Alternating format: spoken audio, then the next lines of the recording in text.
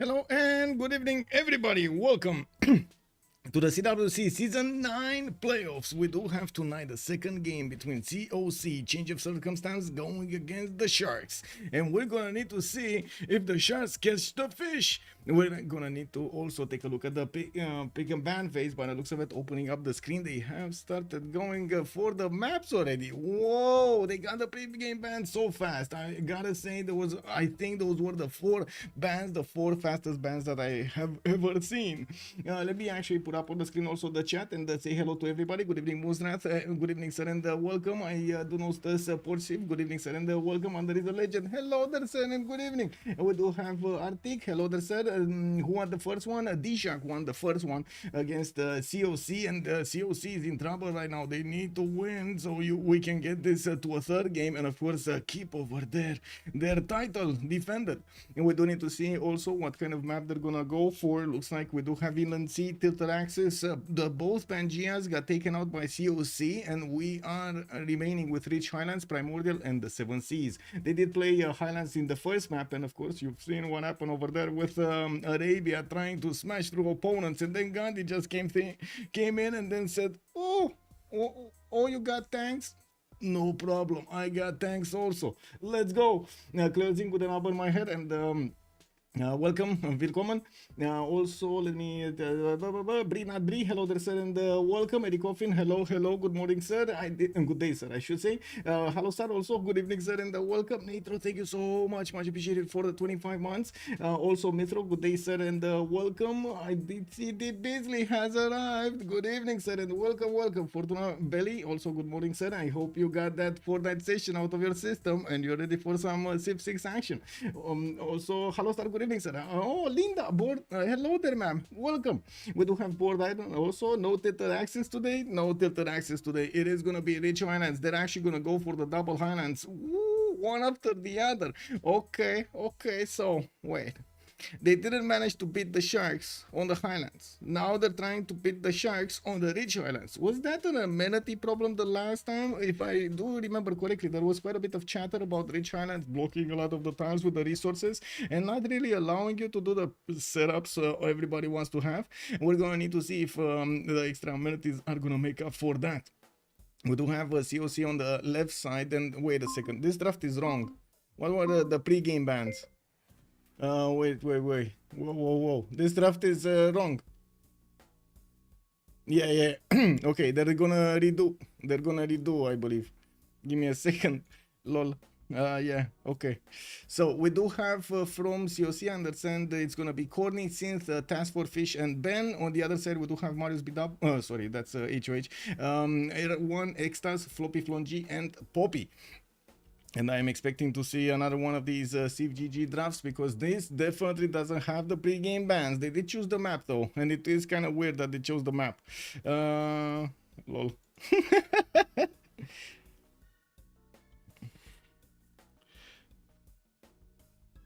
Kick W.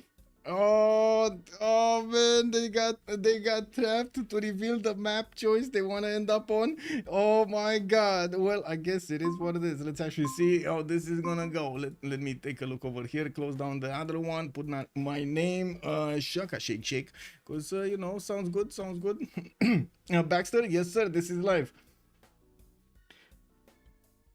Also, good evening, how are you doing today? Let me actually click on buttons over here and take a quick pick over here. Okay, that's fine. I do need to move this to the right side so you can actually see when it's gonna be done, and maybe even make it a little bit larger. Let me actually see, what do we have here? Okay, yeah, there we go. So the fish is getting on the left side. We got also Wild Coupe. We don't know who that is. On the right side, we do have them naming themselves. So we got Extazzz, Erwan, Pipo, and well, a Wild England. Hello there, Keyboard, and good evening, sir. Whoa, wait, you're watching both games? What are the lineups today? Let me put it up. We do have Erwan, Extazzz, FloppyfloNG, and Pipo for the Sharks. And then on the other side, we got TaskForceFish, Ben, Cynth, and Khornie showing up for COC. And we definitely need to check out if they do manage to snatch this victory. As we've seen yesterday, man, anything can happen in the playoff phase. Yesterday, oh my god. Freditos de la Vega did not make it in the next phase. Unbelievable. unbelievable. Like, honestly, I wasn't expecting that. I don't think anybody here from chat was expecting that. Okay, let's see. The sharks are getting ready. We're just gonna need to wait for COC to start this up. COC unleashing Benny. It's so over already. Yeah, yeah. Well, let's see how this goes. Okay, so COC on the left side, it's gonna start the pregame. Well, it's not really a pregame ban, is it? Because they did the ban for the maps already, and it looks like they were okay with it. Okay, sure. They kind of gave up their hands with the Highlands. Now, well, we're gonna need to see if COC did make the correct choice. I'm pretty sure it's gonna be just the stuff of the first one. We do need to take a look if they're also gonna go for some of those a little bit out of the box strategies, especially Saladin over there. It has been so much out of the meta for a long time for a reason, I'm pretty sure. It's inconsistent, and you've seen how hard it is to actually get so much gold at that moment in time if you have so many things to take care of on the other side. It looks like Gandhi is going to be on taken by COC over here on the left side. On the right side, we do have Theodora and Australia being banned. Okay, and then who's going to be the first one? Okay, well, definitely Lula pre-game bans. These are the first one you want to take out, right? We do need to see the fourth one. What do they choose for the fourth one? I also want to mention COC is going to have the first pick of this game, so they're going to also set the tone for the game. We do have the Sharks. I'm pretty sure quite happy to still pick the two civilizations after the tone has been set. They do have the opportunity to counter it. We did have quite a few times actually civilizations getting countered, and sometimes even getting to counter themselves, like especially yesterday, like Gandhi with Spain in the game, like picking Gandhi after Spain. Yeah, it is what it is.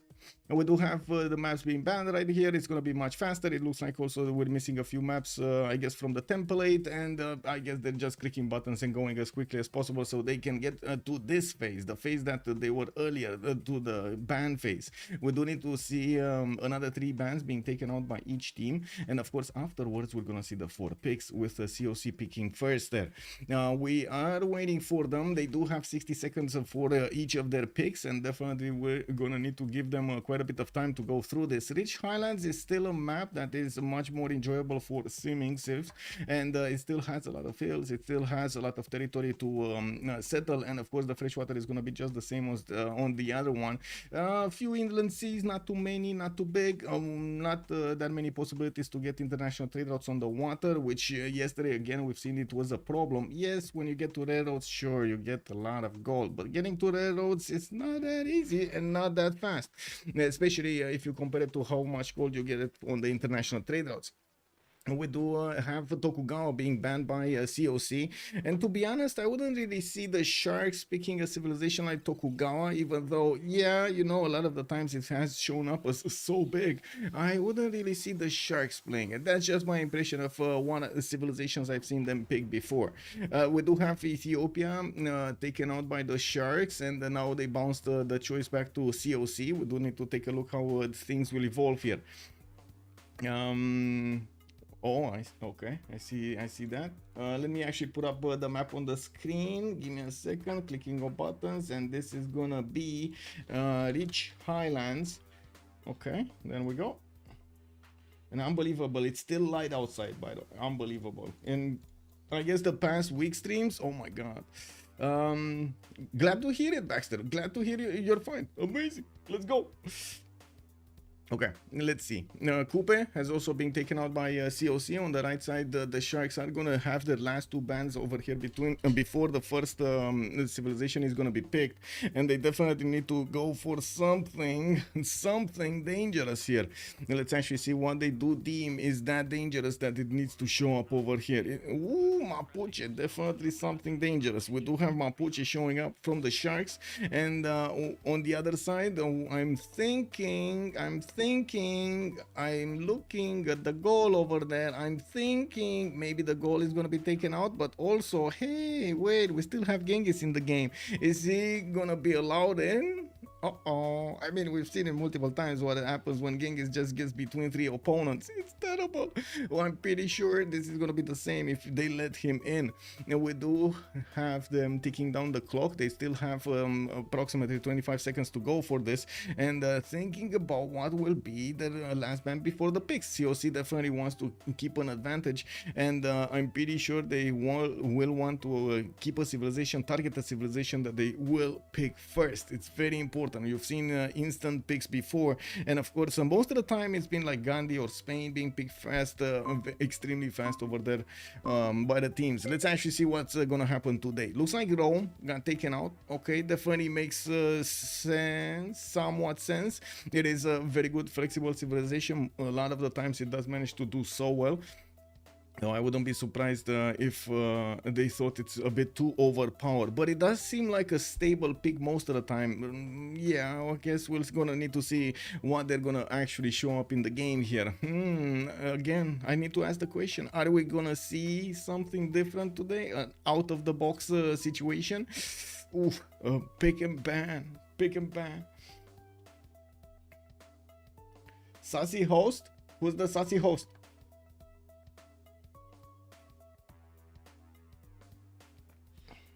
Hey, I think my image froze. Wait, is this working? Yeah, okay, this is working. That's fine, that's fine, that's fine. I click on this, it's all good. We got this, and we got this, all good. Okay, looks like Kree is also going to be taken out by the Sharks, and definitely with the extra trade routes and with the extra food on the trade routes, it makes sense to take him out. A very good simmer on this map, but still, they left Ambiorix in, they left Lincoln, they, since, well, we haven't seen him in quite some time, so maybe I shouldn't actually mention Lincoln over there. Julius Caesar is also an interesting alternative to Rome. It can definitely do well. The Age of Empires, Age of Steam, Age of Empires, Age of Empire, or Elizabeth are all good choices, and I'm pretty sure Cleopatra can be picked up, either one of them, for the Gaul generation. We are waiting for COC to actually pick something up, and it's quite interesting to see that they don't really have the plan in mind, or yeah, there we go, Gaul. Yeah, I was thinking Gaul. I was thinking they're gonna pick Gaul, wasn't I? Ambiorix over there. Looks like COC is gonna lock him in and gonna give the choice to the Sharks to pick the next two. And we do we do need to wait for them as well, 30-60 seconds to actually pick something up, and we're gonna get that going.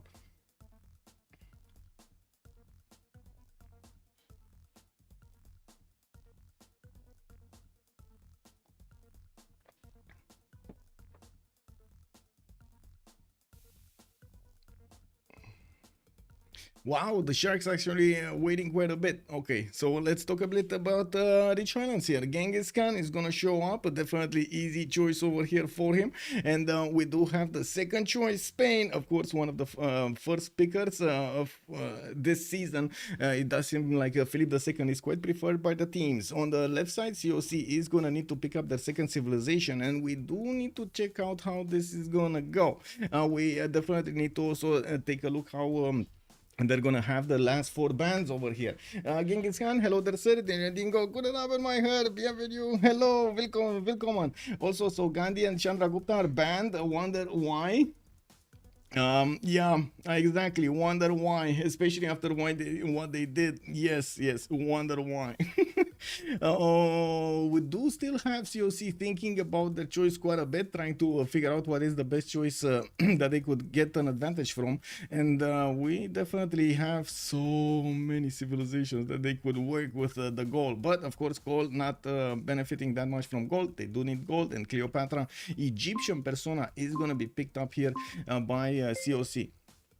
On the right side, well, now we're gonna take a look at the bands, and they're gonna start off from the right side, from Shark. They do have 4 more to go, and definitely so many strong civilizations still available for them. Not only pick, but also ban. Let's actually see if they're gonna take out Matthias Corvinus, if they're gonna handle that oppression from the other side of the map through city-states. We also will have, I'm pretty sure, somebody trying to go for a religious civilization, and I'm curious what is it gonna be. Are we gonna see a Khmer today? Are we gonna see a Russia today? Especially since Ben is showing up in the game, and we do know that Ben multiple times has wanted to play Russia. I would imagine it could be drawn a line over there, thinking that hey, we might actually need to ban Russia, you know, just take it away from the options. Well, it looks like they do consider Alexander a bit more aggressive target over here, since they did already pick up Genghis for the war. It looks like DSharks are trying to take out these extremely good civilizations at punishing their opponents for seeming. I mean, you know, you just stand there in your own territory, try to get builders, try to get granaries, try to get commercials, and then barbarians just start walking in and pillaging everything, right? The Macedonian army is here. You have to take care of it. Now, of course, Genghis doesn't like competition, so he's gonna take out Macedon. It is what it is. Civilization 6 is good for your eye holes, your brain innards, and your heart guts. Oh, lol, that came out. I figured out. Sartorius, good evening, sir. And yes, in Civilization 6, definitely oils the brain. I would actually call it like that. Can we call it like that? Oils the brain. All Triangle, hello there, sir, and good evening. I do see also Salty Capybara. Good enough, ma'am. How are you doing tonight? No Indian thermonukes this game? Neither Gandhi or Chandragupta are making it into this game by the looks of it. Now, we do need to take a look here. So next ban after Macedon was Varangian. They're gonna take him out. Okay, well, I guess they are gonna take out the competition of Matthias Corvinus. Is this gonna be a Matthias Corvinus pick over here from COC or what? We do have sometimes actually civilizations like Movember Azinga being picked up, or Nader Shah. I would imagine, I'm pretty sure the TaskForceFish is dwelling on it. We do need to see what they will prioritize. Still on the bans is the Sharks on the buttons, and by the looks of it, they still are running down this clock as much as possible, so they can think about their next move and try to counter their opponent's strength. Let's actually see what they're gonna pick here. We've also seen on other teams. I wouldn't really see say on COC. We've seen this. We've seen Kanuni being picked up for those extra trade routes and the extra gold advantages that you get later on. This potentially beefing up a civilization that is an advantage. Now, looking at this matchup here, I wouldn't really say he's out of the box here, but it definitely can fit in nicely. But it also takes how to say, a player preference. Right? If a player is just not gonna like playing Ottomans, yeah, he's not getting in. We do have Scythia on the side of Sharks, and by the looks of it, we do have also Nader Shah being taken out by COC. They still didn't lock it in. They're running down the clock. Okay, there we go. They actually locked him in. Cyrus is still available for them, so of course one of the Persias will be available.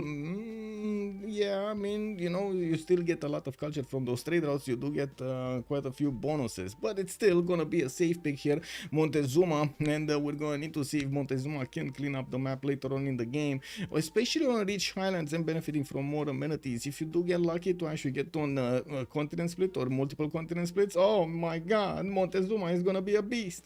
Also, let me take a look. I did see this. Okay, all good. Okay.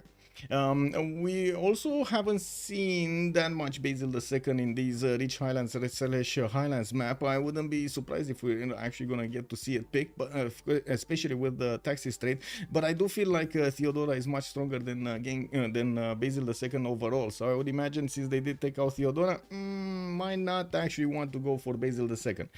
We do still have Tamar, of course, as a viable option. We do need to see if there's gonna be any kind of religious civilization being picked up by COC, and there we go, Kanuni, man. Kanuni showing up as the third choice for COC. Definitely need to see what they're gonna pick out, what they're gonna pick last over here. So they already set up the goal between Kanuni and Cleopatra. They do have also Gaul for the production, and I'm pretty sure later on in the game Gaul is gonna make some gold also, but it takes him quite a bit of time to go through for the right population points to actually get those extra districts out. You know, while All three of these are pretty powerful civilization. Neither of these are actually a civilization that you would say that they will harass their neighbors. Something like Genghis Khan, something like Montezuma, even something like Mapuche that was banned, Scythia that was banned. So looking at how the sharks are actually starting to ban these civilizations, it looks like they are limiting the choices of COC to have one of those aggressive civilizations to put on the map. And it will be Shaka. Impressive. Shaka over here, definitely strong pick. We've seen him multiple times managing to stomp his opponents, and he can definitely clean the map. Mithrok, also Black Queen maybe. Yeah, Shaka. Shaka definitely makes sense, man. It definitely makes sense.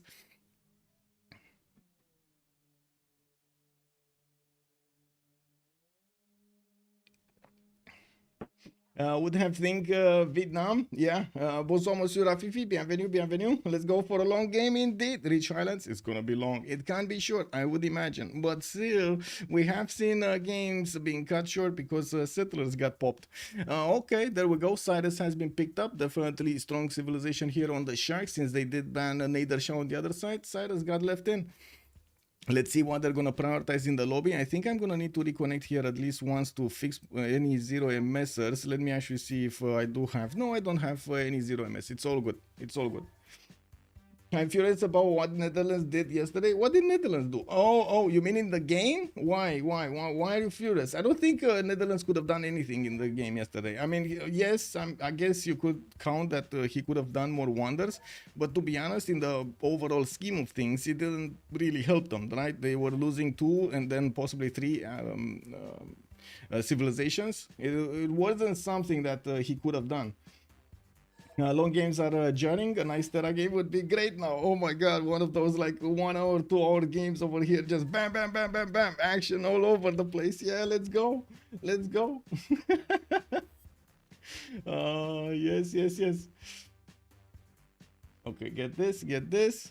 Okay, we're fine. I think I need to close this, and then I'm gonna need to wait for the game to load to actually see who is gonna be on the left and who's gonna be on the right side. I can't believe it's right. Anyway, no point in actually assuming. Let's just wait for the thing to happen. It was more of a goal problem. He went campus instead of a harbor and commercial hub. Same if India did. Yeah, I mean, okay.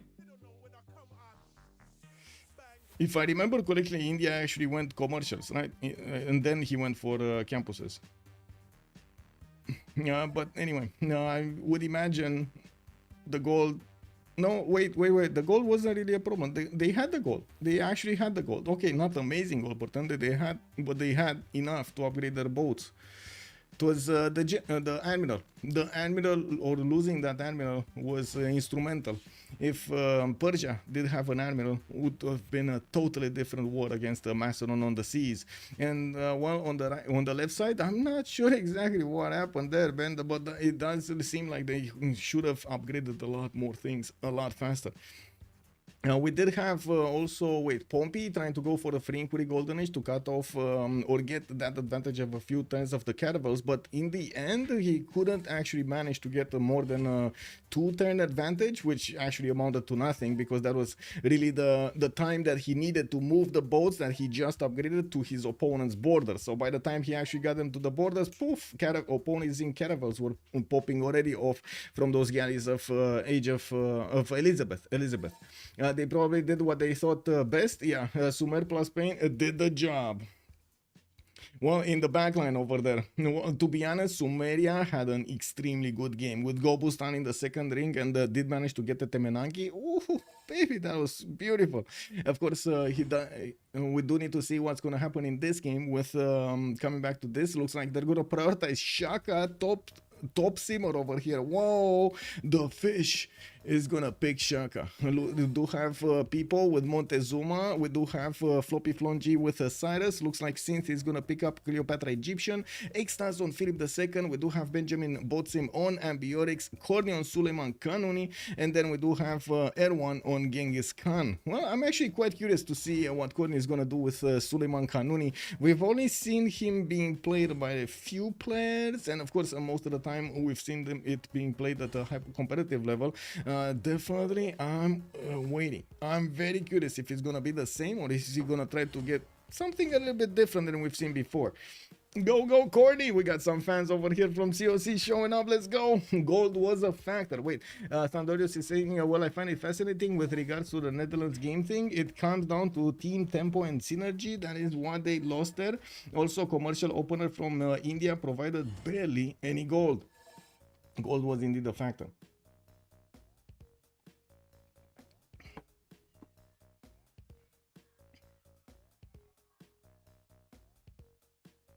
Okay. Hello there, Urek, by the way, on YouTube. And also, I want to say hello, everybody just joining us on YouTube. This is a live stream, and I do hope you're going to ask any kind of question you have over here in chat.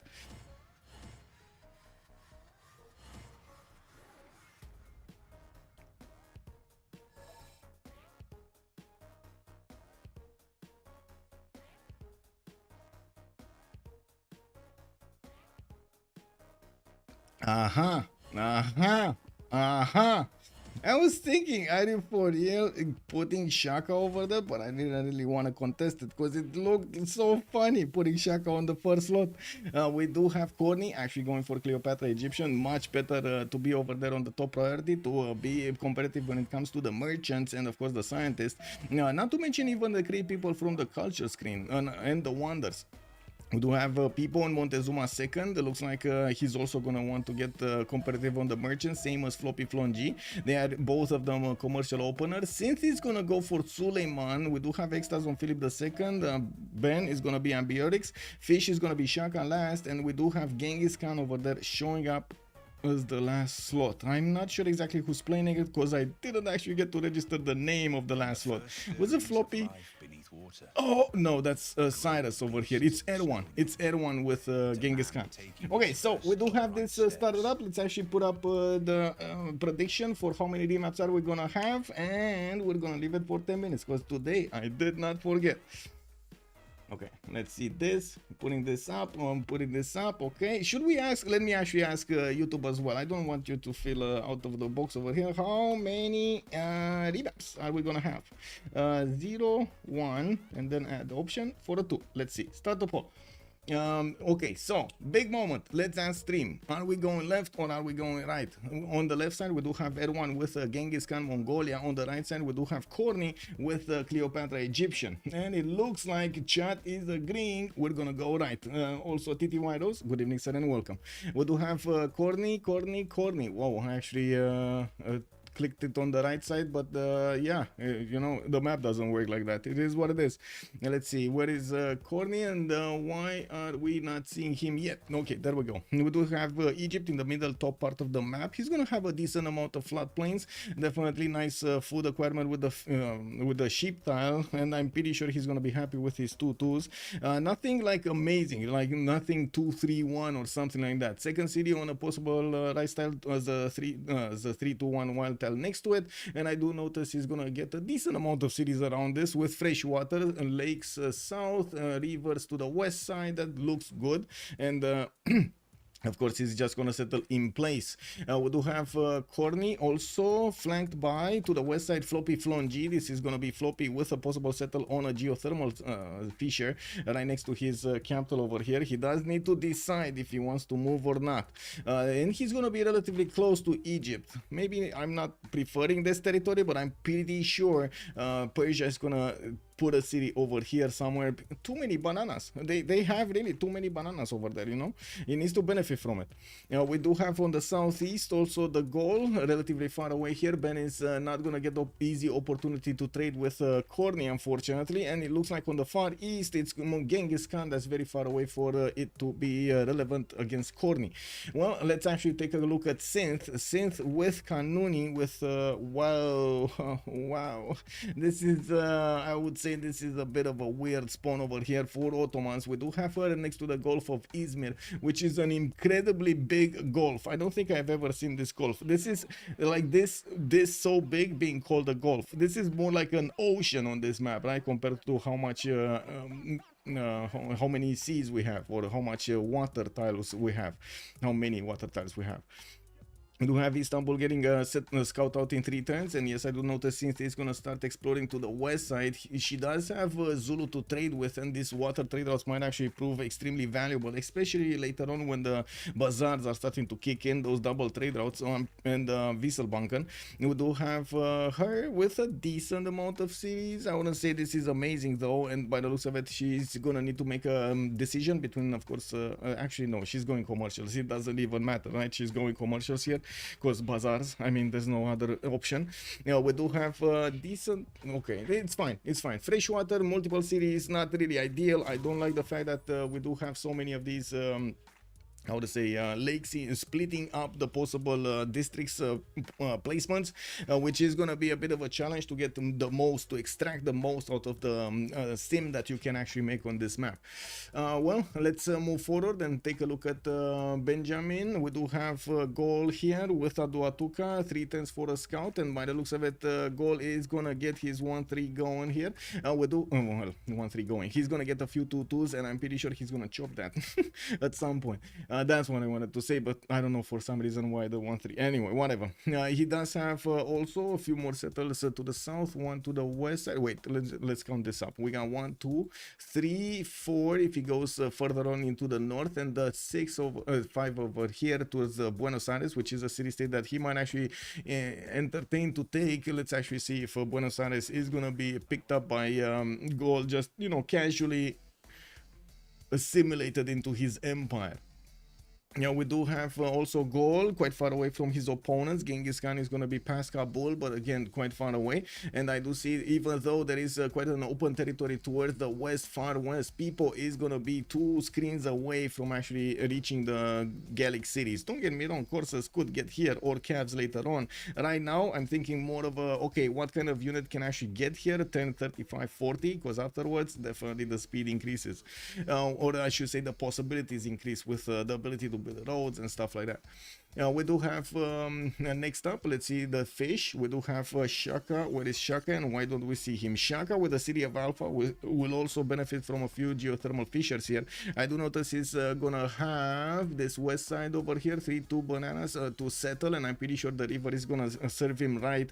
To the south here, by the looks of it, he's gonna have also quite a few rivers of fresh water, and I'm actually quite curious how they're gonna try to get the setup going. As in, are they gonna try to fend off attacks and protect their trade routes from getting pillaged in the seas, so they don't have anybody, because they didn't scout, right? They didn't yet scout everything that's happening in the north, so they could assume there is a coastal civilization somewhere with the ability to get boats out. And they wouldn't really want to muddle themselves and actually get the defense going. Well, it looks like Istanbul here will have the choice of getting a city in between the mountains over here somewhere, so he can trade with another city from Alpha, but that might be placed on the tobacco. I would say that is a very strong possibility. This is a lake, so freshwater cities are available for him everywhere, and he can definitely try to use the mountains and so on for the districts. That would create a line of how to say, a line for the trade routes to follow here. And we do need to see what will happen later on. On this other side, Pipo, we do have Montezuma. Let's actually take a look here. Tenochtitlan with a 2-2-1. He does have a gypsum tile underneath his settle, so extra amenity immediately from the get-go. We do have him also with quite a few other tiles to settle to the west side. Beautiful rivers here, and I do have to point out, I don't see that much diversity in resources, but let me actually take a look. So we got a 1 and we got a 2. That's it. That's it. We got a 3 over here with the salt mine. Okay, do we have a fourth with the sugar? And oh my god, that's a lot of sugar. Those are 2, 4, 6 tiles that he could actually grab in a single city. Wow, put a city on the rice tile, grab everything. Whoa, even with the 1-4 deer tile, because you know it's not enough food. We do have him to the north also with FloppyfloNG. He's gonna get the trade routes going, I'm pretty sure, through this lake, the one-tile passageway lake. This is amazing. One-tile passageway lake with 3-2 bananas on one side and mountains for a +3 campus on the other side with, oh my god, this is so juicy. These sharks, the sharks, man. And I do notice on the left side we do have also Extazzz here. Philip II will also have the possibility of putting cities all over this place. He even has Yuling Yuan. Really? Yuling Yuan with amber tiles? Are you kidding me? Wow, wow, wow, wow. Man, these guys know how to spawn.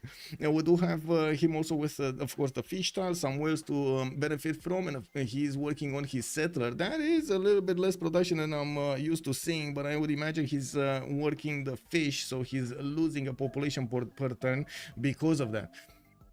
I do want to see the continent split. Oh, beautiful. He has a full continent split to the east side. Even if he settles Avalonia, it's still going to be other continent to settle with, to trade with Aztec. Spain over here will have Kanuni to attack into to the southwest, and it looks like he's going to have a direct pathway over there. We're going to need to see how he's going to try to get the infrastructure going for this.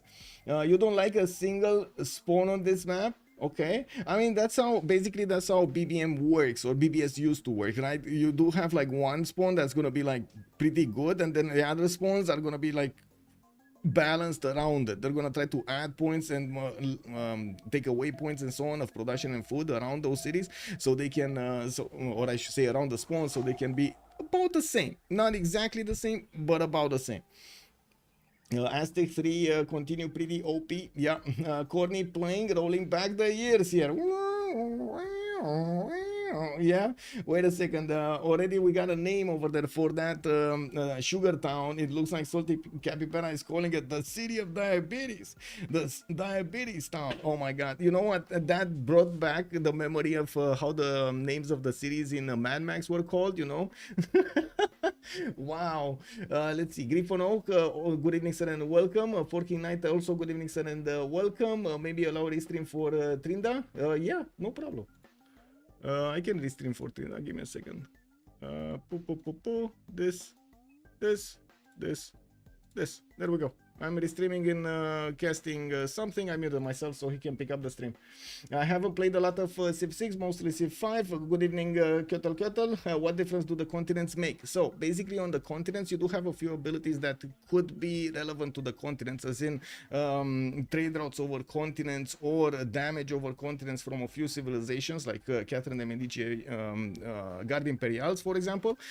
Or you can take a look at them as amenities. So they are basically amenity providers. On each continent, there's a maximum of 4 different amenities that you could have. The luxury resources, that's what I'm talking about. The luxury resource over here. The marble tile, the tobacco tile, etc., etc. Those are the ones that we're talking about here. So we're going to have 4 of them on each continent, which do provide those amenities to the players. Having multiple continent splits, like multiple continents around you, let's say it like that, multiple continents around you, you're gonna have access to more amenities, having more luxury resources, giving your cities more amenities, make your people happier. In a teamwork game, it's very important to actually also trade these amenities, just as well as in single players with the team, within the team. It's not available for them to trade across teams right here, right? They're basically locked 4 and 4 from the get-go. We do have them most of the time trying to get extras so they can actually feed those to their allies, and then their allies feeding them other amenities. And of course, we've seen them work on the happiness of their empires with entertainment complexes and so on. I think I put a bit too many details there.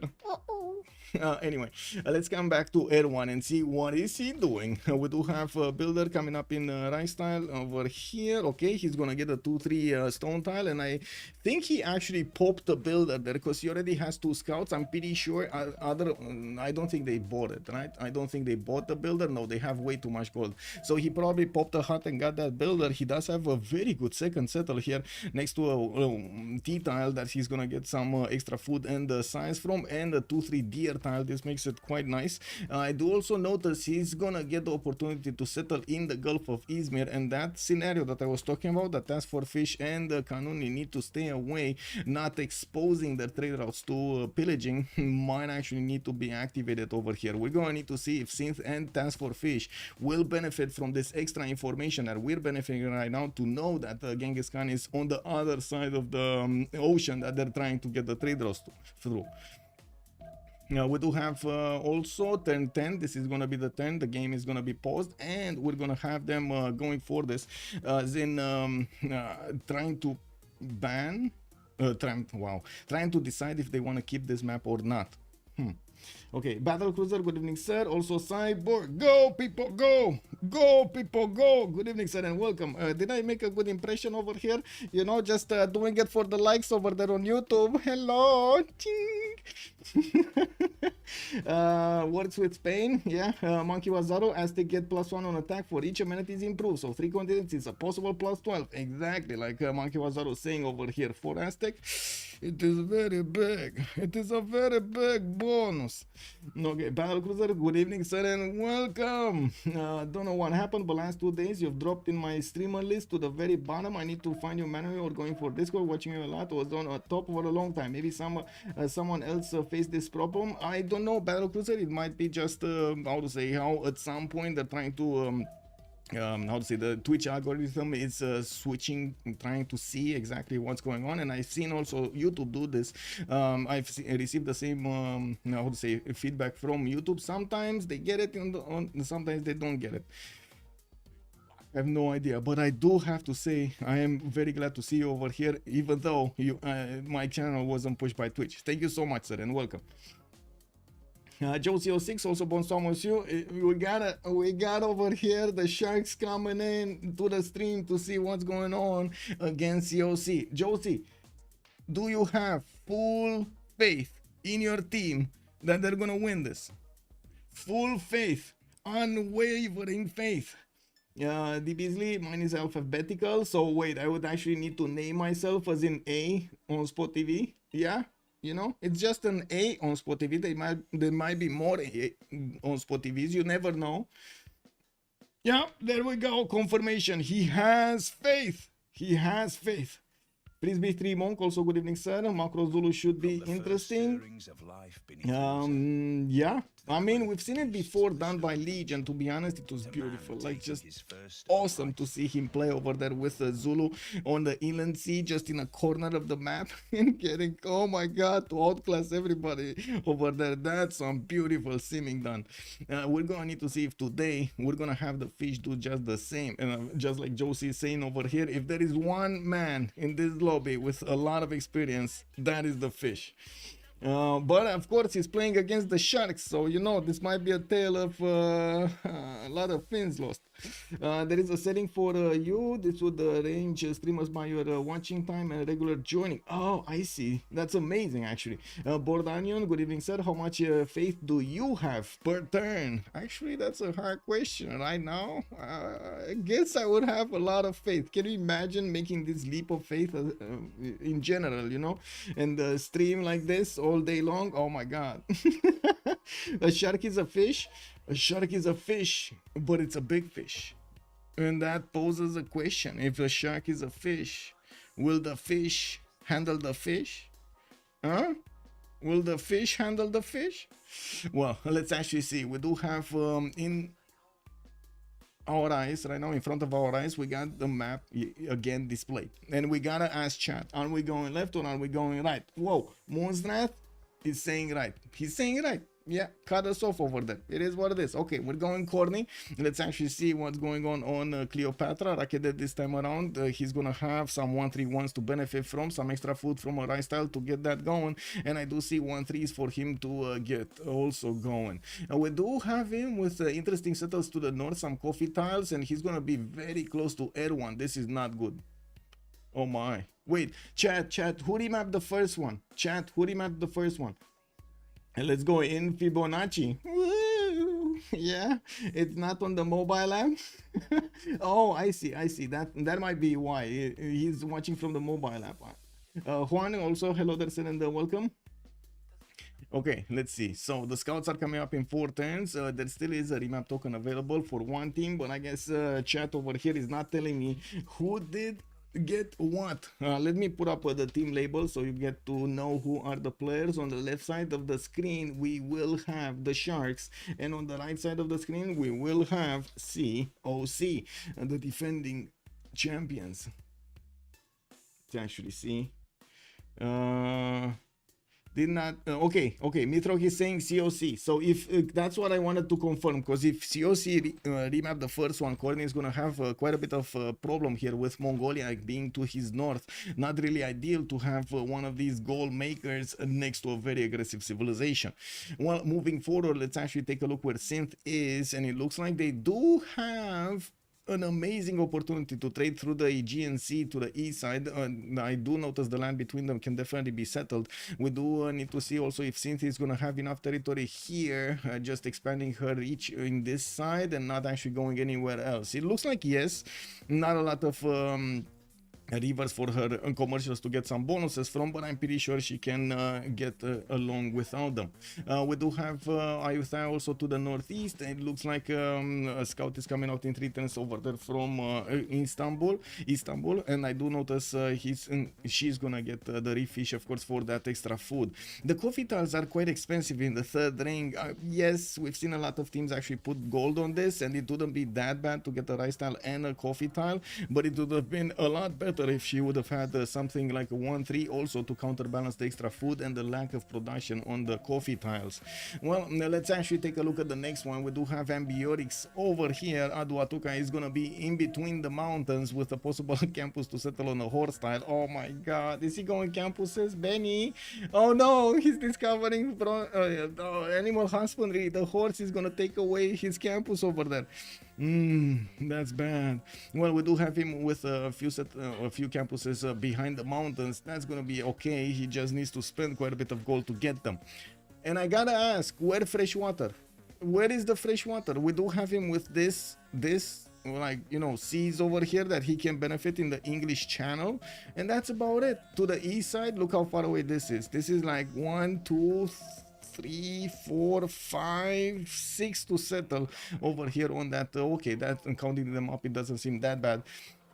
7 if he actually wants to go on the 1-2 tile, and I'm pretty sure he can grab that banana so he can couple the 1-3 and get the Pogi Wogi city. And I wouldn't really say it's that good though. Anyway, looking at his stone tiles, he does have this is gonna be an Opidum. It looks like this is not gonna get what he wanted. Yes, extra mines around it, but not amazing.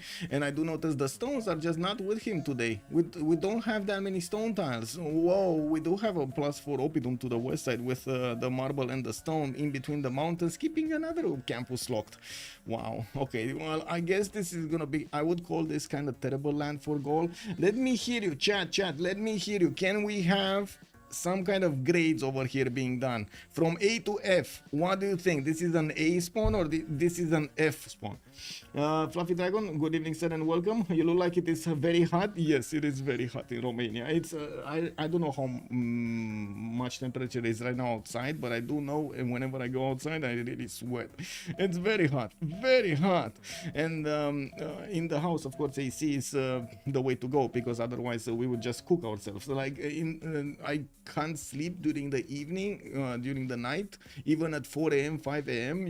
we have like 30-ish degrees in the house if we don't turn on our ACs.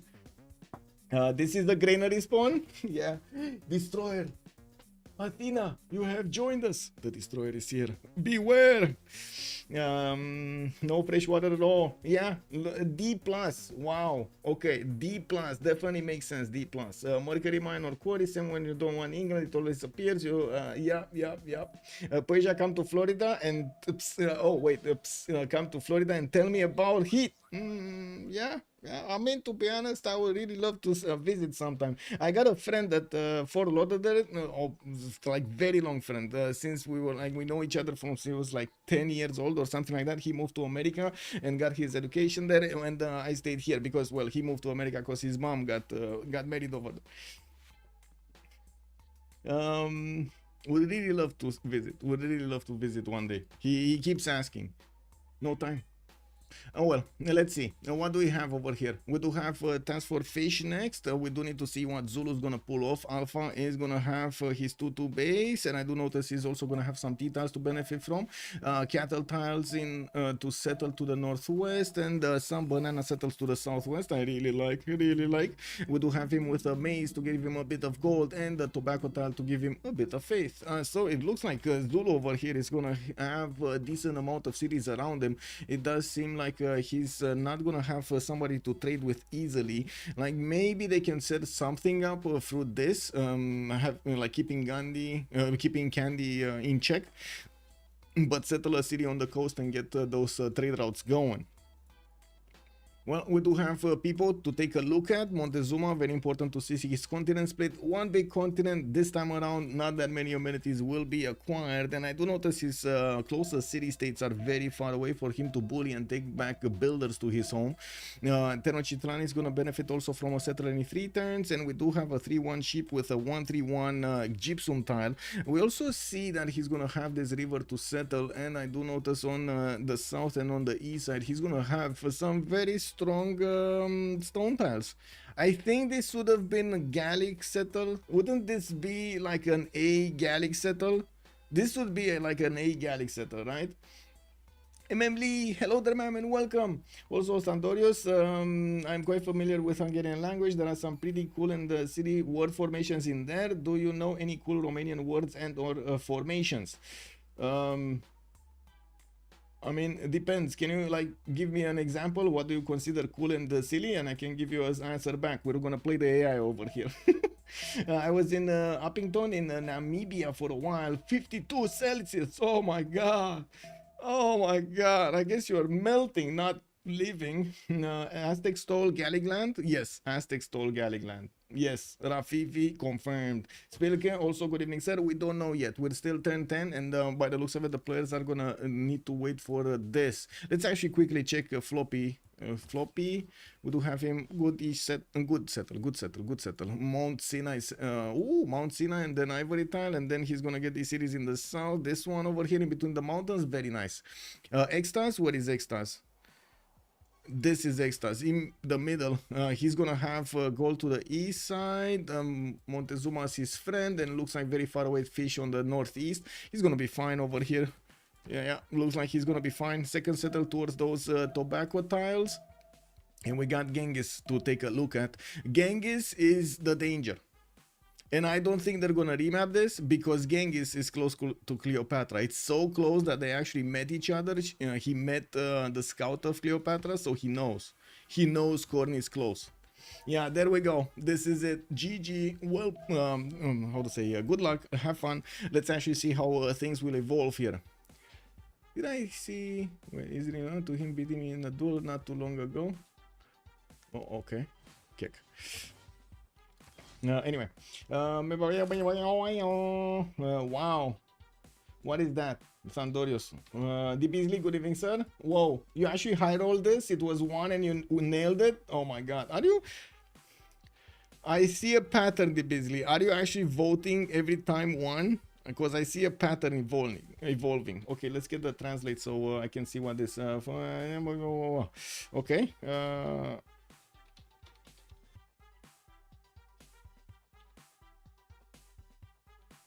Okay, so let me finish this and we're gonna talk in between about that. So we do get this going. I believe also Trinda is waiting for me to actually take a look at stuff. So we're gonna get this going. Khornie is gonna get Rakedet and Akhenaton with the 2 settles going. I do notice the third settler is coming out from Rakedet in 4 turns. We do have also him not actually working the right style by the looks of it.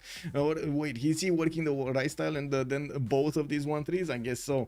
Now we do have him also with a decent amount of rivers to the south, but it looks like his freshwater is gonna be over if he doesn't do something about Mongolia and get a city over here in his face. I'm pretty sure he is thinking that where he should actually put up his defense, and we're gonna need to take a look if Mongolia is gonna manage to actually punch through it whatever happens. With Rakedet benefiting more from freshwater on the east side and to the south, I'm pretty sure he's gonna be incentivized, heavily incentivized to go to the south and benefit from the safety of that south. We do have Rakedet also benefiting from an iron tile in the first ring, while he does have horses in the second one. Just like Ketatan is gonna get his monument, I'm pretty sure he's gonna need to buy out a few tiles here, because that city is not gonna grow as quickly as his population is gonna grow. He only has a single 2-2 over there in his city center. Now, also, give me a second, because I think I paid that and then I didn't get these back, like my vision back. Looks shorter than the French and Canadian constitutional element. Sounds short compared to the longest Hungarian long. Yeah. You always vote 0. Oh, we got a 0. Yeah. Okay, moving forward, let's take a look at the Cynth. Let's see, Istanbul. We do. Oh, wait a second. That's an ally, right? Yeah, that's an ally. That's Khornie over here with Cleopatra trying to fend off any kind of invader, trying to take over the settler of Ottomans, of Cynth. She's gonna try to go for the coffee tile, gonna get the fresh water from the lake, and I do see her going for the third city soon. We do have her also benefiting from one of these ivory settles to the south, but I do see the eastern one would be just much better.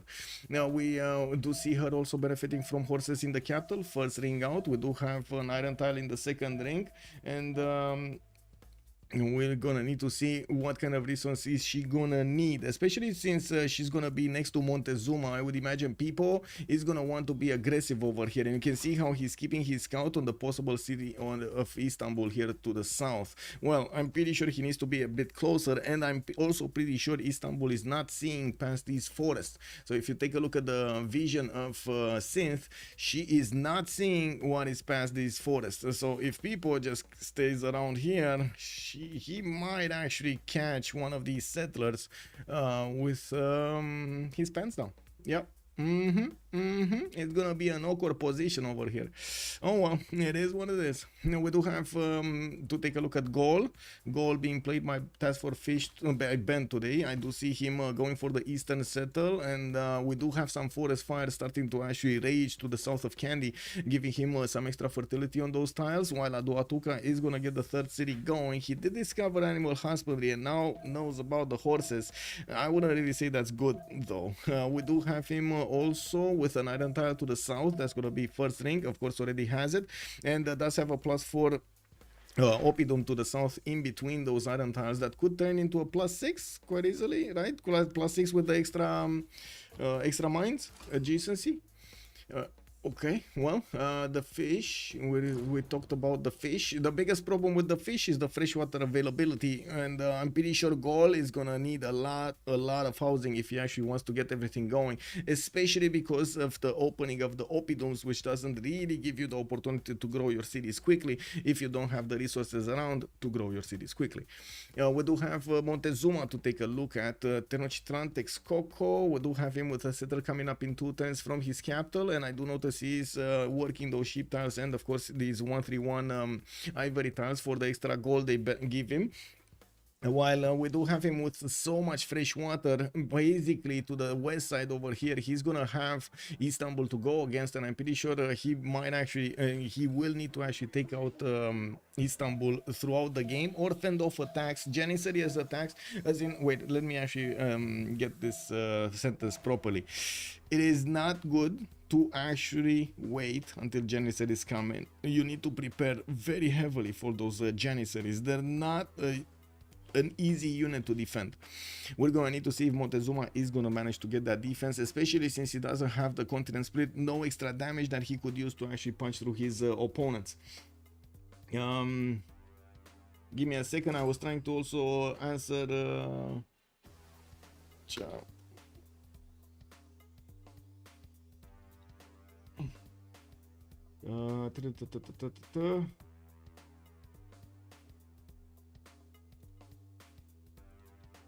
man, okay. One remap, I think the reason they did a remap is due to enemy being so close. Yes. Also, you got all the answer. Wise one. Jingo, good evening, sir, and welcome. Isn't it the Civ6 not remapping for Aztec?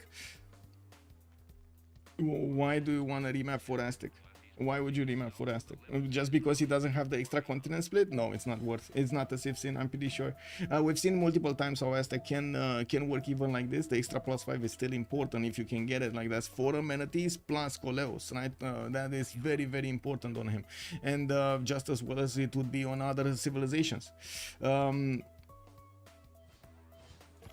Yeah, he did manage to take Preslav, FloppyfloNG, with the help of Extazzz, did manage to take out a city state, and it looks like he's gonna get his 4th city out soon. We do have him already with the 4th city moving toward the south. We do have Pasagad also benefiting from horses in the first ring, a lot of bananas all around his cities here, and in the second one, he not only has Mount Sinai tiles to work, but he does have a 1-3-1-4-1 ivory with a 3-2 banana to benefit from. So many of these also iron tiles available in between the mountains with pretty good campuses. We do have a +3 over here. Actually multiple +3s all over the place, including a +4, while he will have a few cities to settle to the northeast. I would imagine he's actually going to want to grab this territory until this line over here. So this is going to be basically his empire. I don't think he's going to go as far as the gypsum, but he might actually. Thinking about this, he might actually just get a city from Ray. That will also put him in reach of Ottomans. This might actually develop into a 2 versus 1 situation for the Ottomans. And now thinking about this, was it good for them to remap the first one? Chat, was it good for them to remap the first one? I'm not convinced right now. Good morning, Heinig Dave. Hello there, sir. He can get amenities from his teammates. Yeah. No, it wasn't. Yeah, it looks like 2 of their civilizations are in a lot of danger, and it's not the civilization they would definitely want on the front line, like Zulu, for example. Well, Zulu over here is gonna get, I guess, Spain to go against, but yeah, that's not quick, that's not fun. We'll see the terrain, how it's gonna. Whoa,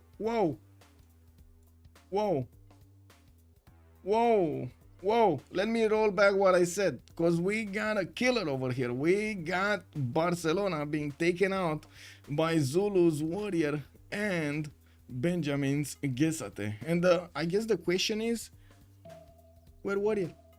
Where warrior? This must be a sin. This honestly, like getting the slinger instead of a warrior. Where warrior? You know? These guys are just not doing that much damage. Yeah, that city's gone. Whoa. This Extazzz over here, unfortunately, losing a city to units from the ancient era, a Gallic unit and a Zulu warrior. There were basically scouts over there. They didn't have enough money. They did. Look at 58 gold and 21 gold. They had money. I think he already bought, like he probably bought the slinger when he saw the warrior or one of the units, and then he got surprised by another unit that came from the fog of war and started hitting his city. He didn't have any more ability to buy another warrior. He not even passed 3-1 tile from the dead. Yeah, he didn't even pass this 1-3 tile, you mean? Yes, he didn't even pass the 1-3 tile. Yes. Head Bonia, good evening, sir, and welcome. Circa Session, also good evening, sir, and welcome. F Barcelona, yeah, that's a bad one. And I gotta ask, was this a sin for not buying the warrior or not? We gotta ask chat. We gotta ask chat over here, and if chat just starts saying yeah, I mean, we gotta select it. Did Spain lose a city settler? He lost an entire city, sir. After he settled it, he lost an entire city. That's quite bad. Sin. yeah. Well, let's actually move forward and take a look at his strategics here. He's gonna have the horses to the northeast, and looks like we do have Madrid over there also with the iron tile in the second ring. We have 2 sins. What? No, one sin. Oh, well, one sin was building the monument. I mean, they're lucky that Spain is such a strong Civ to rebound. Yes, he will have the opportunity to rebound, but it's gonna be tough right now. Tough. And it looks like we only got like 2 yays. I don't see 3 yays. I see 2 yays, and yeah, we do need the multiple confirmations to actually activate the sin. I gotta say, man, we gotta keep the threshold high over there. Otherwise, everything is gonna be a sin. You know, tomorrow we're gonna see. Whoa, wait a second. You started off with a builder. That's a sin, my boy. Whoa, you put your city on a 1-1 tile. That's a sin, my boy. I mean, I don't know, man. If you get your cities on 2-2s every time. Iron Class, good evening, sir, and welcome. 2 sins would have been building a granary. Yes. Yes. Well, let's take a look at what's going on over here. On the next one, we do have Erwan with a 3rd city, Ulaanbaatar to the east. He started improving his horse tiles, and I do notice he's gonna have iron in the capital. Kokekota is gonna get his monument out in 5, and I do notice he keeps on pushing a little bit Egypt backwards, so he sees his territory. He did send a scout to also see what's going on here. We do have, oh my god, the trade routes getting burned. Well, it looks like Erwan might actually sneak in. He doesn't see what's going on in behind this how to say fog of war, but he will try to see what's in between, and if he sees this is gonna be amazing. Now we do have also on the other side, looks like Aztec and Persia are getting close to an Ottoman settler, but Ottoman Cynth is very careful. She's actually keeping one of her warriors escorting the settler. That is the way to go over there. In the cities of Mongolia, we do have him getting his trade route going. I would imagine bronze working is gonna be next. Yeah, there we go, bronze working in 8 turns. While he is gonna need to start upgrading more of his tiles, there is definitely enough horses for him to feed himself horses all the game, on all of the game. Wait, did he just switch to pottery? I think he just switched to pottery. He should have switched to the warrior. Yes. Yes, I don't think he had time for a warrior. That's my only thing. I think it would have taken like 3-4 turns, even like 5 turns with that less, because it didn't have a lot of population and not a very strong initial tile that he settled on. Well, I do have to say we kind of went through all of the civilizations here. This is the time that we should actually put up the remap, the who will win prediction. We do have on one side change of circumstance. On the other side, we're gonna have DSharks. There we go, DSharks. And we're starting this off. I gotta point out also we did have a city taken out entirely. Spain did lose his 3rd city over here. Well, actually, I should say his B2, his 2nd settle from the city of Madrid. Extazzz is gonna try to get another city, and it's probably gonna be on that stone tile. You do see that he didn't really have an easy way to reinforce that city if it got attacked. Well, now he needs to be careful to not lose Madrid next. I'm pretty sure we're also gonna see a few pantheons starting to pop off on the screen here, and I do want to also check on YouTube what's going on, because well, we did have a poll earlier, and it was 50% for the one remap, and it looks like we're gonna end it now. I should have actually ended this earlier. Kuwait already wonder. Which wonder? Which wonder? Where did you see a wonder? Who is building a wonder? We got commercials, no wonders, no wonders. He should have switched to one. Okay, he needs each tile for me. He needs enriched tile for me. Battle cruiser, did you just use like 3 languages or 4 languages in the same sentence? Or enchant tile? I don't know what you wanted to say over there. Please be more specific. God of Craftsman chosen by Mongolia for his pantheon. He's gonna get the extra production and faith on these tiles. And we do see builders, more builders coming around from him to improve everything. He's going for the normal moksha into Pingala setup, so he can get the culture and at the same time the science from those cities' population and be relevant until Keshex, so he can pump them out from each of his cities. We will need to see him putting down quite a few encampments. He already got 2 of them, and I would imagine he's gonna get a 3rd one here. While we do need to see where is he gonna also try to get some well, what is he gonna try to get for his 2nd districts and get this going. Well, we do have to keep on taking a look what's going on here. Looks like Persia is getting invaded by a Piponian warrior. No, that's fine. They actually probably bit something here, and well, those warriors actually remained a little bit low HP. We got Ottomans Cynth managing to scout out Mount Sinai to the north of Ray, and yes, we do see the trader starting to move here. We gotta keep an eye out on what's going on here, because oh my god, Pipo. No, this is Erwan. Erwan Mongolia going in through Egypt's traders and Ottomans traders. He's gonna feast on everything here. Now, this trader should be going left though, and I have no idea if he actually finished the turn or not, but it looks like that trader might actually be fine. If this slinger moves forward, which as you can see, we do have a shift enter set by Khornie, well, it looks like he's gonna be fine. There's no bridge created. We are still not at the era that these traders are actually gonna get those bridges going. Ottomans did choose to go for city patron goddess as a pantheon. Of course, we do have the commercial started up. Egypt did choose Lady of the Reeds and Marshes. Not a lot of floodplains, but he does have a decent amount that he could use. That's fine, especially with these marsh tiles here and there. We do have also Gaul going for religious settlements, 3 cities. He did get them so far away, as you can see, to the east side, and of course connecting them with the trader so he can reinforce them a little bit faster with the units. This would be terrible. Can you imagine like 7 turns to reinforce a second city? That's a long time, sir.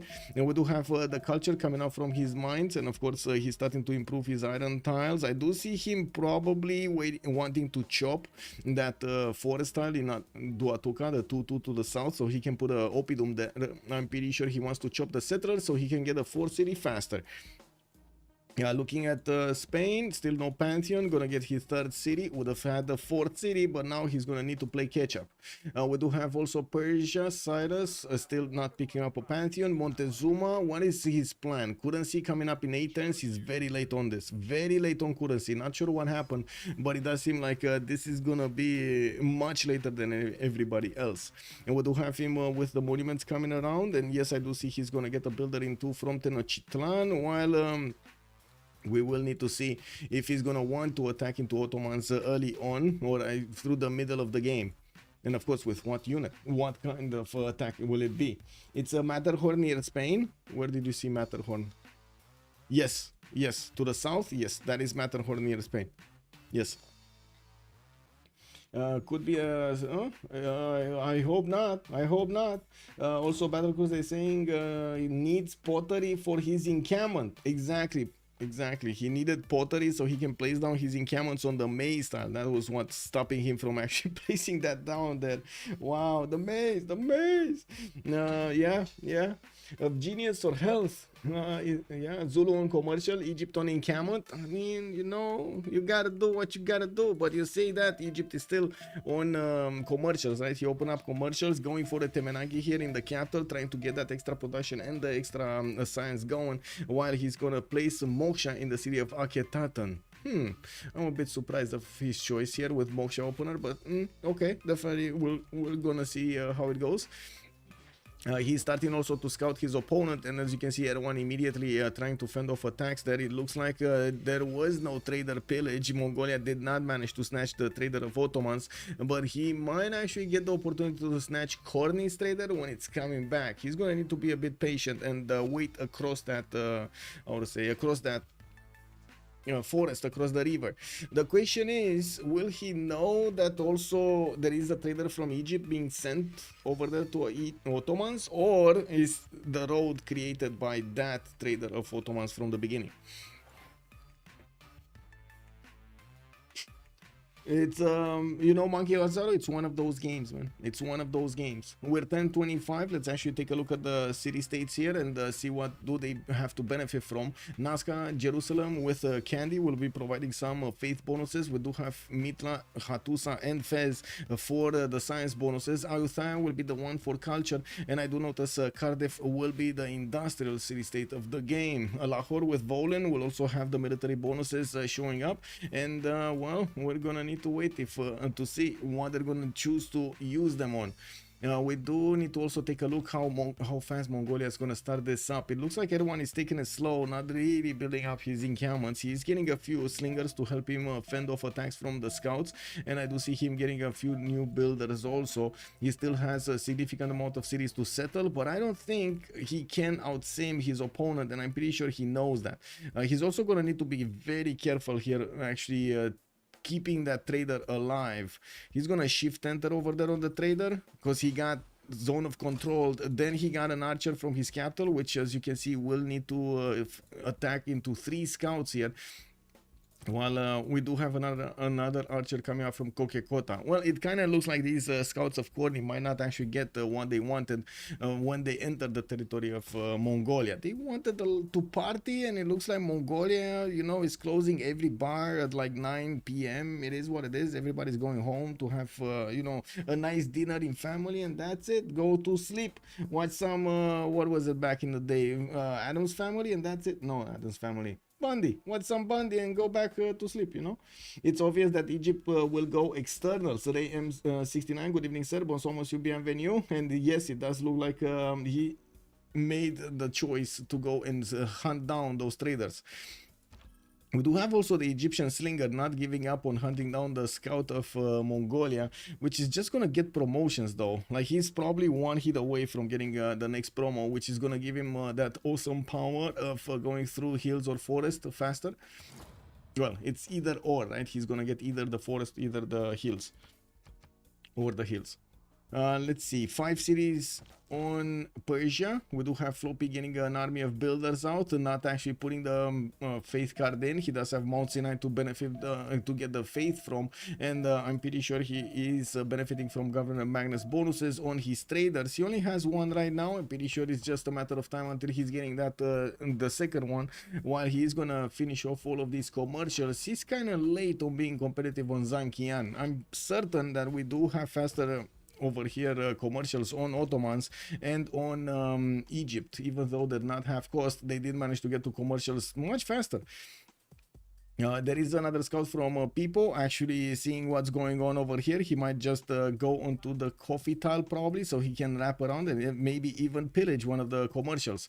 He's right now just sitting, making a picnic in what would be the how do you call this? How do you call when it's not a building yet? It's still in building, like it's still how do you call this site? Construction site. It's still a construction site. Okay, he's sitting on the construction site of the commercial of Bursa, I think so. Anyway, then it needs to be there. Helps the learning curve for noobs like me, and to reduce dumb questions like what does Moksha do that he's picked as first governor. Okay, it needs to be there. Well, is there a wiki for BBG BBS mods? We don't have a wiki. No, I'm sorry, Genghis. We just have like our wiki in our brain. You just need to press the correct buttons over there in chat, and you're gonna get an answer from Civ6 I opened Civ in single player in the second window when I was learning. Of course, impossible if you use mobile phone. Yeah. Kick. Okay, so with 1027, we're looking at the era score. It looks like nobody's gonna have problems getting to the necessary era score. We do have Egypt still trying to be a pest over here in the lands of Mongolia. Of course, knows what's up next, and I'm pretty sure he's gonna try to do as much damage as possible. While we do see Zulu also with God of War and Plunder. He did put down 3 Ikandas, and I do see him getting a 4th city to the east. Looks like he might actually be preparing himself so he can connect his economy with his ally here to the southeast, Ben. We do have him also not that far away from attacking Spain, but he's not close, and of course he's gonna have so much rainforest and forest to go through. Not gonna be that easy. He could try to get a forest city and get a road going to connect all of those trade routes and get the passageways to be much faster for his units. Going for the 4th city, 5th city actually coming up from Bravo. We do have him also recruiting a 1st general and getting a military engineer out of it. He did get Burika, and as you can see, he converted him into a military engineer, so he can connect his cities easier, even if he doesn't have trade routes, which is going to be extremely valuable if he wants to actually get that passageway towards his opponent. We do have also commercials from multiple cities of Persia. He did invest quite a bit into production to get more cities out rather than his commercials quicker. While I do see at the moment Floppy is on 9 science and 12 culture. He does have 45 points of production, just as big as Ambiorix over here on Gaul. Now, after Ambiorix got his Opidums, this is very big for Floppy, having that much amount of production. We do have actually this one being placed to the north. That's still a +4, and didn't want to actually chop this one, and looks like he wanted to get that going. Okay, that's fine. And we do have him with another settler that might get the opportunity to put the Opidum there. We're going to need to see where is he going to settle. I would imagine it's going to be one of the 1-2 tiles, so he can get the 2-2 base in that city center. Religious settlements is also going to give him extra bonuses towards building settlers, and also getting more tiles whenever he's going to settle. So all in all, it does make for a lot of discounts, We do have harbors in Madrid. We do need to see how quickly Spain is going to recover from his loss of a third city. You can see he's still kind of far behind everybody else in the game with only 23 points of production, while Cynth is also 25 points of production. What's going on here, and why do we have so little point of production? Well, okay, no improved tiles. She's not working optimized tiles, I guess. No, she is like 2-2 with probably a 2-1. I don't think she's using the cattle, but you know, maybe. In Istanbul, one. Oh, I see. Istanbul is the problem. She doesn't have a lot of production in the capital, and she didn't spend the gold to get it because she needed to get so many other things to defend herself, like the slingers and the how to say her scouts and so on. And now with the builder, she's gonna want to improve an ivory tile, which is not gonna give her more production. Fish tile, yes, that's good. And of course would need to still buy a few tiles, because this city is just working very bad tiles. One single 2-2. The fish tile is kind of good. This ivory tile is not good. Yeah, that's the reason she's actually so low production right now. 28 production, 8 science and 18 culture. But look at that government plaza coming out in 3 turns, and this actually slows down so much the development later on. Well, we do need to see what's going to happen with Montezuma getting his 3 commercials out. Didn't go for the 4th and the 5th city, and still very, very surprising, because, I mean, to be honest, it wasn't that bad of a settle, but it looks like it was quite slow, or, well, as he played it was quite slow. We do have him still quite a few turns to get these going. In the merchant screen, we do have Zankian as the first one. I don't see Hypatia here as the scientist. And in the general screen, we do have 6 general points a turn for Zulu. That's a lot of points per turn for general. Erwan can send ponies in traders quite fast. Can he? Let's see. Erwan, can he send? Whoa, did the scout die? I think he died, right? I think he died around here somewhere next to Ankara. Yeah, I think he died. So, well, we're gonna need to see Mongolia finish up his encampments and then start making decisions. Where is he gonna go? Is he gonna go to Ottomans, to Cynth and take out Ankara? Or is he gonna try to go towards Khornie, towards Egypt here? You do notice that Egypt is trying to stay as much as he can to the south. Maybe he could go on the left side of this lake. But he's not going to want to put a city right in the face of Mongolia, and this will cause quite a bit of a problem for him. We need a minute. They do have quite a few babies, actually, so, you know, problem. Baxter, you gonna make a YouTube short of that city race turn 10? Yeah. Just between Egypt and Ottomans. Yes, not saying it's over, but they will need a big comeback. Wait, the Beasley? Who do you think it's over for? If he desires this, he can build a Casa de Constatación. Wait, you can Google BBG Update Archive if there is a read, then hit read more. I put the link here, but it's blocked. Oh, Monkey Wazaro. Give me a second. I can find it for you. Give me a second. I don't believe it's blocked, but give me a second. I know it's we do have on the BBG website, on the CPL website, I have a link because I know I put it. Give me a second. I copy link address. There we go. Is that the one? Is that the one you're looking for, Monkey Wazaro? I think so, right? If you look at the, yeah, it is the one. So if you look at the cpl.gg and just click on the mod, on Better Balance Game Mode, I did put over there the full links, the subscription links, the changelog links, and also the static version for tournaments if needed. We're not updating actually the static version for tournaments right now, but of course, if it's gonna be updated, I'm gonna need to update it also. And I'm also going to need to make a page for BBM and change my descriptions for BBM and so on. Yes, I know I need to do quite a few things more. But I wanted to focus everything on the CWC, so this works. So the other ones, you know, I guess they're going to take a second priority on my to-do list during the day, during the weeks. We did have quite a lot of influx of players, by the way. I gotta say, this is amazing that we had so many new players in CPL recently. I would say that Potato playing just a few days, oh my god, open up the floodgates. We did have like 1,000 new members in just a week or something. That is unbelievable. Oh my god, more Potato, more Potato. We do need to see their golden ages here. And looking at the last score, everybody's gonna go over the threshold. We do have some projects for commercials coming around. Looks like Persia really wants Zankian, while Egypt and Ottomans did not actually flex a little bit their amazing production for this. Of course, were production on Ottomans, while I do notice Egypt did have a commercial hub investment. It was slowly getting in there.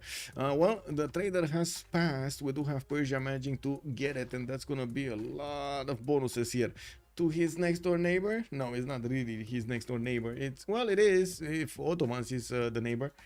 For COC, who's the sugar daddy producing the gold? Let's actually see who's the. We got Khornie. Khornie is the sugar daddy. 45 gold a turn over here for Cleopatra. Okay, so Erwan getting his orders first. Of course, a normal operating procedure over here for Mongolia to first get these replacement stables, his unique building that allows him to get the horses with an extra movement point, and of course give them a little bit more experience acquirement, which is very, very important to get those promotions going. Now we do have also motion established in the city of Kokekota, which is giving him a decent amount of culture with 10 science and 16 culture. He will get writing next and probably will go for commercials afterwards. He did manage to push back all of his opposing scouts, and as you can see, Khornie is running away with them with a very low HP towards the northeast. Looking at the Extazzz next, we do have him with 7 science and 10 culture. I do see him also only on 31 production. He was the one that lost a city center early on. This city on the night tile got snatched, and as you can see, there is a circle of shame remaining here. We still didn't actually activate it as a sin. Stream chat was like, man, it didn't cross the bar. It didn't cross the threshold. Holy, oh my god, the Fusion, hello there, sir. Wait, oh my god, Fusion, I saw yesterday you actually, oh, they threw a raid at me and I didn't react. I'm so sorry, sir. I think I just did not notice it. I'm sorry. Let me actually. Oh, whoa! Not this. Wait. I need to do. Whoa! Shout out! There we go. Oh my god! I was just about to raid you. Fusion, can you imagine? I was just about to raid you. Yeah, I think I just went offline. Thank you so much for the raid, and I didn't want to thank you yesterday because it felt like, you know, it's just a message. So yeah, there we go. Big shout out to Fusion MK. If you wanna see some Civ6 action over there, check out Andrew. Maberg QACQ, good evening, sir. I'm new to Civ multiplayer. Can you explain to me what is the win condition of both teams? Yes, sir. Maybe I would say this. Usually, civilization is the ongoing adaptability effort that you do make to try to get the win condition, because there will be moves and counter moves that will be done throughout the game. The players will get the opportunity to, of course, change sometimes their win conditions. I will follow closely what are they doing and what are advantages they're trying to get on which team to go for which win condition, because right now we do have multiple win conditions available from the get-go, like science, like culture, like diplomacy, like domination, and so on. We're gonna need to see as the game evolves what kind of win condition they're gonna want to get going and what kind of advantages they will manage to get for it. Who lost their B2? It was Extazzz over here. Spain lost his B2, unfortunately. We do have FloppyfloNG also with a pen brush and voice golden age on Persia. We do have him getting another settler out from Passagarde, and of course finishing up his markets. He got a free trade route, which is amazing, but he actually needs to build it. And looking at this, he's also managing to get, give me a second, let's see, he is on, oh my god, this mouse, man, 4.6 great merchant points a turn. We do have Egypt on 3, Ottomans on 3.4, Aztec is on 2.3, and we just saw general got picked off there. Looks like Mongolia just has another one remaining. Oh, okay, he has 2 of them remaining because Zulu just got 2. Okay, so wait, we might actually not see Egypt with a general. Oh, Wait, oh no, we do see him with a general. He's getting an encampment training project in 2 turns there, and in 3 turns, and by the looks of it, Egypt is making use of the card.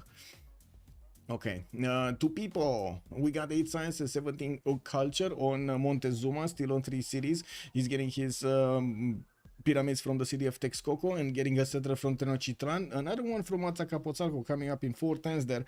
And I do notice he did manage to pick up stone circles as a pantheon, which is amazing. He was the one that stole basically the Gallic spawn. We do have him with the biggest stone tiles everywhere, the biggest quarries available for him to drill down into the depths of the oceans, or into the depths of the planet, maybe. Yeah. Looking at next, let's actually see what's going on next. We do have TaskForceFish, 14 science, 19 culture, 4 cities, Warlord's Throne in 6 turns, and I do notice he started connecting all of his cities with that military engineer, getting the generals to move, and this is what we were looking at. He's actually forward settling heavily, forward settling Spain, which yes, can actually defend himself relatively. Okay, wait a second. No, he can't really defend himself here. And this is, I'm sorry for my mouse, but the scroll wheel is just not working properly anymore. It's a problem with the sensor. I'm gonna need to change my mouse. I'm sorry. We do need to see how he's gonna, how Extazzz is gonna want to put up this defense. If Zulu is gonna come close to him and he's gonna get the cords up to push through Spain's territory, this might be the end for the Spanish Empire. We do have the fish managing to also get only 42 production. He's using Moksha to get the extra culture, and of course Magnus in the capital. He's gonna start improving his luxury resources, the tea tiles over there, and of course the mercury tiles. He does have some pearls in the water, while he still has a few cities to settle. 1, 2, 3, at least 4, 5, 6 if he actually is going to this direction. So later on in the game he's also gonna be very big as an empire. Looking at Ben on Ambiorix, 13 science with 21 culture. He did settle the Samaro Briva to the south on that hill, and I do notice he's getting the audience chamber next time in the city of Atoatuca, which will give him some extra food and some extra amenities in his cities, not to mention housing, which is very valuable. Getting these couple settled to the east side, it looks like he's going to want to settle that river over there, putting himself a bit closer to Egypt, but not as close as you might think. They're not touching borders here. And getting a few horses, might actually think about taking out a city-state, or just wants to beef up a little bit his garrison strength. Cynth with Ottomans, still on 3 cities, getting 4th one soon and a 5th one from Ankara. By the looks of it, we do have her not getting pushed by her opponent, by Mongolia from the west side. And looking at the yields here, Cynth is on 12 science and 29 culture with still only 35 production. Even Spain actually did manage to get 44 at this moment in time. Getting the markets going is going to take quite a bit of time, especially if she's not buying tiles to work here. 1, 2, 3 tiles, that's it. 3 tiles. Istanbul, or maybe she actually bought and switched this one. Yeah, no, she didn't actually. This is from Ankara. Okay, well, I mean, that kind of makes sense, because that city is also craving a tile. It's also a bit over the population count to work the optimal tiles. Oh well, that's unfortunate. Moving towards Cleopatra, we do have him managing to get Sun Tzu, and now he's gonna get his horses out. Yes, another settler coming out from Racket the next turn, and that would be his 4th one. From the north, Mongolia, Erwan did also manage to get his general out, which begs the question, where units? We do have him trying to expand his vision as far away as possible with the archers, sending them to see what's going on around his territory, and he's gonna get iron working next turn, with defensive tactics also coming around next turn. Magnus in the capital, he does have his builders coming around there, and I would imagine he's gonna start chopping as soon as Magnus is getting in there. He does have only probably 4 chops available. Well, we'll see how many of those he's gonna use.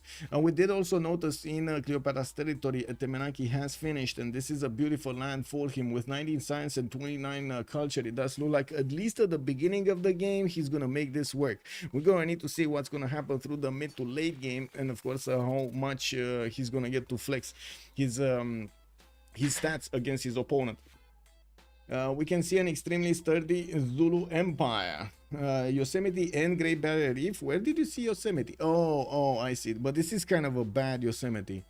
right? This is kind of a bad Yosemite. Anyway, we do have the military engineer starting to go towards Bravo, and I'm pretty sure he's gonna start building the infrastructure, the road towards Spain, and also Extazzz here will need the information. At the moment, Extazzz, well, he did get for the Paintbrush and Voice Golden Age.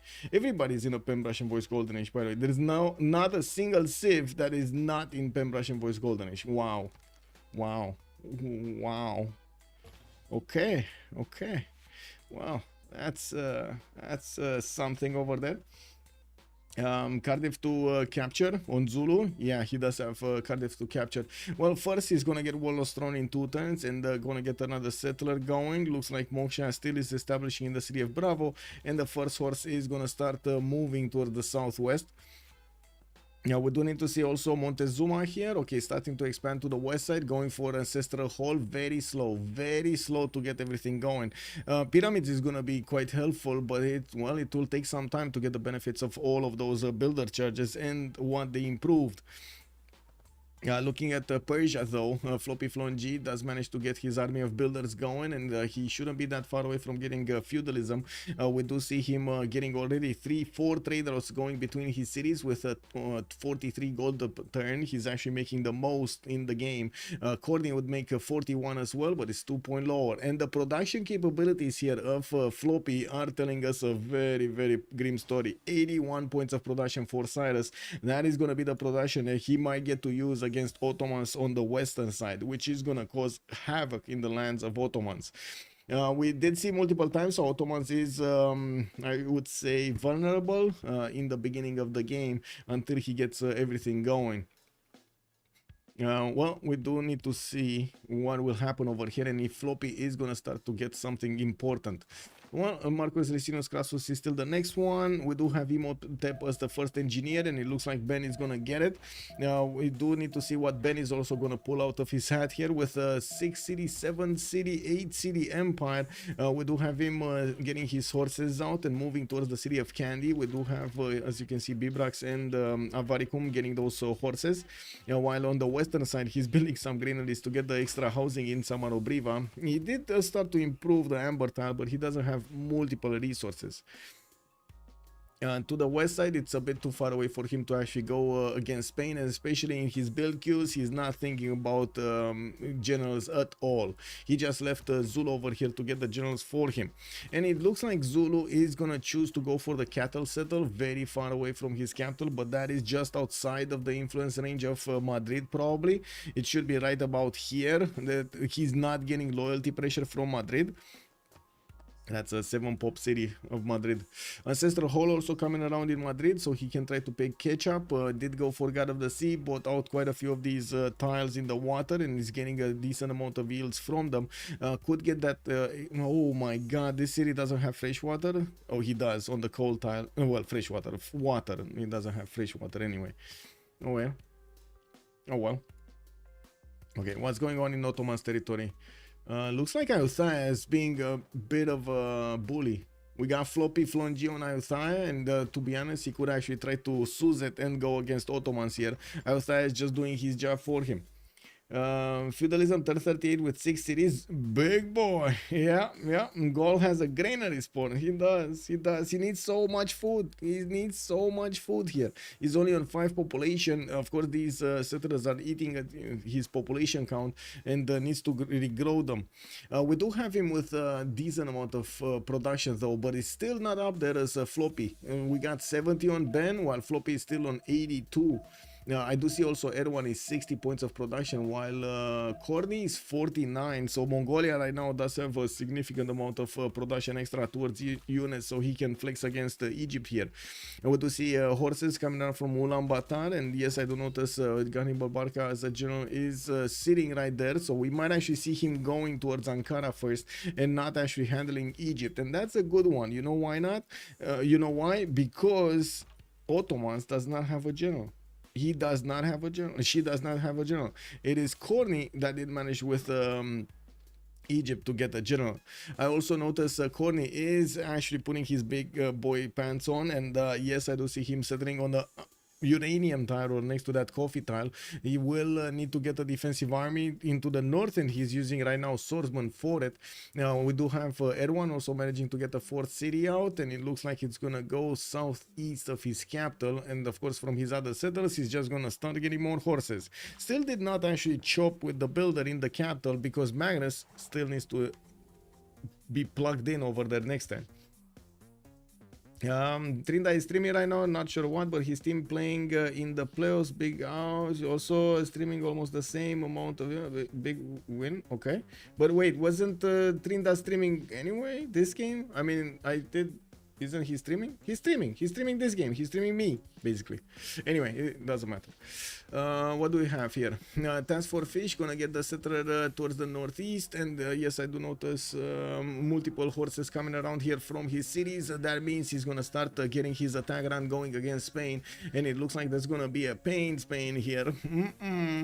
We do need to see Extazzz trying to get to enough units to the east so he can fend off attacks, and of course we're gonna need to see how Fish is gonna want to approach this. Usually Zulu is extremely dangerous when it comes to attacks, especially when he gets his cores and getting his those catapult cores or crossbowman cores, knight cores. All of those units are extremely dangerous, and while Spain is not gonna get his extra +5 because Zulu, guess what, he's not gonna get a religion. Come on, be real about this.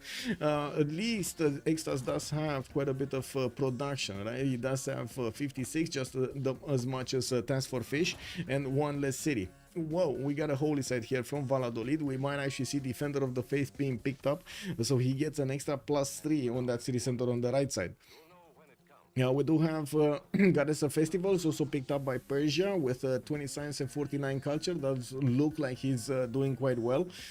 48 gold a turn, as well as feudalism activated. Liang gonna go into the city of Parsa. Okay, is this gonna be Liang Parks? Because I don't see any other bonus for Liang in that city center. Yeah, I'm pretty sure that's gonna be Parks.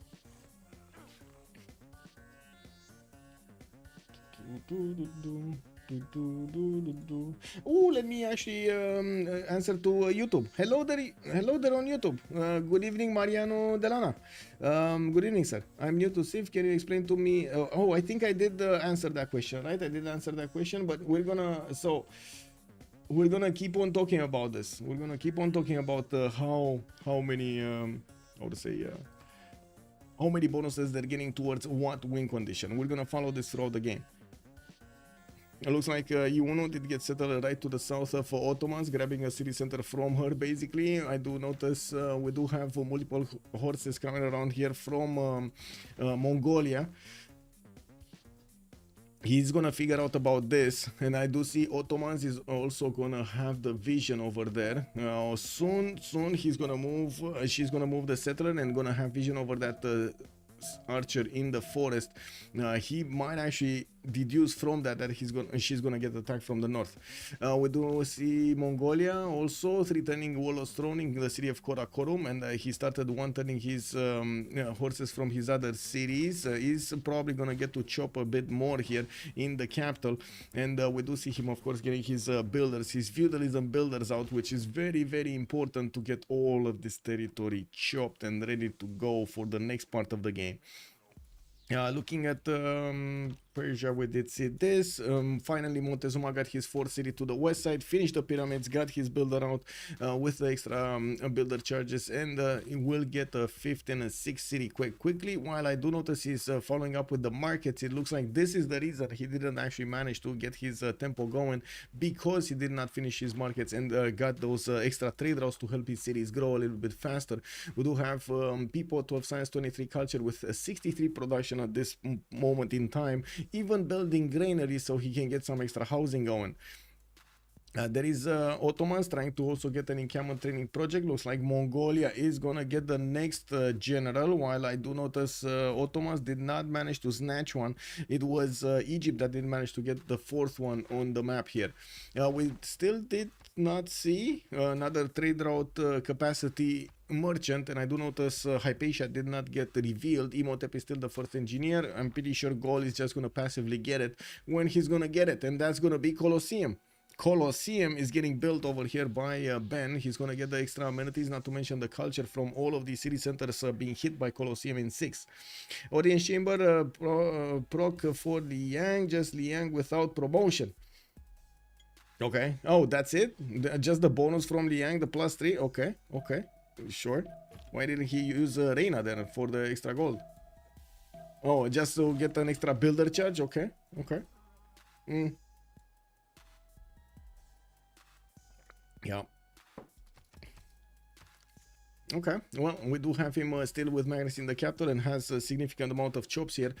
We will need to see how he's going to try to set up also his industrial zones, and that's also going to be very, very important. Looking at his petty deserts, so yes, we do have him right next to the city of Ray, getting some extra housing, and of course still expanding. He should have the most cities in the game right now, 2, 4, 6. No, he's not actually the... Oh, no, he is actually with the most cities in the game. We've seen a few more cities coming out from the goal, but he didn't actually settle them yet, nor did he take Candy down. That city is gonna fall no matter what. We do have also the units of Mongolia starting to actually see what's going on. Looks like Khornie did get settled, and and we don't have units that can reinforce the Ottomans defense in the city of Khornie. Even if these units are coming out from Bursa and Istanbul, they're gonna need a bit of time to get there, but so will the Mongolian army need a bit of time to get there. We do have a settler moving somewhere to the east side, and I'm very curious, where is he gonna want to put it? Are we talking about cheap tile settle? Are we talking about this copper settle? Like, is he gonna take, well, copper settle, this one over here on the 2-2? Is he gonna play this a little bit safe? Because it's clear he's building his infrastructure to go against Ottomans and try to attack into Cynth here as quickly as possible. While he's gonna leave Egypt all alone. We do have also Egypt sending a horse towards the north and maybe try to get some defense going. Iuno is not building any units. Aketatan, okay, neither of these cities are building units. Okay, well, we're gonna need to check out how things are gonna evolve here, but it looks like Ottomans is gonna be in for a hard 20 next turns. We do have Cynth on 22 science and 35 culture with 52 production. Who got the trebuchet general? Let me take a quick pick over here. It's Mongolia. Ethelfled. Yeah. Ooh, that's amazing. That is amazing. Yeah, that's gonna make it a lot easier. Floppy and Ben are about to hit the 100 production mark. I would say actually Ben is gonna overwhelm with production in the next part of the game. If he does manage to actually get Imhotep and the 1-turn Colosseum here, he's just 1 turn away from finishing up the arena and starting on the Colosseum. Could even get those extra cities going. I do also notice he didn't put actually a coastal city to trade with Zulu at the moment, while Zulu is finishing off the city of Echo there. I want to check out this. Okay, so he knows. So Extazzz, the second he saw the borders appear over here, I'm pretty sure he knows that Zulu is gonna come against him, and he's gonna need to scramble to get his units out and at the same time be relevant in the next part of the game, get enough science so he can actually get units so he can fend off attacks. We do have his holy site finishing up in 3 turns in Valladolid, and he is finally gonna get his 4th and 5th city out. It took a long time, but he did manage to catch up, at least in the production capability. Science, culture, okay, he's still kind of low, but could definitely work on it with the next cities. We do have an army of builders, again being pumped out by Persia, and yes, I do notice he's gonna have a lot of rainforest chops. That means a lot of food is gonna be chopped alongside with all of the production. It looks like the city of Khornie. Whoa, they just bought a swordsman. They bought a swordsman. Okay, well, we do have Cynth with 127 gold, and it looks like they are making a decent amount. They're making 77 and 45, while Fish is on 13. Ben is only on 0 because, you know, it's gold. And we do need to see if this city is gonna fall. I'm pretty sure this horse should not be able. Oh, it might be able. Well, let's actually see what's gonna happen. The city is not under siege. It's gonna heal 20 points, and unless Erwan does manage to actually triple hit it, it's not gonna go down. So triple hits here from horses is not gonna happen. He only has 2 horses. Now I would imagine it's a tough time to attack into that city center with a swordsman inside. Yeah. It's too tough at the moment. I was watching the horse without... Okay, there we go. Okay, we got 2 horses. Is he gonna start bonking? I'm gonna need to use the archers first. Okay, big question. Is he gonna prioritize doing the city center first and then doing something else? Or is he gonna prioritize dealing with the units and just being a nuisance? It kind of seems to me Erwan is gonna prioritize attacking into the city center. This horse doesn't have any movement, so he can't attack right now. And these horses do have movement to attack. They're gonna put the city in a half HP. And of course with the archers, this is just gonna chip away a little bit more. We do have both archers with available moves, and they can definitely attack into the city center. With new horses coming in, the attack runs are starting, and everyone is gonna get that city center quite low. Victor establishing next turn might actually give a bit of extra strength to the units around that city center, but I'm not sure if Victor has the second promotion or not. Otherwise, Victor going in there is not really gonna do anything. Erwan is on 353 points of military, and as you can see, he's getting more of these encampment training projects and sending his horses to the east side. Doesn't need to worry about Egypt to the south at all, even though we do have a Mariano Chariot archers coming out from the capital. It kind of feels like Khornie is getting it more for the era score points than for anything else. Let's see here.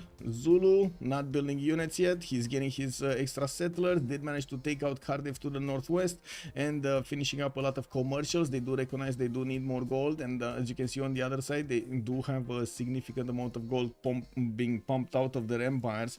Montezuma did get to his 6 cities, and now he's getting his builders, also working on hanging gardens in the capital for the extra housing and then a score. Every one of the players right now is scrambling to get the golden age. We do have in 9 turns the era being switched, and of course the players will need to figure that out. Victor raised the city defense if it has walls. Yeah, there we go. Double tap in the city of Konya. That city is gone. That city is gone. Yeah. So Governor Victor over here increases city garrison combat strength by 5. Unfortunately, it only increases it when it is when it has the walls. He said raise strength of the units around it. Yeah, yeah.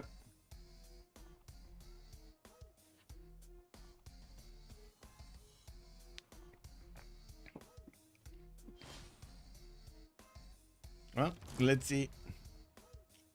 He raises it immediately. Okay, well, to be honest, I want to keep on checking that, because I noticed a lot of the times when the walls goes down, it's like a significant drop with Victor, and I've seen him go in and I saw no change in the garrison defense strength. Maybe it's just BSM, how to say, slow to update. Do we have any Victor somewhere else? No. Anyway. I can't see the city center right now. This is awkward. Well,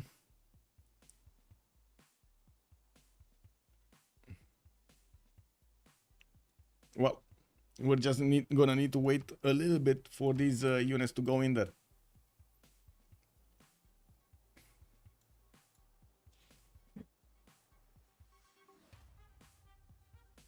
I do see if the city is 31, it is yeah, 26 plus 5. So yeah, it did increase, or at least I see the plus 5. The Palace Guard. That's the Palace Guard, right? The ideal terrain and the Palace Guard. Yeah. That's the Palace Guard, no? Okay, city down, raised. Erwan is managing to do the damage against Ottomans. Got rid of Governor Victor over there, and of course Erwan is gonna keep on bonking against the horses with no general over here for Ottomans to give the bonuses to these swordsmen and the horses. This is gonna be terrible for quite some time. The Mongolian armies not only do have an extra +3 from the Mongol horde, but they also do have the extra movement from the Ordus and the extra movement from the general and the extra damage from the general. That's a lot of bonuses on just one unit. With horses that are exposed to Mongolia's horses, we're going to need to see if Erwan is going to manage to capture them. It looks like Mongolia is going to play it safe and is going to get the city to the east of Ulaanbaatar, just keeping on these encampment training projects so he can get as many as possible. He's trying to be as much of a nuisance as against Khornie, and you can see he's sending his horses towards Khornie's mainland, try to see what's going on over here. We do have Abydos also getting some military touches to defend off attacks. I do also notice Persia did go very far into the southeast after he did get Preslav. He did also get Zranka, so he can connect his economy with Spain. And we do have an encampment put down by Madrid. And we do have also Spain not actually wanting to get another city on the Niger tile. I think he learned his lesson of putting a city exposed over there to the elements, especially to those Gesates. Now we do have also shrines coming up from Valladolid. I would imagine he's gonna want some projects so he can get that religion going. It's not nearly as expensive as you might think to get the religion at this point. But oh, I do see Ottomans did just lose a settler, and by the looks of it, Mongolia is gonna clean up that with his units, no problem. Yeah, no problem to actually take these out. Who you and why you spam city? Yeah, exactly. Archers will delete spearmen on march. Yes, plus increases city combat strength by 5, establishes in 3 turns. Smorior, good evening sir, and welcome. Thank you for the explanation over there, much appreciated sir.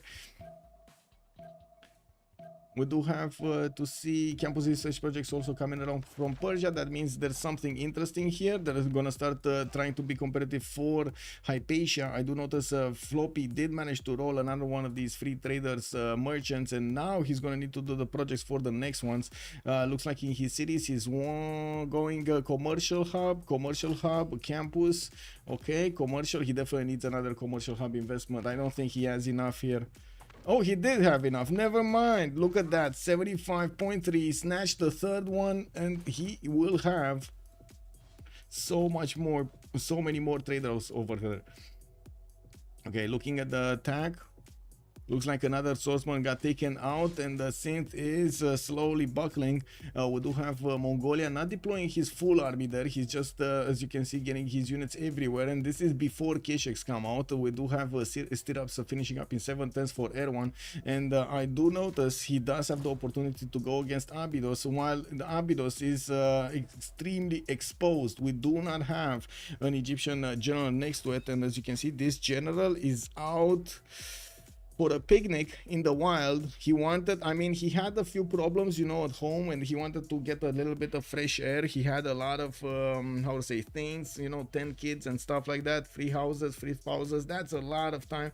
And I do have to point out over here, Shun Tzu just couldn't handle it. He was like, you know what, guys, I'm gonna go just sit over there next to a mountain, and I'm gonna watch as the water falls, and I'm not gonna hear anything. That's too much for me. I'm just gonna sit here. And as you can see, that poses a risk, because Shun Tzu over there does not know what is behind the forest, and there are Mongolian units just very angry behind the forest, trying to actually snatch Shun Tzu. Is this a 4v4 on an FFA? I don't know. This is a 4v4, so you can actually see on the top part we do have the 2 teams, DShark on the left side and the COC on the right side. In between we do have basically, you know, the observers. Spoon also, good evening sir, and welcome. We do have over here Ottomans actually going against Ayutthaya. Ayutthaya is going to pull a fast one on her, and Cynth is going to be left gasping at the walls of Ayutthaya. We do need to see if Mongolia is going to manage to keep on going. Looks like Ottomans is reaching out with the archers and wants to bonk. Let's actually see if Erwan is going to play. Whichever unit is going to end up on this tile is going to die to the archers, isn't it? There definitely needed to be a lot more units here from Erwan, but I don't dislike what he's doing. He's grabbing so much attention here. So much attention from COC. Like, I do see Khornie managing to get 100 gold a turn, but that also means that he didn't get a lot of army out. He just got enough so he can fend off attacks, and I do notice Erwan is gonna start getting a... Well, actually no, he's not gonna move at all against Abydos by the looks of it. He would have needed more units. We'll see.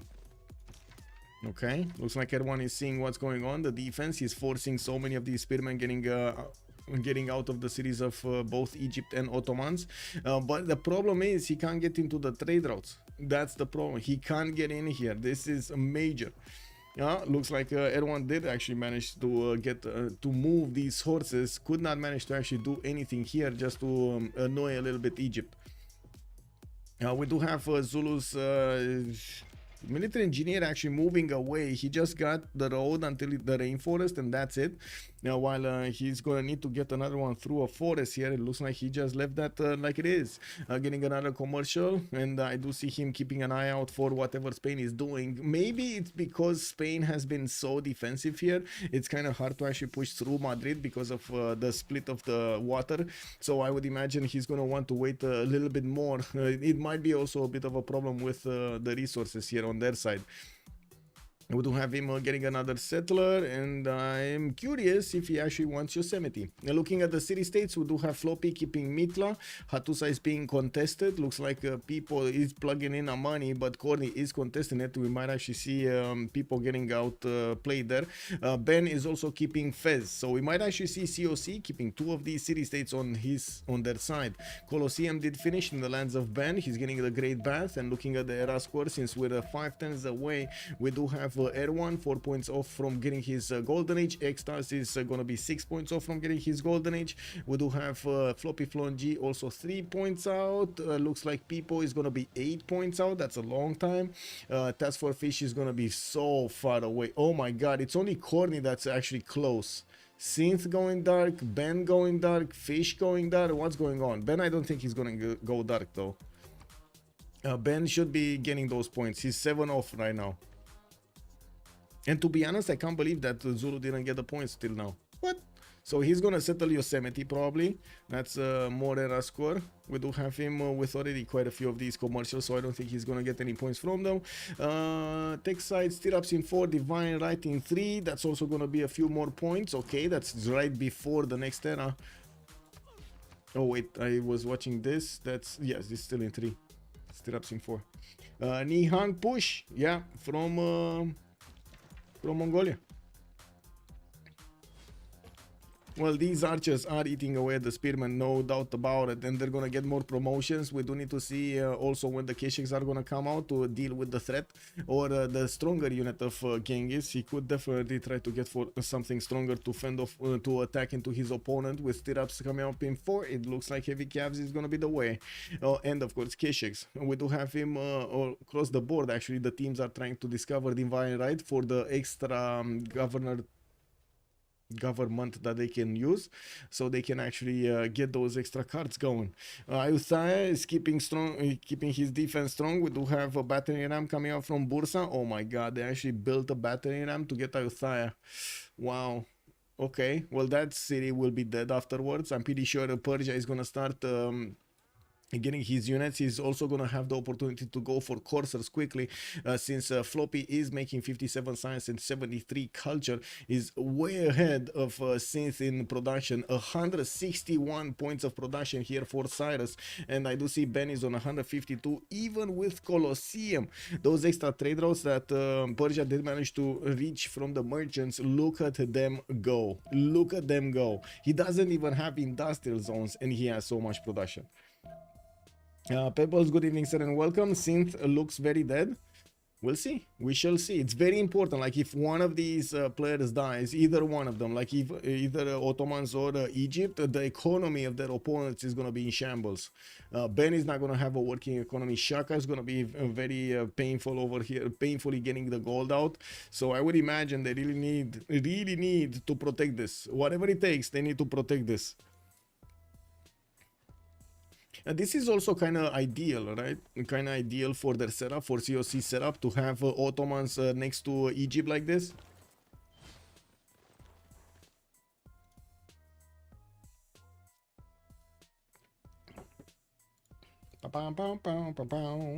Hey, Erwan, good evening, sir, on YouTube. Hello there.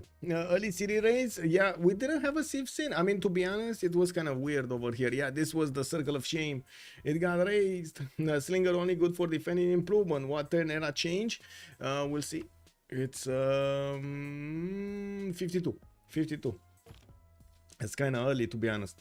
Korea made that mistake in our game the other day. yeah, man. He bought a slinger instead of a warrior. Not good, not good. The slinger just doesn't increase the city's defense high enough to allow the city to fend off attacks, multiple attacks. So, yeah, unfortunate. Anyway, we do have Zulu sending his units towards Mitra. That is a city-state being kept by Persia, so of course he wants to take that down to slow down the science acquirement of his opponents. We do have also Montezuma managing to get new commercials out and finishing up his campuses here.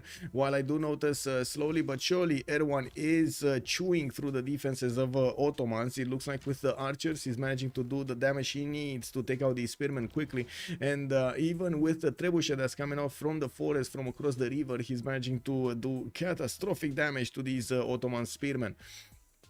I do also notice Mongolia has been poking around Egypt, force him to upgrade the pikemen, which is going to be quite costly, and we're going to need to see if the coffers are going to hold here. Khornie spent his whole gold, 50 science and 47 culture. Erwan is 29 and 39, so at least on that part he definitely has an advantage. Production capabilities, they're kind of on the same par, and I do see Extazzz did manage to recover his 44 science and 41 culture, while the fish is 31 and 53. Production capabilities is definitely much lower. While we're coming closer to the golden age, we do see Erwan just needs one more point, Pipo needs one more point, while both Extazzz and Floppy did manage to get their golden age thresholds going. On the other side, Fish did get it, 57-57. We got Ben 58-64. He needs 6 more points, and I do notice... well, let's see what's he gonna get. Mercenaries, okay, no monarchy. Did he get monarchy? No, he actually didn't get monarchy, or didn't switch his government into monarchy. He did also finish the oracle in the city of Summer of Riva, where he did plug in Reina. Doesn't seem that he's actually gonna trade with anybody there. He has an opponent on the west side. Multiple commercials coming around, so he can get the extra gold for his teammates, especially because his teammates are kind of slowly, you know, needing to put all of the resources into war here.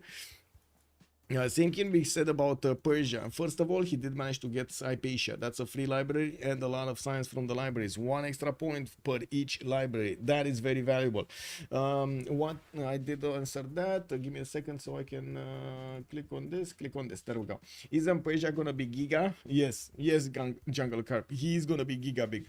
The question is, if he is gonna consider that he can invest into some horses, to go against Ottomans and do some smashy there, or he's gonna want to let as much as possible Mongolia deal with the threat of Ottomans, and him just, you know, standing back and doing stuff, the simming stuff, and getting the planes, getting the tanks, getting the GDRs, and the win condition.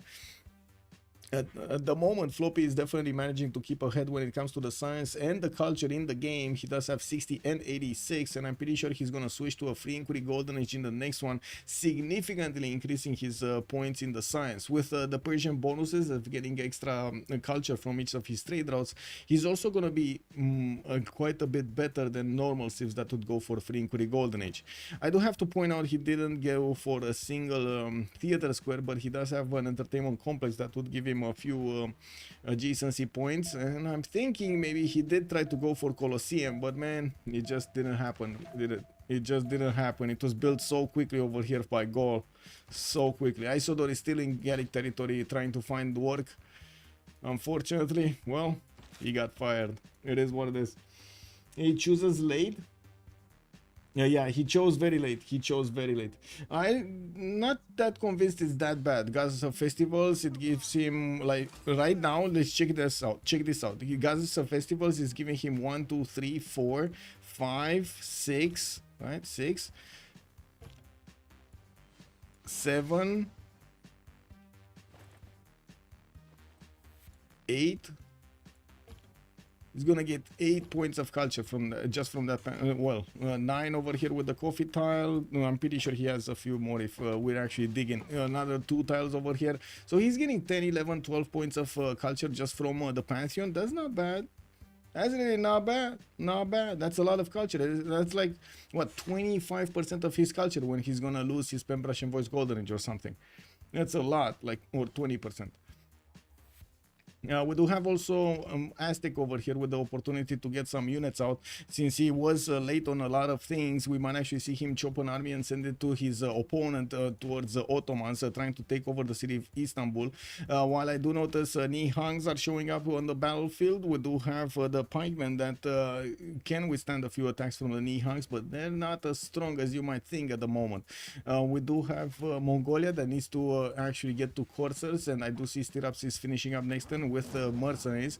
At least he's gonna get the opportunity to get some Stirrups out. We're going to need to see if he does manage to actually get those in good enough numbers and against his opponents quickly enough. Cynth did manage to get... Oh my god, no, this is a problem. What's going on with the production over here? It's only 54 production. Wow. Wow, only 54 production. I don't believe it's just from the internal trade routes. And okay, she lost the city, but oh my god, that's down to 54 production. Wow. Okay, that's a lot. That's a lot. A lot less than others. That's what I want to say. The Beasley, who is winning, we don't know yet. Also didn't notice, to be honest, just let Mongolia do its thing and support him with cash and resources. Basically, Mongolia might be caught off guard by the Egyptian army. Well, to be honest, he kind of knows what's going on here.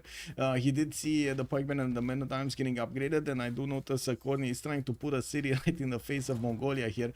Probably wants to give Mongolia a stronger target to go against than Ottomans, and of course a much more aggressive target here. Karakorum with intelligence agency finishing up in 2 turns is going to give him the free spy, which is going to give him Diplo over his opponents, which is going to be extremely valuable, getting an extra +6 against his opponent over here, Ottomans. That is going to be a problem for a big problem, extremely big problem for Ottomans. I do see Extazzz keeping strong, but it's not going to be strong enough. I'm pretty sure the swordsman with the battering ram will take out the walls, and that city is going to be an Ottoman city soon. But that's how to say, that's quite a sacrifice to send all of those units over there for an extra city. And taking out Extazzz, yes, of course, very valuable right now. That's a lot of culture that Floppy is benefiting from, building over all of his buildings. Getting industrial zones put down from the city of Rey. Pasakar, they're gonna get foreign ministry, and I do notice, I do see some catapults there from Shari Kumis. Is he going against something? Okay, Fez is to the north, nobody getting in there. I would imagine there's only one direction for those catapults, and that's probably gonna be Ottomans. Okay, we flipped into the new era, and we do have a normal ager and a dark ager. We got Cynth and TaskForceFish. Oh my god. How did he get a normal age?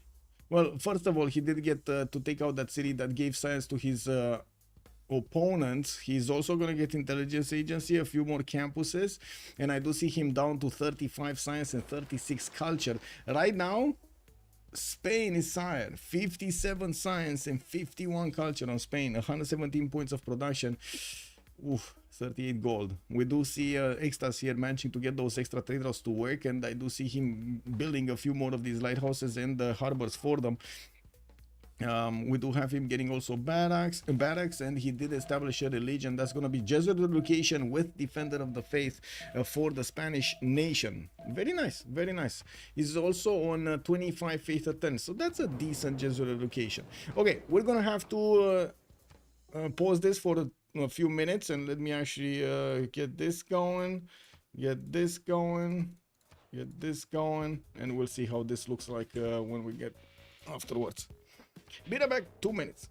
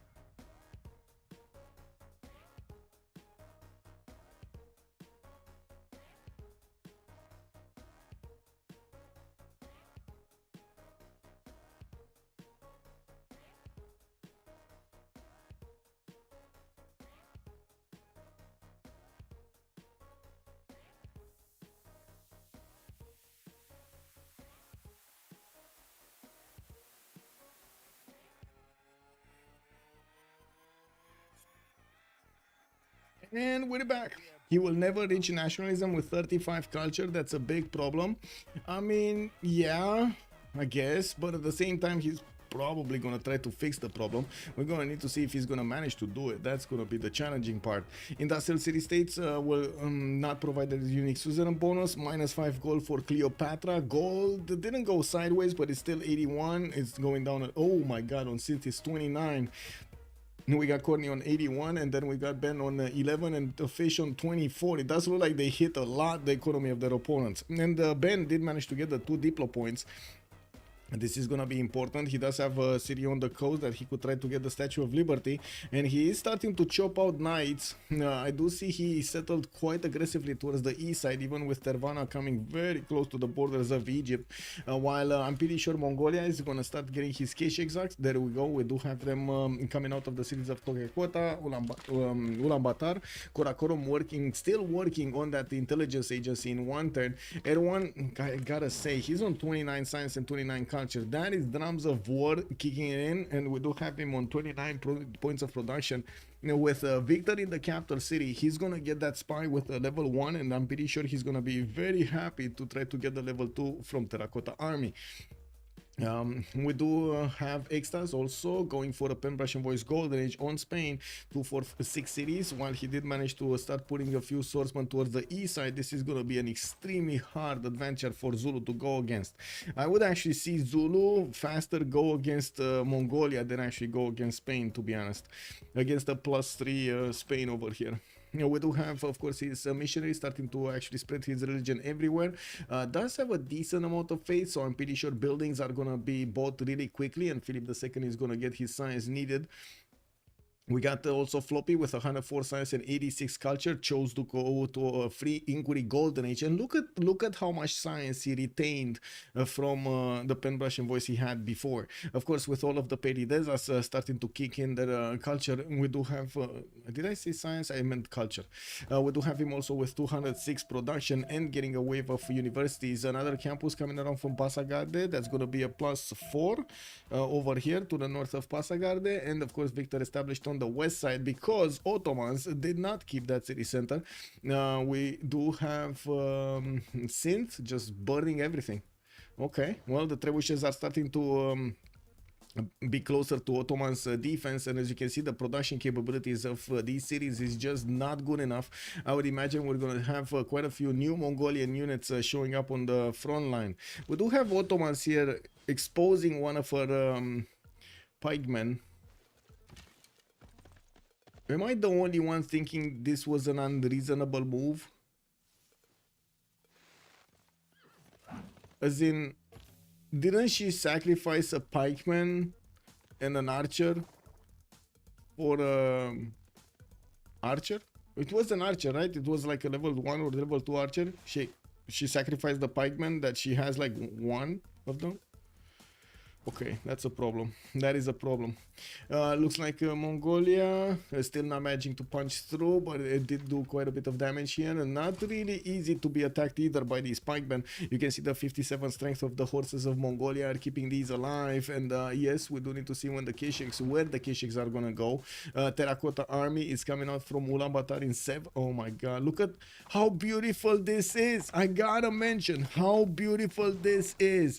Ulaanbaatar, so just in a span of 3 turns, we did have Karakorum plug in Victor, finishing intelligence agency, getting the spy with a level 1. Next turn, Ulaanbaatar put down Terracotta Army, bought the tiles that he needed to chop, and already had 4 builders, guys, 4 builders ready to chop on the tiles he needed for as quickly as possible Terracotta Army.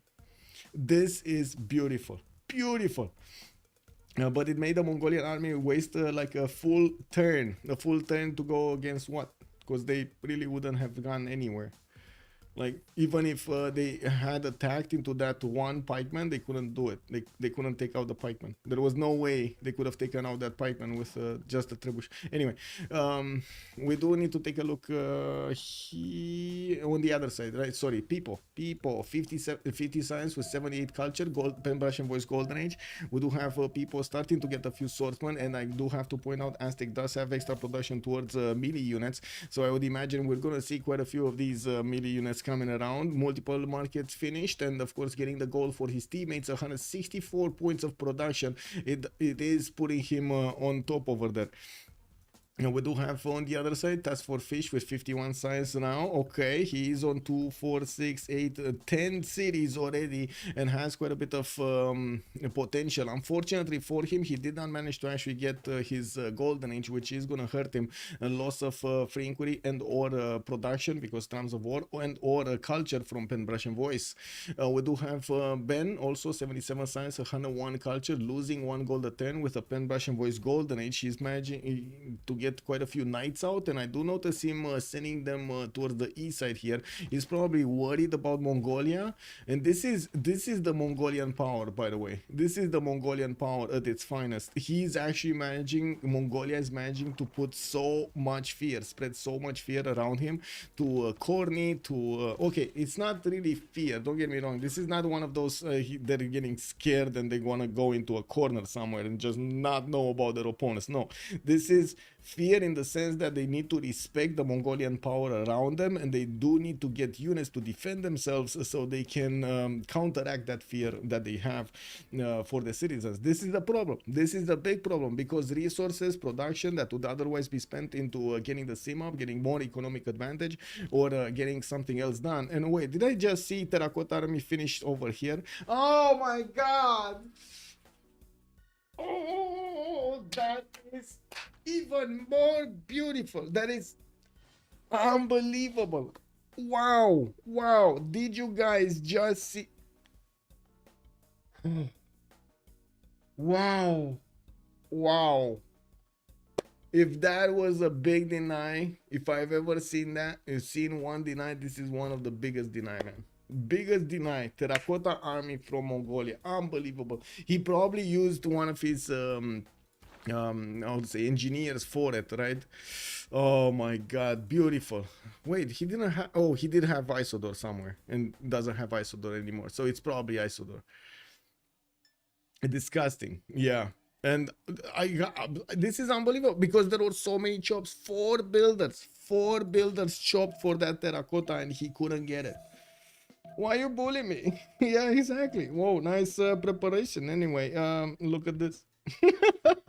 yeah, exactly. Why you bullying me, man? Anyway, we do have Mongolia getting pushed. By the looks of it, Khornie is gonna try to assume position over here to try to fend off attacks from Mongolia with knights coming around. It does seem like Egypt might be in for a ride. A lot of these K-checks are starting to come through, and yes, Spikemen can defend in proper territory, but if you do have enough K-checks, they can chew through pikemen. It's not that big of an issue.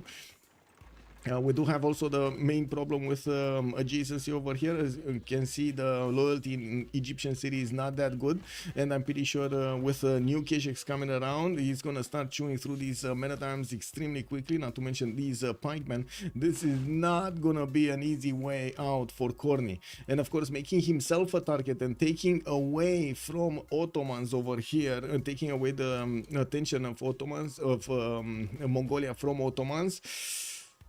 It doesn't look like it's gonna help anybody. Like Ottomans right now, it's kind of irrelevant. Like, to be honest, looking at the stats over here, Cynth is not able to influence the game. The only influence she has right now in the game is she's giving gold to Egypt because of the trade routes. That's it. Like, look at that, 54 production, right? The next one is Erwan with 99. Next one up, I mean. And afterwards, we got 48 science. Okay, she's not really the last one. Erwan is the last one with 27, but she's second to last. Then 25 culture, last one over here. 20 gold, she's third. Tactic_ has joined the round table. Tactic, thank you so much for the follow, sir, and welcome. Ottomans just starts a warlord. Yeah, I mean, Yeah. I have no idea why she got the government plaza from Ankara. It should have been Istanbul, but anyway, she got it from Ankara.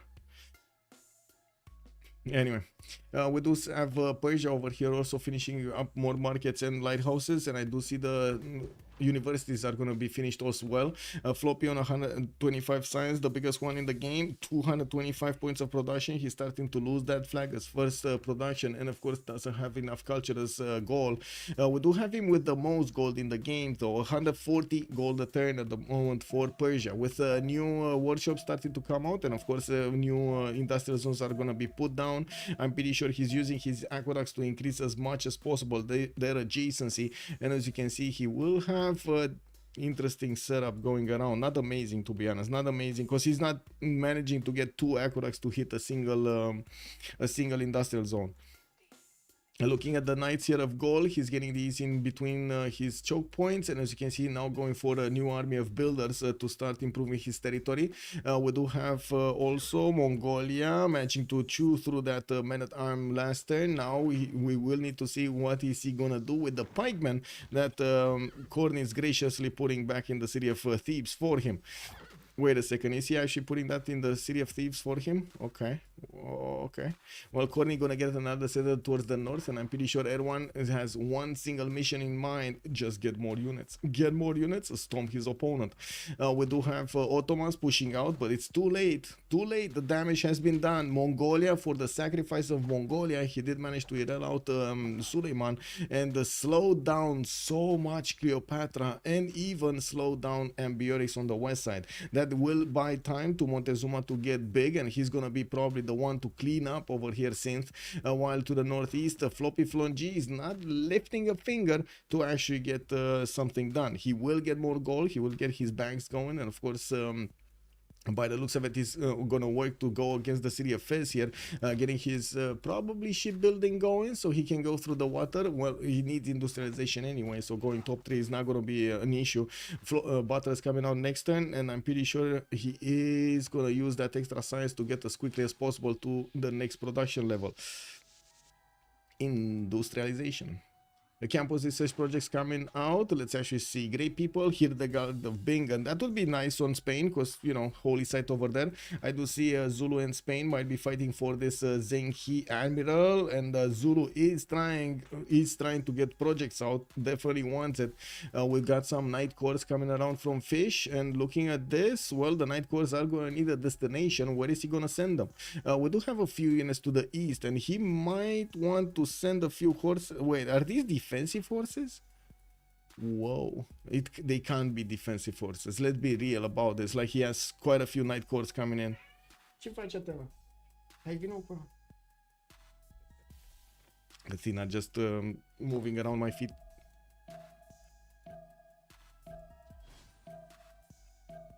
Okay, we got industrial zones here, Pipo. Okay, campuses, more campuses. I do have to point out, Pipo did manage to get quite a bit more science, but I wouldn't say it's a lot of science. 63 and 88.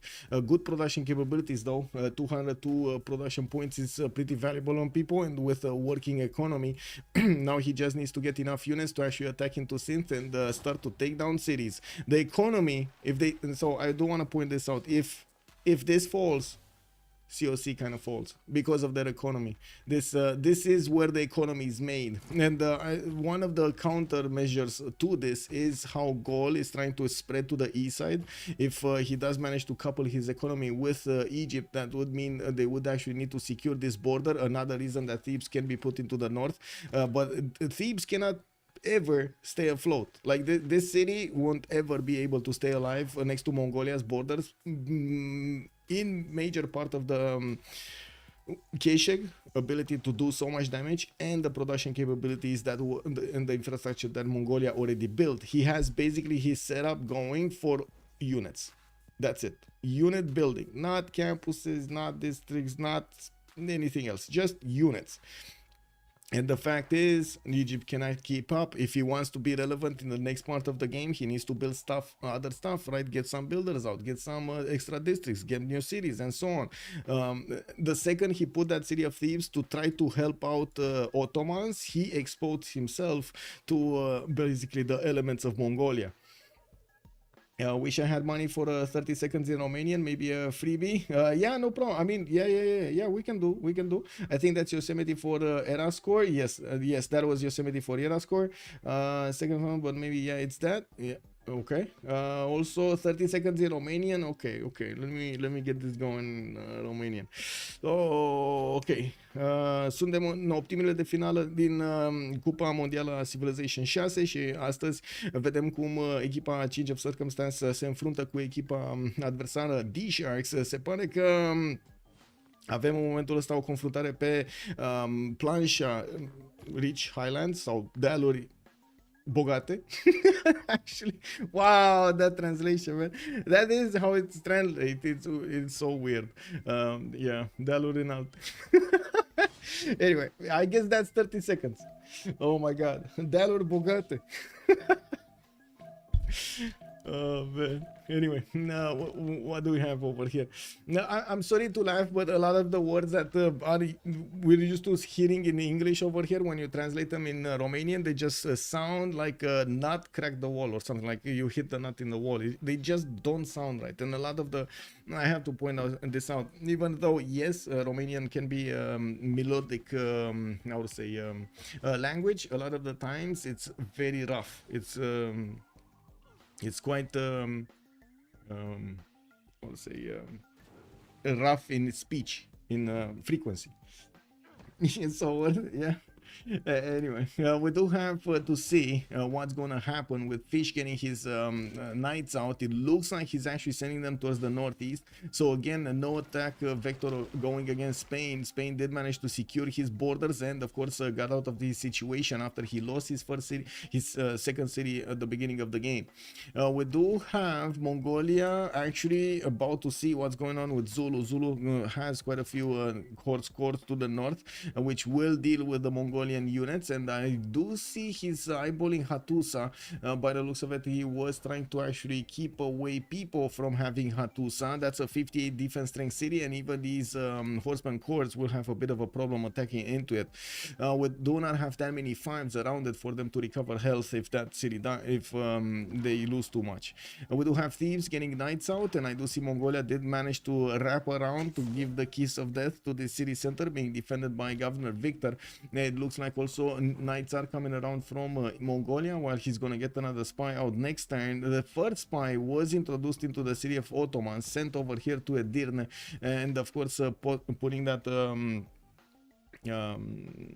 extra, wait, he doesn't have extra. He's working on Formentales. He actually wants, okay, he actually wants the level 2. He didn't get Terracotta, so he needs to get the level 2. That's what's happening here. He doesn't have extra intel on opponent's movements at all. Well, he's not really fighting Ottomans, so you know, it is what it is. We do have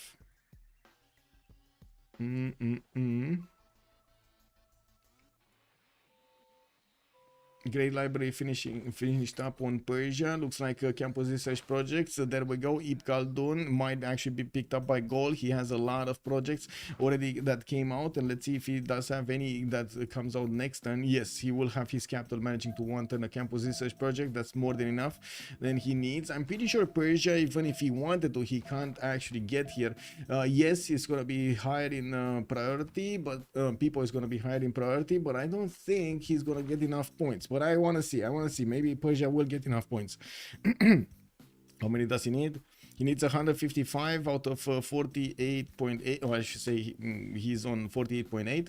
That's gonna be a long time. Let's see who's snatching this. Yeah, there we go, Gaul. Not enough projects coming up from Persia. We will see probably Newton coming up next, and of course Persia is probably gonna get it.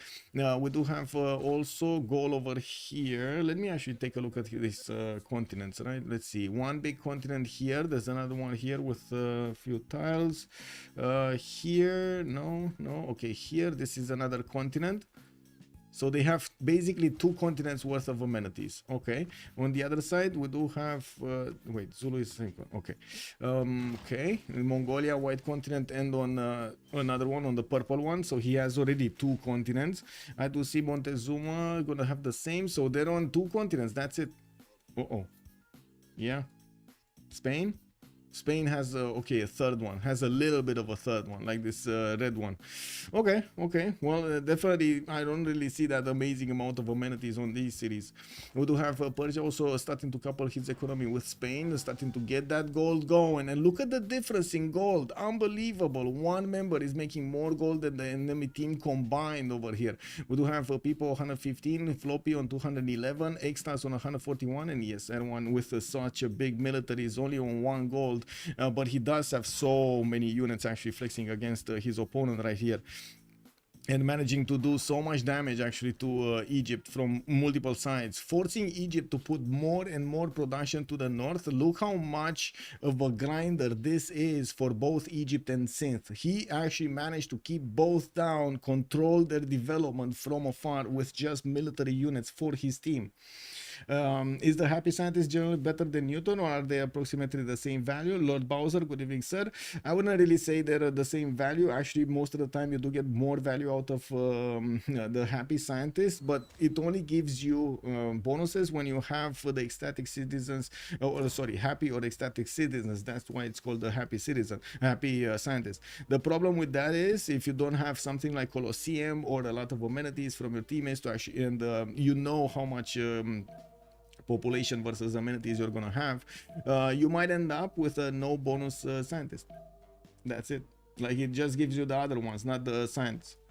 Mongolian Mariano, yes, we do have I guess a gracious gift from Khornie. He was like, man, we have been fighting for so long, you know, we gotta respect each other. I will give you a Mariano Ceret Archer, and I would expect a Keshek from you at the next opportunity, you know. That's basic trade. We're gonna need to see if Erwan is gonna wanna actually trade the Keshek. I think the Keshek is gonna say no, I'm just saying, you know. And I guess this is basically a museum piece that Mariano Ceret Archer is just gonna go back home and gonna remain how to say alive for the remainder of these days. Oh, now is the time to actually attack into Thebes. Come on. Oh, it doesn't have units, that's why actually Egypt moved out. He only has an E-hung, which is definitely not strong enough. 33 strength on an E-hung? Wow, that's little. That is very tiny. Hey, ce faci?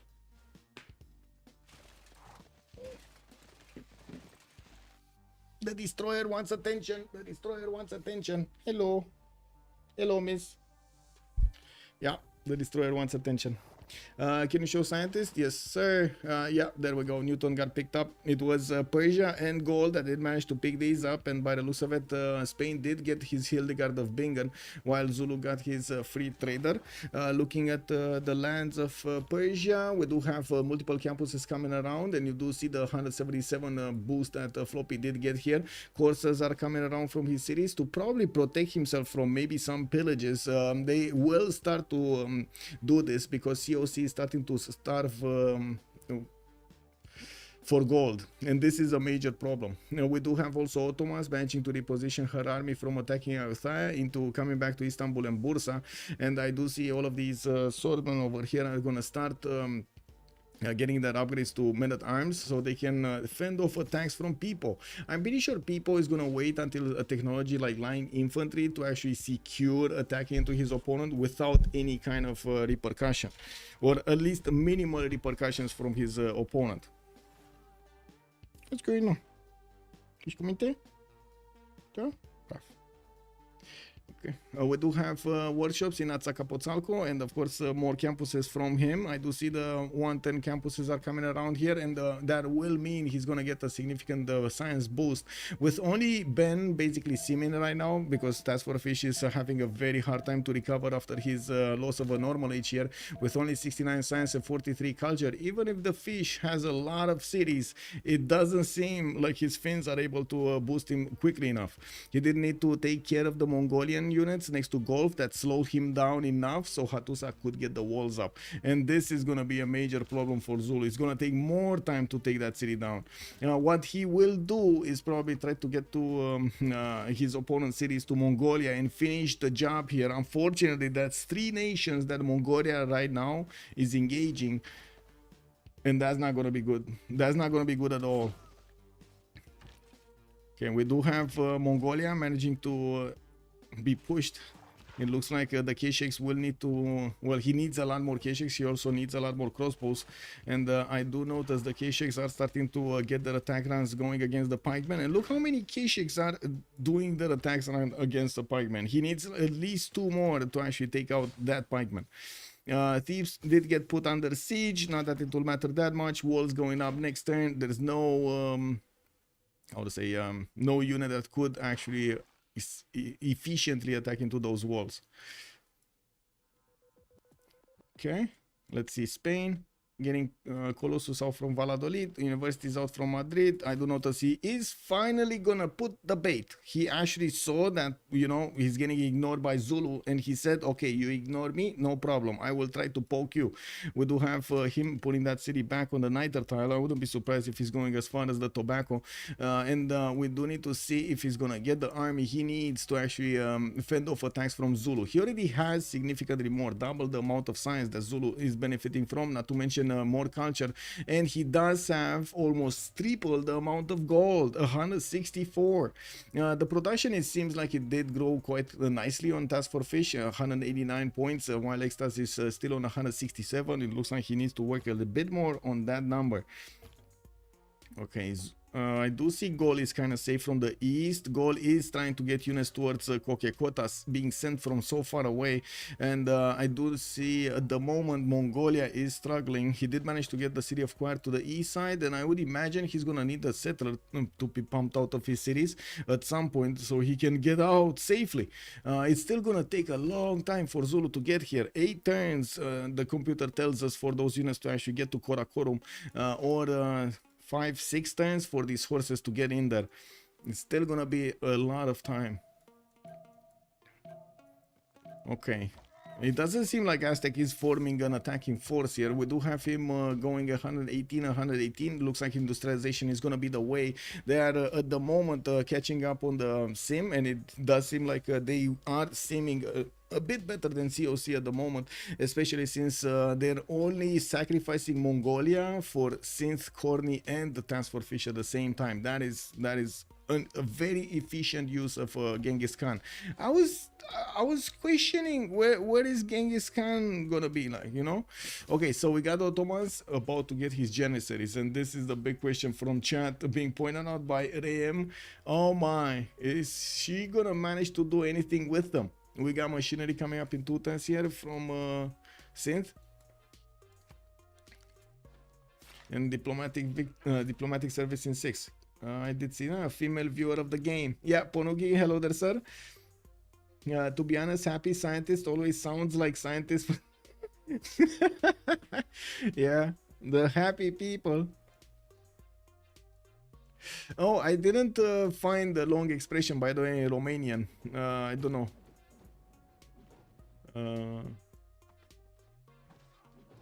But let me actually take a look, because I opened up a website at some point, but then I got distracted.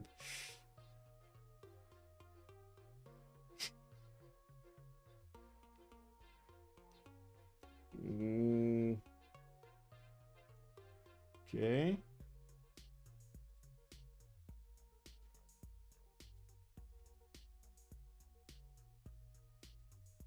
Yeah, no, we don't have words connected like that.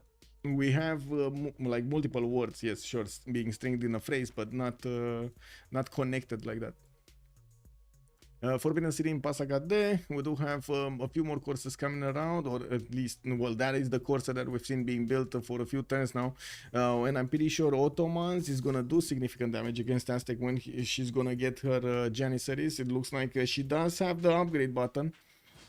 There we go, upgrade button activated. We do have Pipo that needs to fend off attacks from Janissaries, 70 strength units. Oh, wait, no general? In Camel Training Project in 2 turns, can she get a general? 300, no. 305 points to actually spend for a general when in the condition that she only has a single encampment to get the projects out and not that many chops unless she wants to spend a lot of gold. Not gonna lie, I don't like her chances. Like, people gonna get printing, people gonna get line infantry, and these janissaries are gonna hit a wall. I guess we're gonna need to see if that's what's gonna happen here. Allergies, I guess. Yeah. You shouldn't eat it. You shouldn't eat it. Yeah.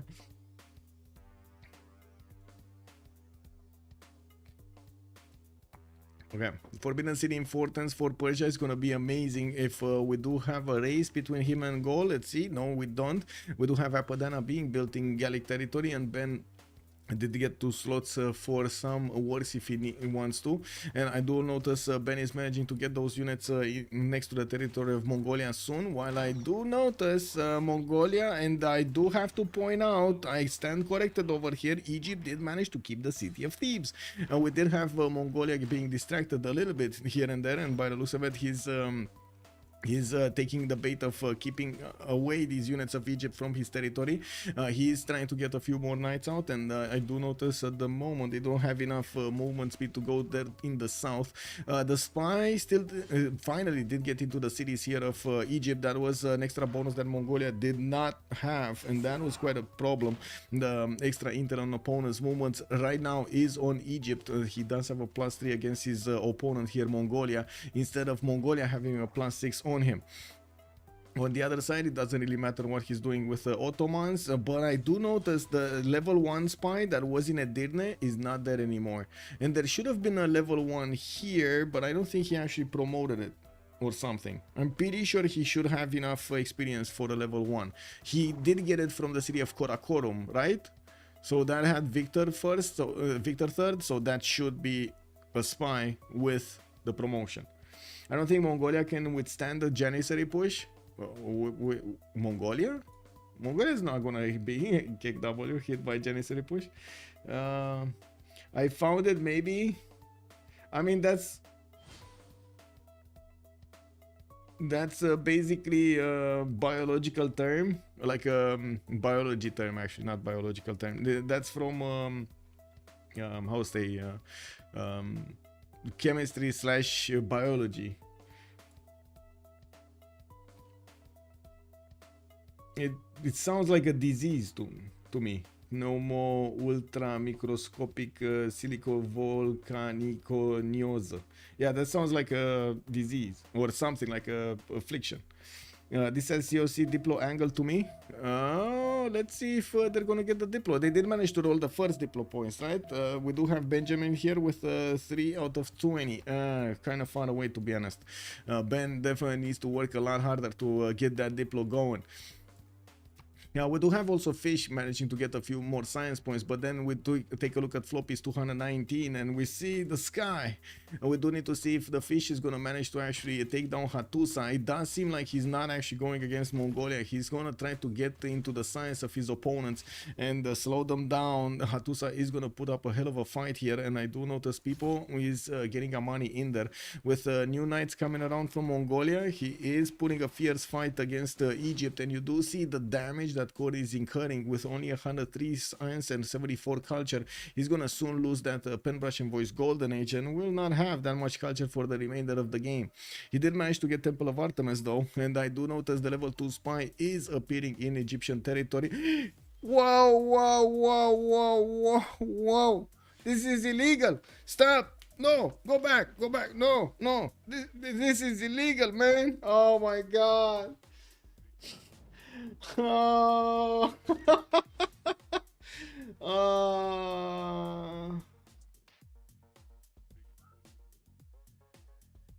I think Khornie right now is really sweating. I think Khornie is really sweating. Like, these Mongolian units are just gonna not care if they just bonk against any unit of Egypt. This is where the trade routes are made. And you do see all of these traders unprotected. So juicy. Yeah. We do have Janissaries about to meet these swordsmen on the battlefield, and you do see how strong these swordsmen of Aztec are with a +6 intel on opponent's movements. He does manage to how to say hold on even with these swordsmen. Can you imagine? Even with the swordsman to hold on Janissaries? Oh my god, man. Janissaries, bro. Janissaries. Now, we have Cynth managing to get to printing in 410s. That's when she's going to manage to dwindle down at least a +3 intel. And by the looks of it, the military alliance is activated on both of them. We do have Pipo getting his many times next turn. And I'm pretty sure he shouldn't be far away from getting also line infantry. He's a 543 science. It should be enough time before these Janissaries reach his cities for him to actually get line infantry. That will be a technology that will stop dead in its tracks the Janissary push. We do need to see also theater squares coming out from Ray, and I can't believe it. Honestly, I can't believe it. We might actually see also COC taking one over here, losing another game. Unbelievable. The Sharks showing up so big here. There still is hope. There still is hope for COC. I don't want to take it away from them, but we do need to see how, of course, Fish is going to play around with the moves. We're going to also need to see how much production Khornie is going to spend against Mongolia, and what the Janissaries are going to do. By the looks of it, it kind of seems like, you know, everything is in the cards for the Sharks right now. Why is Cynth's culture quite low? She's in a dark age, so she didn't actually manage to get the pen Russian voice, no? Yeah, she's dark age. 17 science, 46 culture. Moksha is in a Dirne, plugged in next turn. She probably lost Moksha at some point.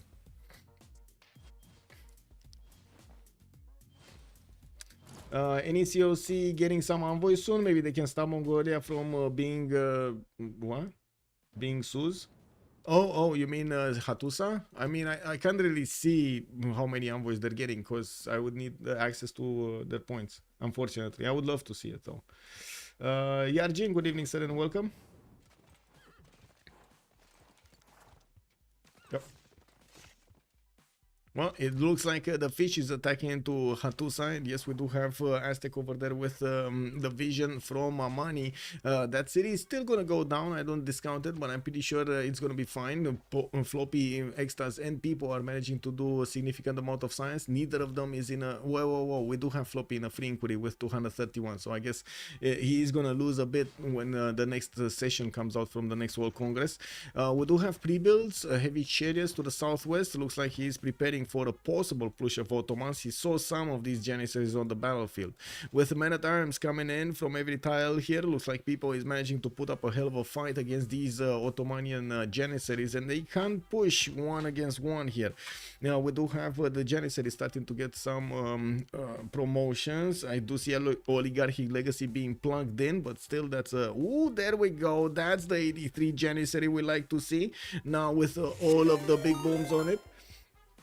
Elephant Guy, good evening, sir, and welcome. How are you doing? How was the game? I hope it was amazing. Welcome to hell. We got here COC and DSharks making on the Reich Highlands map literally hell. Mongolia managed to go against two opponents. We had on the left side also Zulu managing to take out a city from Spain from the beginning of the game with the help of Gaul. We kind of had over here Ottomans being derailed by Mongolia, and you do see how Mongolia keeps at it. He's starting to eat through the trade route line of his opponents, slowly but surely taking out these both Egyptian traders and the Ottoman traders. Now, while he's probably going to be working on taking down cities, kind of one-sided, not going to lie. This looks like a fun game. Yeah, man. Fish with Zulu. He lost his second golden though, and because of that, look, it takes him so much time to recover in the science and in the culture. But I trust it might happen. 233 production. He does manage to actually get quite a bit more. I do want to give a big shout out over there. I hope you had a great time on the stream, and by the way, if you guys don't know, Elephant Guy is also streaming a lot of Civ6 action from the normal games and also quite a few competitive games over there. So big shout out. Thank you so much for the raid, sir. Much appreciated. Let's see. Okay, more production. A lot of these trebuchet cores going toward the east side here. He's definitely gonna take out Hattusa, but he's gonna spend a lot of his strength of his knight cores to do that, and that might not be the best thing. We do also need to see if Hattusa is gonna receive a bit more, a few more envoys to increase his strength over there in the garrison. We do have, by the way, whoa, look at this. We got thieves actually getting put under siege. Got to get out of that. But it looks like right now Mongolia is managing to inflict a lot of damage to that city center. His knights are able to get in there and even have a chance to take that city away from Egypt. It took some time, but you know, the production of Mongolia did at some point become much better than Egypt's. Now we do have also Mongolia managing to get to pillage those trade routes. You see the gold per 10 right now between Cynth and Khornie is down to its lows, 42 on Khornie, Cynth is 34. Ben is picking up the flat of getting that going. Madman, thank you so much for the follow, sir, and welcome. I do have to point out Ben is showing up big over there with 116 gold, not to mention 204 science. Floppy and Ben are in different golden ages, a free inquiry on Floppy and one pen brush and voice on antibiotics. This means Ben over here is gonna get a significant boost in the next part. He already has significantly more production than Floppy, but I did notice Cyrus just got his industrialization, right? So he's just building his coal power plants and everything. Getting to 110 universities from Pasagarde, did get the Forbidden City over here, and I do want to check his cards out. Craftsman, okay, professional army, Republican legacy, liberalism, a lot of amenities being generated here, the commercial hub for the free inquiry, and the public works for the extra bonuses for builders. Okay, let's see what's going on here. Okay, muskets upgraded. It looks like again these Ottomans can do damage, but not enough. It looks like Pipo over here with the extra science is managing to keep up with the needs. We do have him building walls, and I guess he doesn't know about the battering ram on the way, but he's gonna know. And of course I do have to point out Pipo did get 286 points of production. Man, that's a lot of production to put into units over here. I'm pretty sure Ottomans double line of units should defend over here. Still gonna be very hard, painfully hard though. We'll see. We'll see how quickly. How quickly? 4 turns for a musket. That's slow. Tenochtitlan, Atsacapotzalco, going campus research. Okay, an encampment from Teayo. That's gonna be north. Not gonna be that big of a help, but sure. Help for later on. Sure. Yes. And I guess the big question is, because of course Mongolia is starting to pillage all of this territory of Egypt on the east side, and might even chew through his northern cities. The question is, how is Gaul gonna try to get this victory? Chat was saying maybe Diplo. They did manage to get only 3 on Ben, and I did notice the Statue of Liberty is getting built somewhere. Give me a second. Yeah, there we go. It's in Zranka. It's also a city that has Reina for the extra gold towards Spain. While I do notice 10 turns is quite a long time. We gotta see if it's being built here somewhere. I think someone of Briva is gonna get it. It could be built from the capital also if he actually switches the capital to the capital. Here also in Candy. Is he going for it? Because it doesn't look like he's going for it. Civil engineering in 2 turns. Okay, he has civil engineering in 2 turns. That's why he's not. He wasn't getting it. Government Plaza also just gives bonus to a campus, but that's still a +8 campus, so pretty good. Whoa, a city center got taken out. Which city center got taken out? Because I'm pretty sure Hattusa is still alive. Who lost the city? Oh, Persia did send those units to the north, and looks like Floppy was actually successful in taking out that other science city state from the game. That actually slows down significantly Ben in his science acquirement, since Floppy does have the only one in the game for a bit more time. We do have Floppy also managing to get 3500 with 36 technologies. Ben is on 32 technologies, so 4 technologies ahead. Zulu does seem like he's still bonking against this city defense, and I don't see new envoys getting put into Hattusa to make it stronger. I'm pretty sure Mongolia cannot do anything about it, so they can just watch what's going on over there in the north. Mongolia definitely focused with everything he has against Egypt to try to fend off this attack. He also will desperately need to take down Thebes quickly, so he doesn't give the opportunity to Egypt to upgrade more of these spiking shots. And I doubt that he's gonna have enough strength, but I'm pretty sure he's gonna try. Yeah, we do have Mongolia barely getting his military engineering, could not manage to get to cuirassiers, of course, ballistics, and well, still fighting with crossbows and knights against his opponent. Okay. No trebuchet to also take down Thebes. The trebuchet has been far away in enemy territory here against Ottomans on the east side. It took a long time to get it back. Okay, no units over here. Spain, not doing much, not doing anything, just getting his production up. Industrialization kicking in next turn, already 244 points of production. Khornie is barely on 100 science, by the way, but he does have 208 points of production. Floppy did jump up to 386, and I do see Pipo is 298.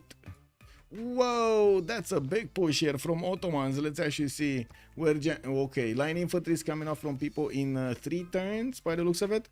That's that might not be enough time.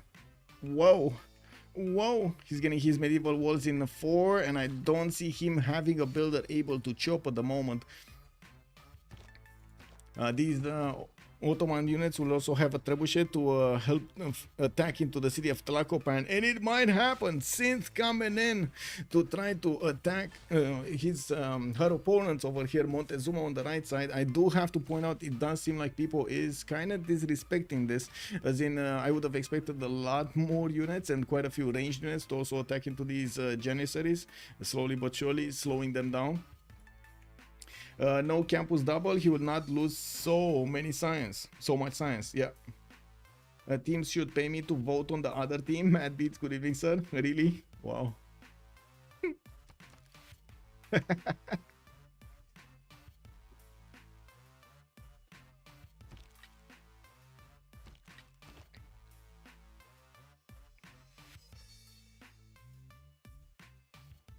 Okay, Aztec still has a +3 on his opponents.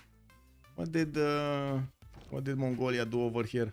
Not much, actually. He did manage to pillage most of the tiles, and the economic damage is clear. But other than the pillages, no city center was attacked. A Frozen Lion, thank you so much for the follow, sir. Good evening. I think I didn't put my... oh, there we go. Bilal, also hello there, sir, on YouTube. Hello there, Ruth. Good evening, sir, and welcome. I'm fine. How are you tonight? I'm, I would say, gasping at this game over here. We had so much action from the beginning of the game. Bilal, also just wondering, how does boost work on team games? Boosting works on team games in a very simple way. Whenever one team member will discover a civic or a technology, he will give that particular technology boost to his allies, basically all of them. And what happens in team games, they are trying to min-max this, and some will go for a technology, some while others will go for another technology, and so on. So they can give the boost to each other slowly but surely. Okay, it does seem like Mongolia is just pillaging away here, and of course not actually benefiting that much from the units of Lahore to take down cities, but it's fine. He got so much value out of these pillages. Looks like also the city of Thebes is gonna fall. We do have Mongolia with enough firepower here to keep on attacking into it, and he keeps on getting as many knights as possible. This is his whole mission in life: just get as many Keshiks and as many units, knights and so on, and crossbows and everything, so he can attack into Egypt. That city got taken down. Right now Khornie will need to use his army for something to probably defend Abydos and Ses from this point forward. Hattusa is about to go down. We do have Zulu with enough strength next turn to take that city down. The city is still not under siege, not that it matters that much. It's not gonna heal to put pressure on TaskForceFish here. With the road being built, the military engineer is going to get going towards Hattusa. I would imagine TaskForceFish does want to get to ballistics so he can hit Mongolia with a strong unit. But to be honest, his Knight Corps should be strong enough anyway. 65 versus the Knight is 59. And that's a very low HP Knight Corps. That's a very low HP Nightcore. Like the highest, I don't see a full HP one because I would show the damage. It's like 7159. It's very good. Janissary push. Janissary push. Tlacopan is losing its strength. It does look like Aztec is gonna lose at least one city here. And we do have people with 2 turns from military science. He got greedy, went for industrialization, and it looks like, yes, he got the production, but unfortunately he didn't get the unit to defend himself from Ottomans. I think this was a bit of a lack of respect to the Janissaries here. Just a bit, a tad bit. Okay, lashing out, it looks like Ottomans is still gonna do the damage against Tlacopan, while I do notice Cynth is starting to lose her Janissaries. It's gonna be extremely hard to put new ones out, especially with her production capabilities, only 93, and this is the army she has, this is the army she's gonna be on. Now we do have new musketmen coming, and some of these crossbows coming around. With the crossbows, you can see he's dwindling the damage of these Janissaries, just allowing these musketmen to counterattack if they can. Wait, did Tlacopan just get another life? He got another turn? He did get another turn. Okay. He did.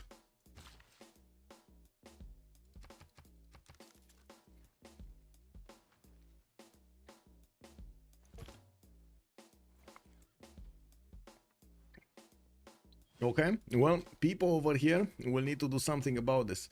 We do have one more turn until the next World Congress. Erwan going Dark Age, this is going to give him the +5 card. I do see on the other side, Khornie is going to be a Dark Age also. We got Extazzz, 8591. See, he's 6 points away from getting his golden, and it doesn't seem like he's going to get those 6 points in the next few seconds. We do have Floppy also 6 points out. He's 92 out of 98. Also doesn't seem like he's going to get them in the next few seconds. While Pipo is definitely going Dark Age here. TaskForceFish is going to be in Golden Age, 114, 101. He does have trade routes, as you can see, with Gaul towards the south. That's not bad. That's definitely not bad. He's getting a lot more, and he's starting to build up his military academies to start to clean up the map. You know, we do have knights also coming down from the Recorderum and Bagakum. I do see Ben is starting to build a stronger army. On the east side, he's probably a bit worried about Mongolia able to actually go towards Tervana in the south, and we do have him also sending a settler so he can couple his economy with Egypt. We're going to need to see where that Egyptian trade route is going to go into the water, probably through Abydos, but I guess we'll see. I do see also, what do we have? Cynth, 50 out of 58, gonna be a normal age. Looks like Khornie is also 70 out of 85 at the moment, and of course gonna be in a dark age. We do have Pipo. What do we have here? Okay, more musketmen. More musketmen. When? Next turn. So people will need to upgrade as quickly as possible his light infantry's next turn. That should be a strong enough unit to fend off attacks from the Janissaries. Okay, Tlacopan is lost. He's not getting that city back. But the others might actually survive. Let's see. Ballistics also coming around next in 2 turns from Khornie. This will be a technology that Mongolia is going to have a problem with. We do have the gold also, major problem, but that is before reform the coinage is going to be activated on Shaka. On the other side, no problem with the gold. Extazzz, Floppy making so much gold, they don't care. They don't care. And I do see Floppy managing to get 450 points of production. Extazzz is 337. Pipo 263. While of course Erwan keeps on taking away the production of his opponents. We do have Fish managing to take out Hattusa. They do some science slow down here, but I want to say it's that major. And it does seem like Erwan is gonna go against Tervana. Erwan, Mongolia might actually get these down.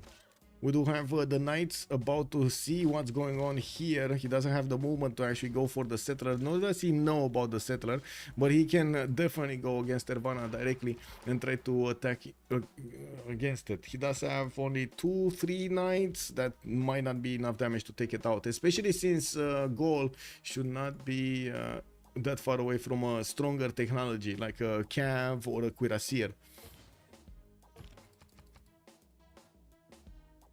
Okay, looks like we still have some Mongolian units doing the pillages over here, trying to find any mine that they could get into. And I'm a bit surprised about Atlani. Erwan might have actually forgotten about this spy over here in Aketatan. Wouldn't be surprised if he's gonna start stealing gold anytime now. Okay, so one city of Aztec has been taken down, line infantries have been upgraded, and we do see them, okay, stronger right now, definitely stronger than they were before, but still not really strong enough to fend off attacks, are they? The full HP ones maybe, but whenever they're gonna be lower, that's not that good. We also do have to, I do have to point out, Aztec did try to keep on simming instead of getting enough units to fend off attacks here, and that gave Ottomans quite a few opportunistic moves, because there were no units to punish him. No extra units to punish him.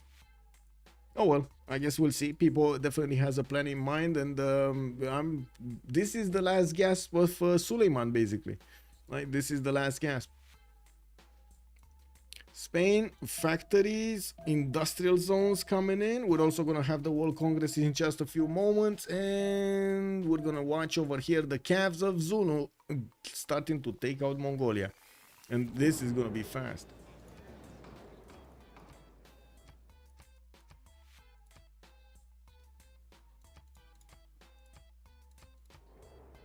Yep. The levies, that's brutal, yes. Imagine if you have hunger in the game. Oh my, oh my. I'm gonna leave this here.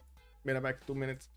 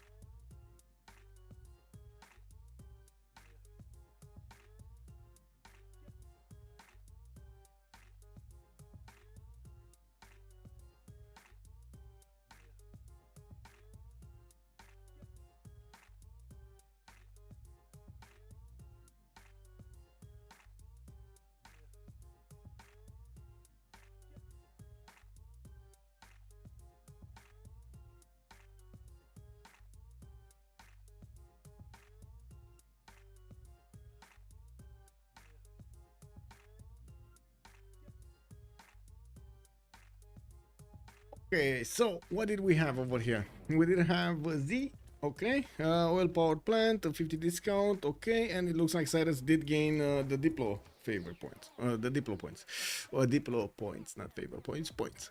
Okay, so let's see what is he at. We do have actually Floppy on 9 out of 20 on Cyrus. Looks like he did manage to get the Statue of Liberty and did roll quite a few points. I do see Vrul Valley in Pasagarde. Athena. Vino cu Rule Valley is going to give him a big boost in production, and it does seem like also Extazzz is going for research labs. We do have Oxford University being built in Ray, and there is an array of heavy chariots being deployed to the west side just for defensive purposes. I do see the units of Ottomans are not actually right now moving towards the line infantries. It does seem like Ottomans is more of gonna get like a defensive postures than anything else. We do have medics also coming out from Tenochtitlan, and Champola gonna get new line infantries, while of course the campuses are gonna give Pipo over there the science he wants. Now we do need to see, of course, how fast Mongolia is gonna fall to the units of Zulu coming from the northwest of him. I'm sorry, I need to put my chats in order. Somehow I lost them out of order. Okay. Oh, I know. I clicked on the wrong button. Your kid's hero. Hello there, sir, and welcome. What happened to their GPT? I thought Ottomans in Egypt should make so much. Yeah, I mean, all of the trade routes did get pillaged because Lahore got levied, and all of the units of Lahore, there were like, I don't know, 10 units or something, did go and started pillaging the trade routes. This is where the gold was made. They will slowly get them back, so I would imagine the gold portent is gonna be better later on, but still that was quite a problem. This is quite a problem. This slows them down quite a bit from getting the gold. Fish is managing to get his gold necessary for his units. He's in a reformed golden age, and I do see him on 135 with 325 production. He's gonna get to hard build these cav cores quite quickly, and it does seem like right now he's wanting to put these to flex against his opponents. Now we do have also Gaul managing to get extremely big, 247 science and 158 culture with 600 points of production. Whoa, Cynth just disconnected. Oops. Okay.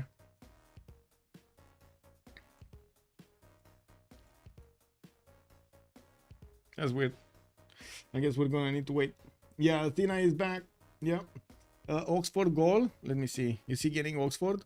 Oh, he's getting Oxford. Then it looks like he's gonna have Filippo to help him out.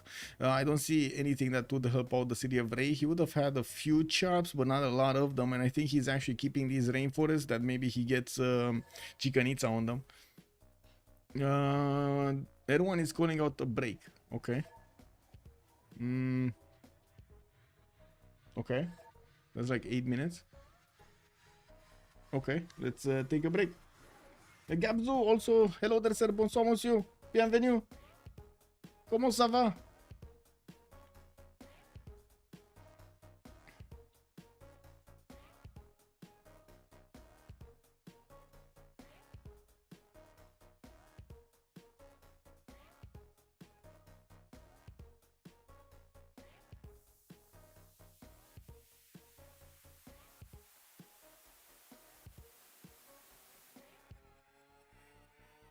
Forcing a scrap, kick W. Yeah, we don't really have that here. She's coming back, it's fine. Okay, I guess I'm gonna put up the timer on the screen. We're gonna wait a bit. 7 minutes 12 seconds. Okay. Oh, let me realign these because they're not aligned again. Okay, there we go. Should be fine. Should be fine now.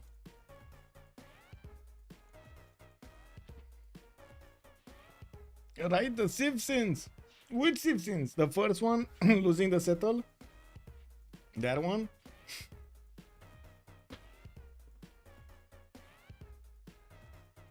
Underestimating Genghis, losing Barcelona. Is that, I mean, is that activated as a Civ6? I don't know, because I didn't see that much of a. Okay, I know Jingo you are calling it, but nobody else called it. I thought Thomas, okay. Do we have, I guess I'm gonna ask, do we have chat? Do we have Janissaries, underestimating Janissaries as a Civ6? I think we might need to relobby here.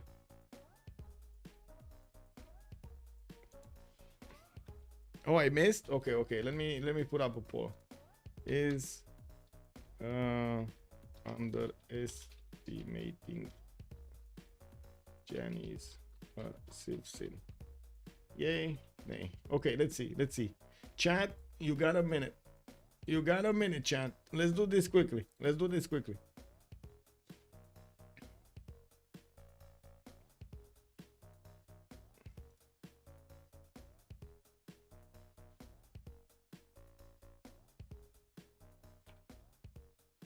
Nah.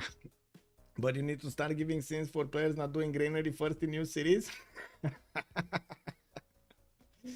People had the entire game to prepare. He did. He did. It got a bit greedy, you know. It got a bit greedy. That industrialization first and not actually getting the at least men at arms. Oh my god. Yeah. If he would have had men at arms, I think this would have been a lot better. He would have gotten so much faster to line infantry. Looks like the vote says nay. I don't know, man. Jingo, I don't know. We got 3 yeas, but the vote says nay majority, 5-3. Also, Ash, good evening, sir, and welcome. Would you please be able to make the team names fonts just a little bit smaller so it doesn't block the Civ icons? If I do that, sir, I'm afraid they won't be legible or obvious enough. I would gladly do that, to be honest. But yeah, I'm sorry. It's 1 food and 2 housing. It's not useful unless you're like about to run low on housing. Yeah, big fan of granaries. Woohoo! Granary power, man.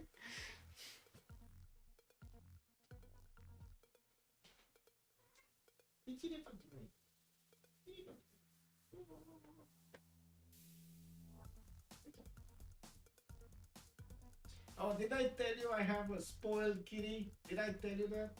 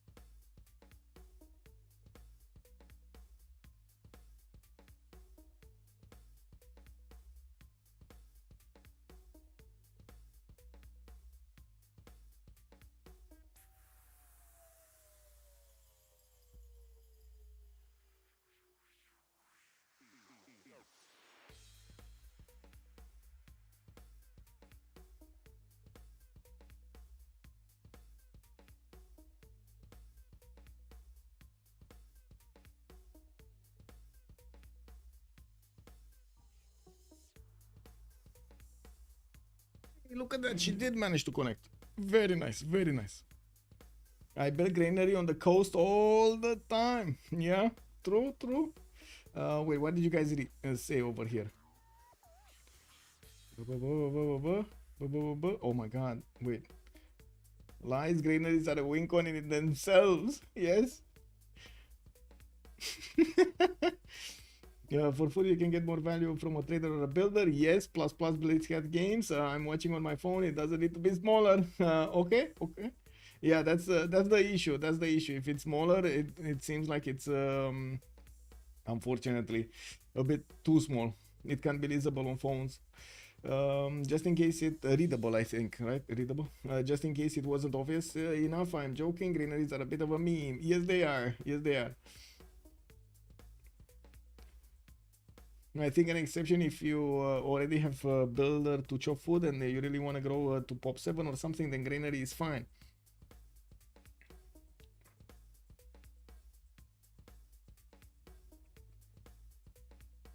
To be honest, a lot of the times I do see granaries, of course, being built by the players because they do need those extra housing points and they don't have audience chamber. Most of the time I do see them building them between turn 40, 45 something towards 60, and of course later on, so they can get from that 5 population to the 7th population. That is the moment they really need that extra boost. But I do have to agree, however, I do have to agree that you do get quite a bit of housing also from the farms, and you do see these awesomeness farms actually being built here by Aztec. Okay, so many calves coming around from Zulu. I gotta say, we might actually see COC pull this back, especially with Zulu managing to go into the lands of Mongolia soon. Gonna rip off quite a bit of gold from this territory. And I do notice Erwan is realizing he's gonna be in danger and he's trying to get out of there. Jerusalem is a city being seized by Extazzz, by him and by his ally, and that's fine. We do have him sending those units towards Lugdunum, and I do have to point out, if they do manage to actually do the damage against this city center and take it down, this is gonna be a problem for their economy. They were trying to actually build the economy in between these empires. It's just situational. If you need to grow to build a district and the granary is the best thing you can build to help you do that, then go for it. Yeah, if you need housing, granary is great. Yep, I agree. I have to well, granary is great at some point. Yeah, gotta be careful with it. We still don't have Ottomans actually moving much further ahead. It does seem like the light infantry did manage to stop him, and I'm pretty sure people with the full strength line infantry will have the opportunity to attack against him. We do have a +3 intel on opponent's movements, and it looks like Pipo did manage to get nationalism. He has the core ability. He does not have enough units to core them up. If he starts coring them up, sure, a stronger unit, but not enough of them.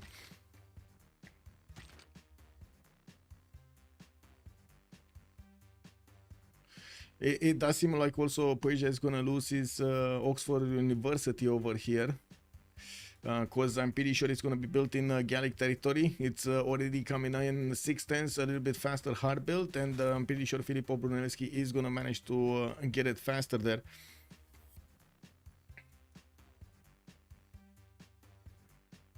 ERL gameplay is only fun if your backline is good and carries. Indeed. Also, Max the Joke won game 1. It was the Sharks, sir. It was the Sharks. Also, good evening. Hey, we got some love markers over here in the chat on YouTube. Woohoo! We got also some. Oh my God! Look at that. We got a party going on YouTube. Everybody's clicking on the buttons over there. Wow! Wow! Wow! Wow! Wow! Amazing. Yes. Thank you so much, sirs. Let's go. Yeah, we are okay. It was end of turn, so we're gonna end the turn over here and go next. I really hope she's not gonna desync, because otherwise we're gonna need to relobby. How is it going here? Let's say let's. Good evening, sir, and welcome. The Sharks did win the first game. Also, Luna was settled only for the traders. Exactly, it was settled only for the traders, and if this one goes down, it will be a problem. And it looks like they will need a relobby because desync. Yeah, a bit unfortunate. Oh well, it's fine. We're gonna relobby quickly. It's fine.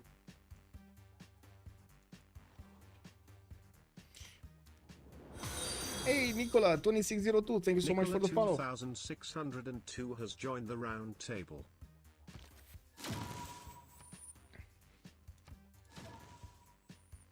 Lee Sin 1729, is this pretty even? I would say so. Good evening, sir, and welcome. It's all about what Zulu is gonna do in the next part of the game. Gaul also, but Gaul I think he's gonna be more defensive than actually offensive over here. And I would imagine he's gonna go for some later on technology, something like planes, jet bombers, GDRs, or that. While Zulu is gonna try to get the tank army is going to flex, and artillery army is going to flex against his opponents. Also, Frame Tamer 2024, thank you so much for the follow, sir.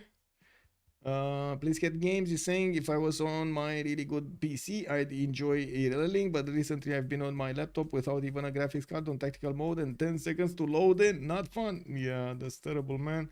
I'm so sorry. That must be quite a problematic experience. When you're e-rel and you can escape, you can watch YouTube videos from Michael. That's a good idea, D. Beasley. That's a good idea. Yeah. I forgot about the starting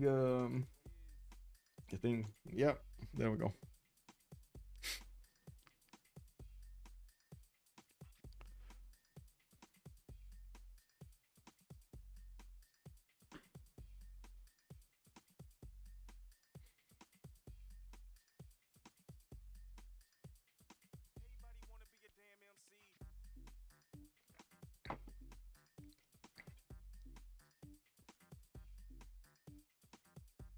Oh, I totally forgot, by the way, on YouTube. Did I not ask the biggest question of them all? I did not. Can we get, let's see, let's start off early here. Can we get to 40 likes?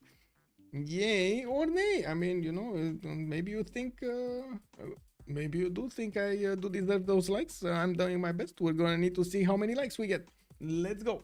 We do have the game also about to start up here. I do want to double check the 0ms so I don't actually have any problems here. No, it's fine. And I do notice, of course, we do have them readying up. It's just gonna be a matter of time. Also, Vigo Stars, good evening, sir, and welcome. Who won the game one? It was the Sharks, sir. The Sharks won game one, and to be honest, it's kind of close. This one is kind of close also. We're gonna need to see if Persia and Spain are gonna manage to carry this. We do have a very big Zulu. Gaul is very big also, and well, by the looks of it, they're asking about Trinda.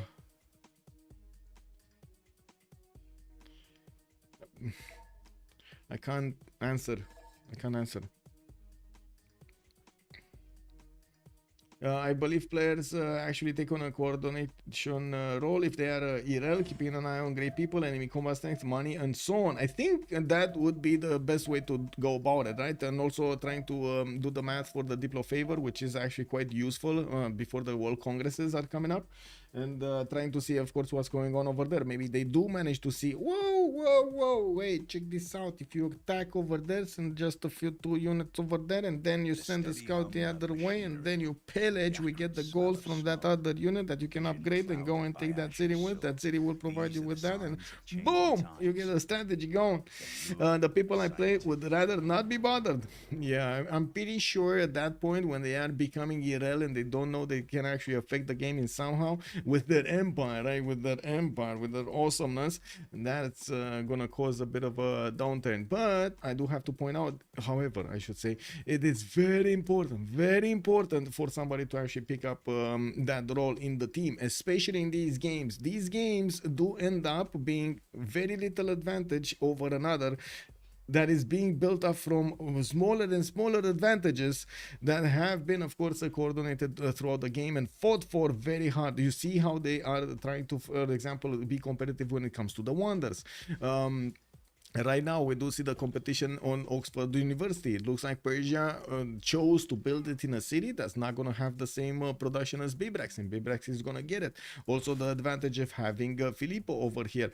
Every one of these is adding up for the players to get the victory condition. This is why we love Civ. There are so many details in the game.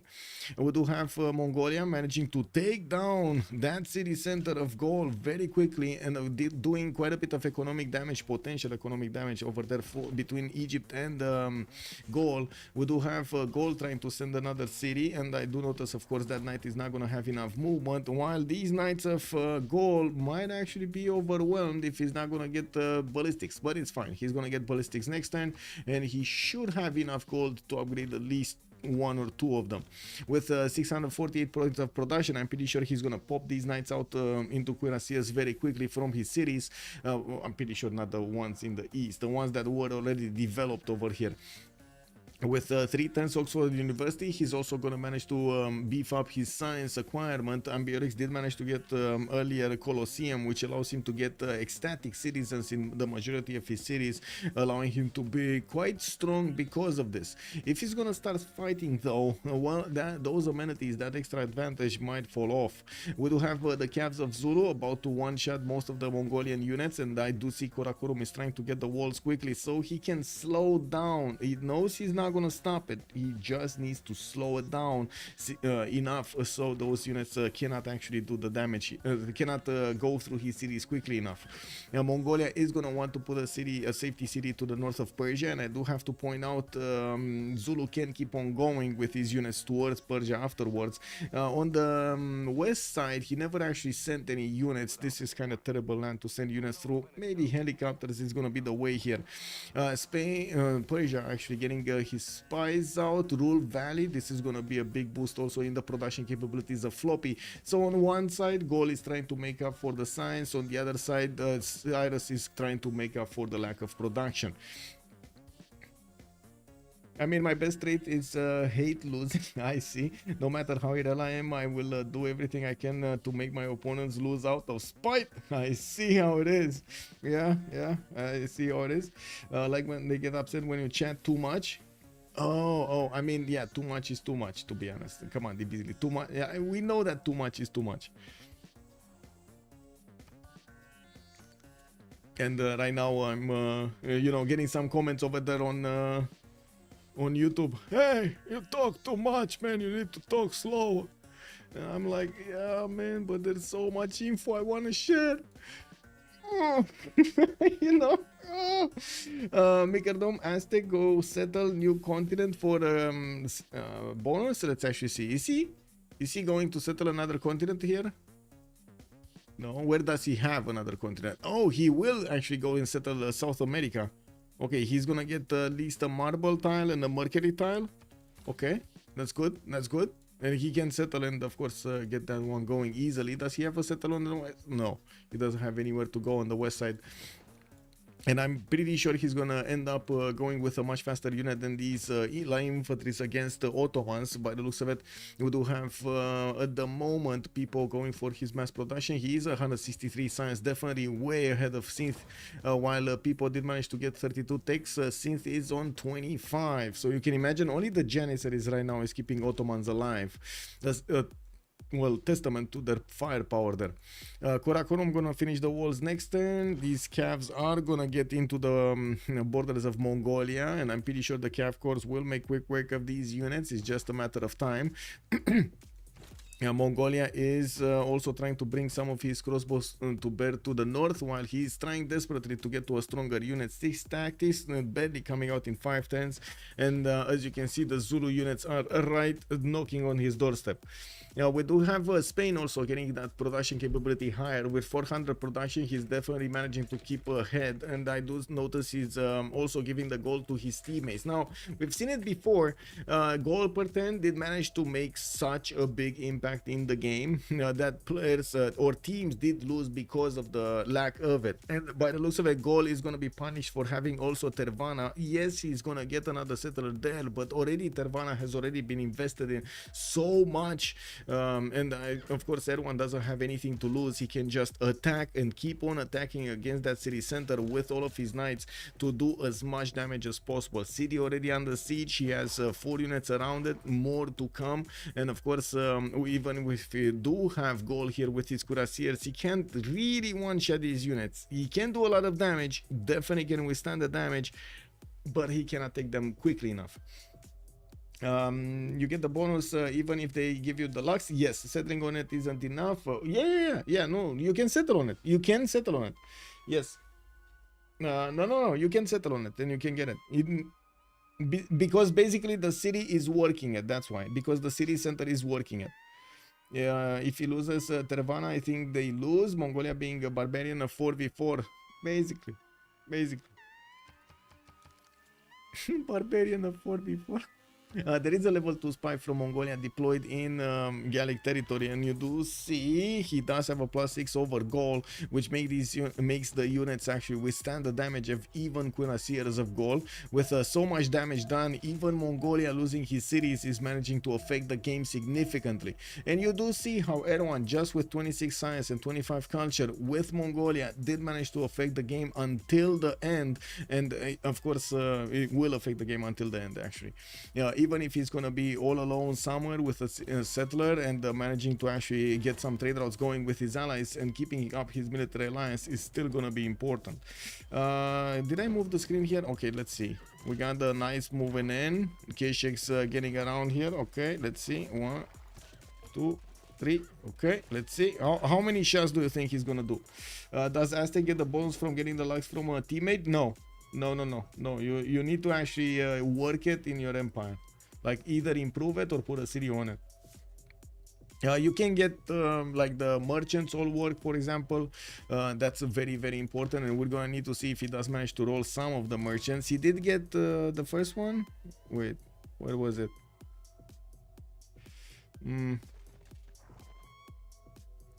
Yes, he did get Koleos. He did get the free amenity from that. Let's see in the last ones.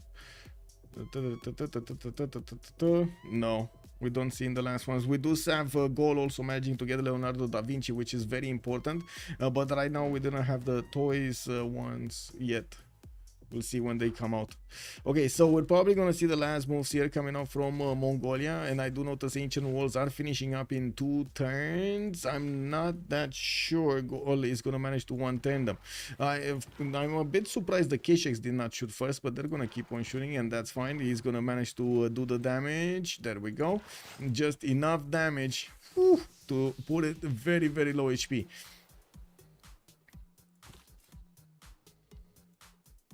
Okay, Gaul finishing up his coal power plant, and I do see Ben getting tanks soon, refining in 2 turns, while Pipo is gonna get his industrialization next turn. We do have Pipo also starting to move ahead with his units. Did deal quite a bit of damage to the Janissaries, or at least, I don't know, where did these Janissaries go? Did they all move to the west side or something? Because there are so few of them on the east. It looks like also Pipo is not gonna stand around with his units. He does have +4 luxury attack bonus with a +3 intel on Ottomans, and will start moving towards his borders. We do have also Persia starting to send a few of his coursers and cuirassiers towards his opponent, which can attack into Ottoman's Janissaries, but they're not efficiently strong enough. The core ones might. Yeah, the core ones are. Now we do have Angkor Wat, also another wonder for Persia, which I gotta say it's very good also. You do get an extra population point in each of your cities, and of course Persia is gonna get a big influx of all stats, science, culture, production, and so on. 284 science, 124 culture. Looks like Ben is managing to get his 261 while Fish did go down to 150. Yeah, we don't really have any golden ages here. Oh, there we go. Tervana got taken down and taken back. Ben is managing to take it before Mongolia. Erwan is gonna actually destroy it. And by the looks of it, well, the walls are gonna be reset. We do have lower population there. The builder is gonna be taken out. Erwan can still do damage, and I think he's gonna take it another way. He's gonna take it another time, right? He has enough. That's 4 K-Shakes that can attack with 3 knights. That should be more than enough. Like, come on, that should be more than enough to take it back. I don't think he wants to risk it to lose it again, but still, that should be more than enough to take it out. Anyway, Erwan looks like he's also trying to put as many units as possible to slow down Zulu, and as you can see, the Zulu calf cores are getting into the borders of Karakorum. The trebuchets are also on the way, which are gonna deal with the walls. Now even the calves can chew through the walls. They just spend a lot of health doing it, and it's not efficient. Ulaanbaatar gonna be attacked by Egyptian units, and of course Khornie is out for blood here, trying to take out Mongolia from the game. And it looks like they're closing in from all sides on Mongolia. We will need to see if that escape settler is gonna make it to the north of Persia, but I think so. Even if Ottomans did send some coursers after it, they don't manage to actually see it. Okay. Where is this? Oh, okay. That's, by the way, big move from Ben. Big move from Ben to actually save his cuirassier from the city. He just put it out there with a cuirassier corps.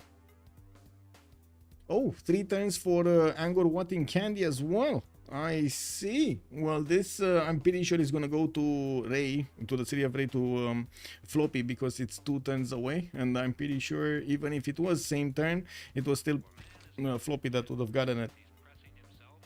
Crossbowman cores do deal enough damage against the Janissaries, but he doesn't have enough of them, just 1. And as you can see, he's getting his military engineers to build the infrastructure towards the north. I think these line infantries are basically playing bodyguards right now than anything else.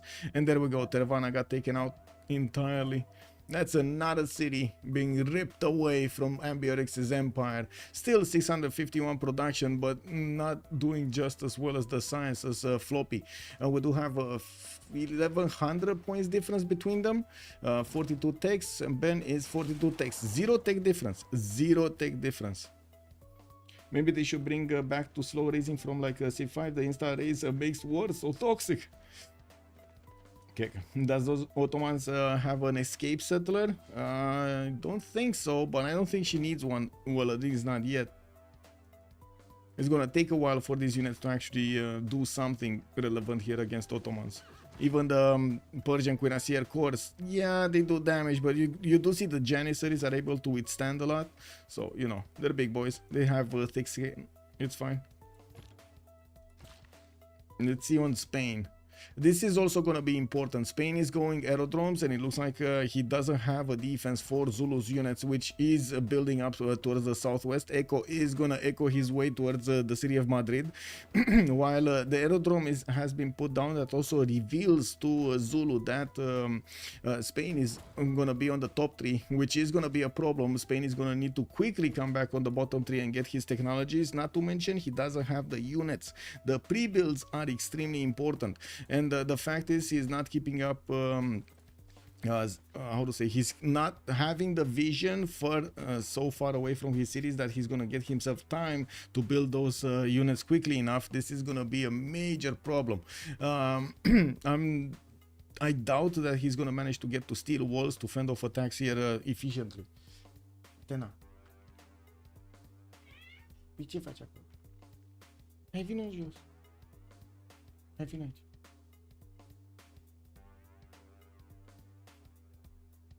Hai, Atena.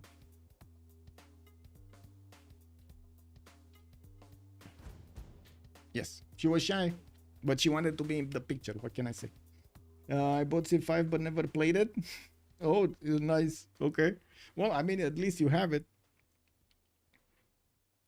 We do have the calf cords of Zulu starting to move, and I'm sorry, but I'm using my left hand to actually pet Athena at the same time. We do need to see how quickly Spain is going to realize he's going to get attacked. I would imagine with the scouts showing up from the forest, he's going to know that something is up. They did see Zulu's units appearing on the borders of Mongolia on his city, so I'm pretty sure he's going to be aware that's going on. But maybe Spain is going to be caught off guard. I think so. I think so. And right now I feel like screaming, Extazzz, wake up! Oh my god, somebody needs to put a loudspeaker next to Extazzz with Du Hast, you know, like in the How High.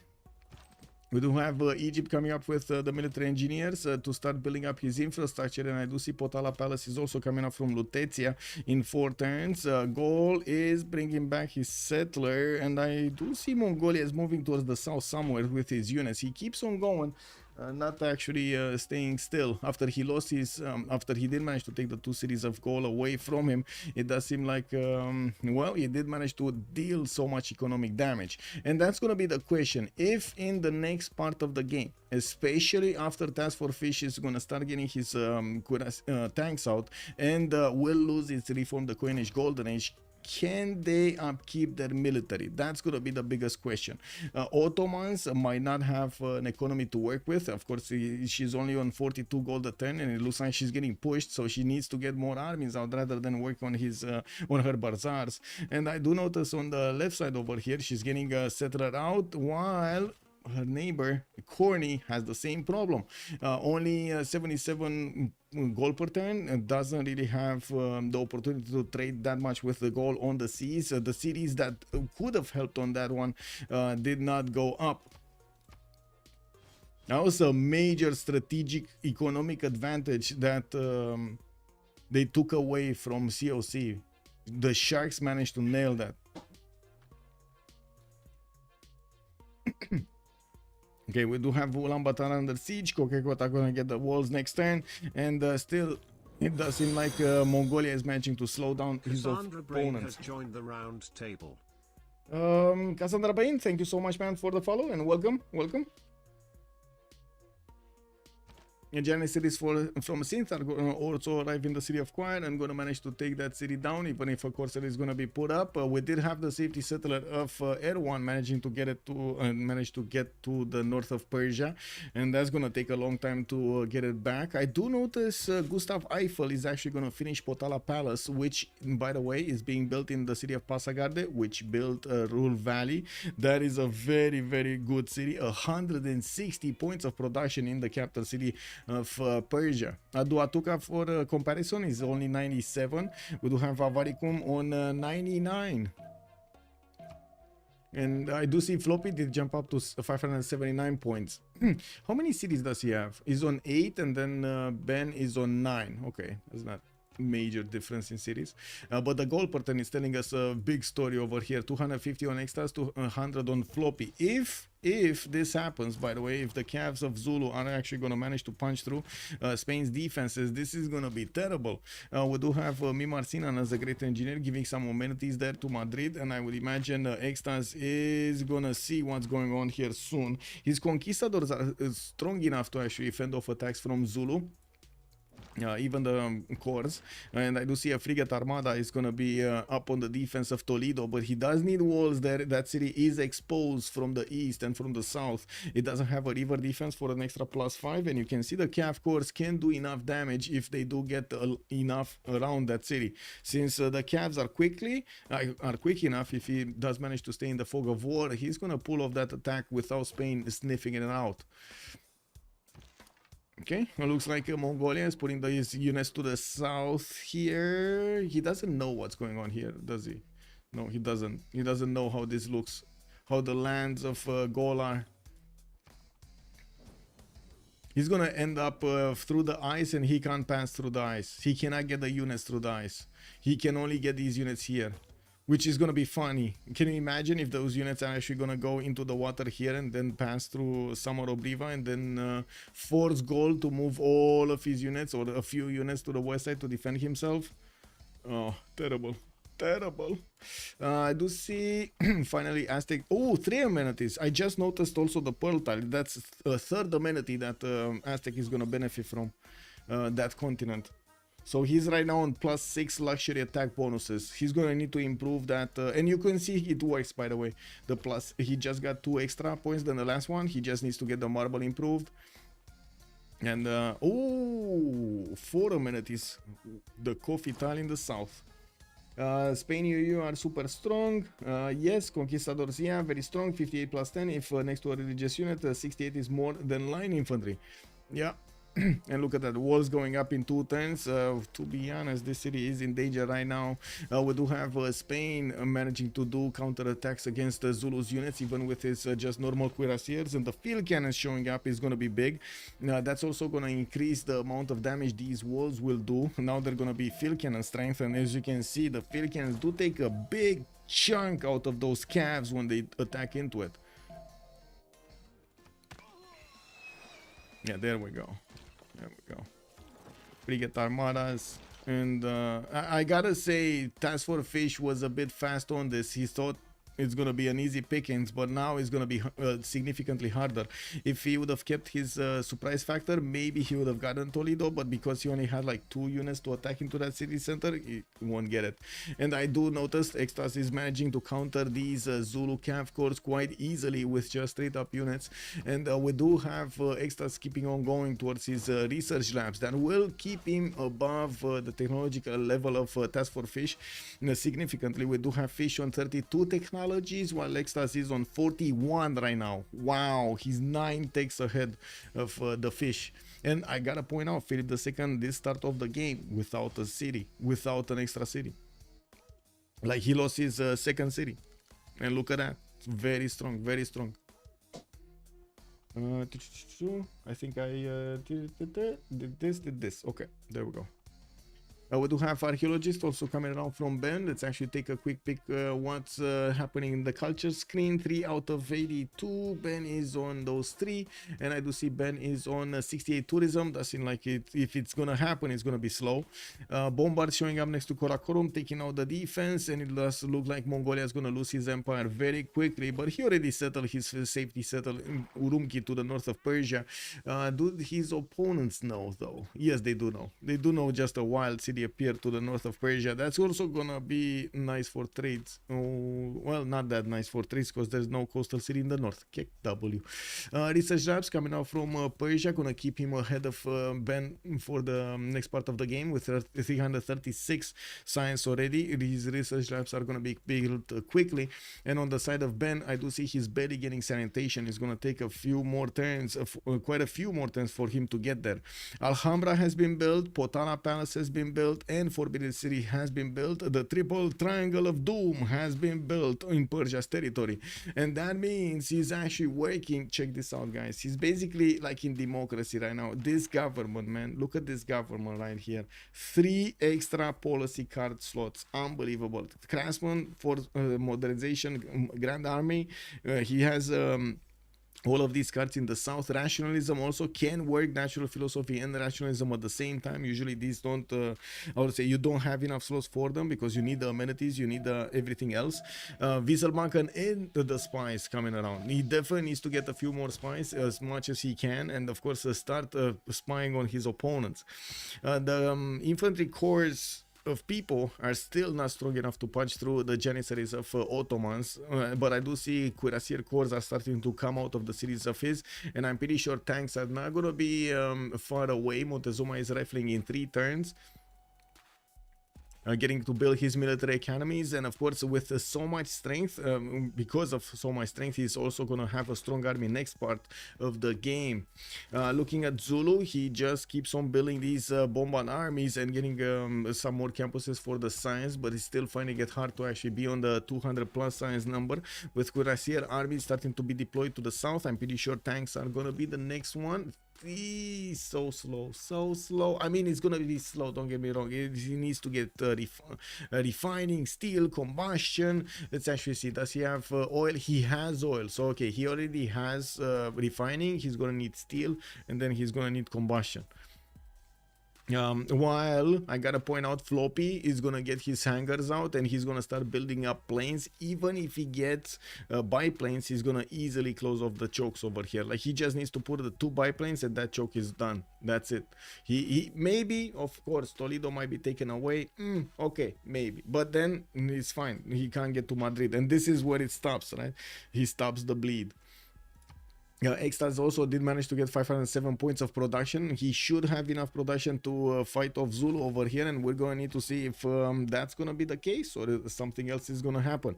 We do have more banks also coming up from the gold, since the gold is a problem on their side. Ben is going to need to get to fix that problem. He's starting to build the railroads to connect him and Zulu, so he can actually get more gold from those. You can see the gold pattern starting to show a little bit more numbers here, triple digits, while the production capabilities are very good, 727 points on ambiotics. We don't have yet, wait, what happened to these? Oh, okay, some of them moved back. Okay. Oh, wait, they're actually gonna appear to the south of Egypt. Lol. That's gonna be so funny if they're actually gonna be to the south of Egypt. That's gonna be so funny. Where Ottomans, can you imagine if they actually take out Ottoman settler before it actually settles? Wow, that's gonna be problematic to say the least. Okay, so let's see. Floppy is 341 science. He's getting his research labs built very quickly. 3 of them, 4 of them are coming up. 5 of them are coming out in 6. What? He's building 6 research labs in a single turn. Wow. Wow. 652 points of production on Floppy. Yeah. There we go. Him jumping up 437 science. We did have him managing to get Dmitry Mendeleev by the looks of it. That's what gave him the extra points.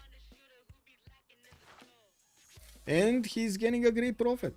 Okay. Wait, he actually built a holy site here somewhere? Or what? Or he got Stonehenge somewhere? I don't see a holy site. Do you guys see a holy site? I don't see a holy site.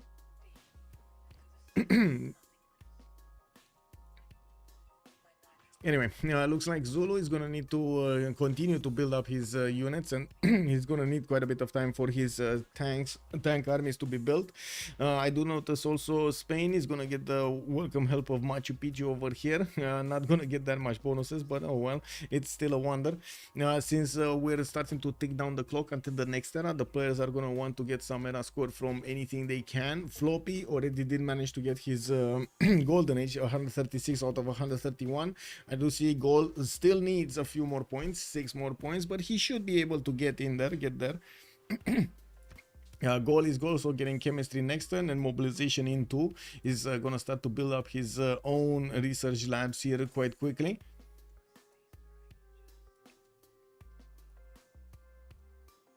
Okay, Blahor is still here, by the way, getting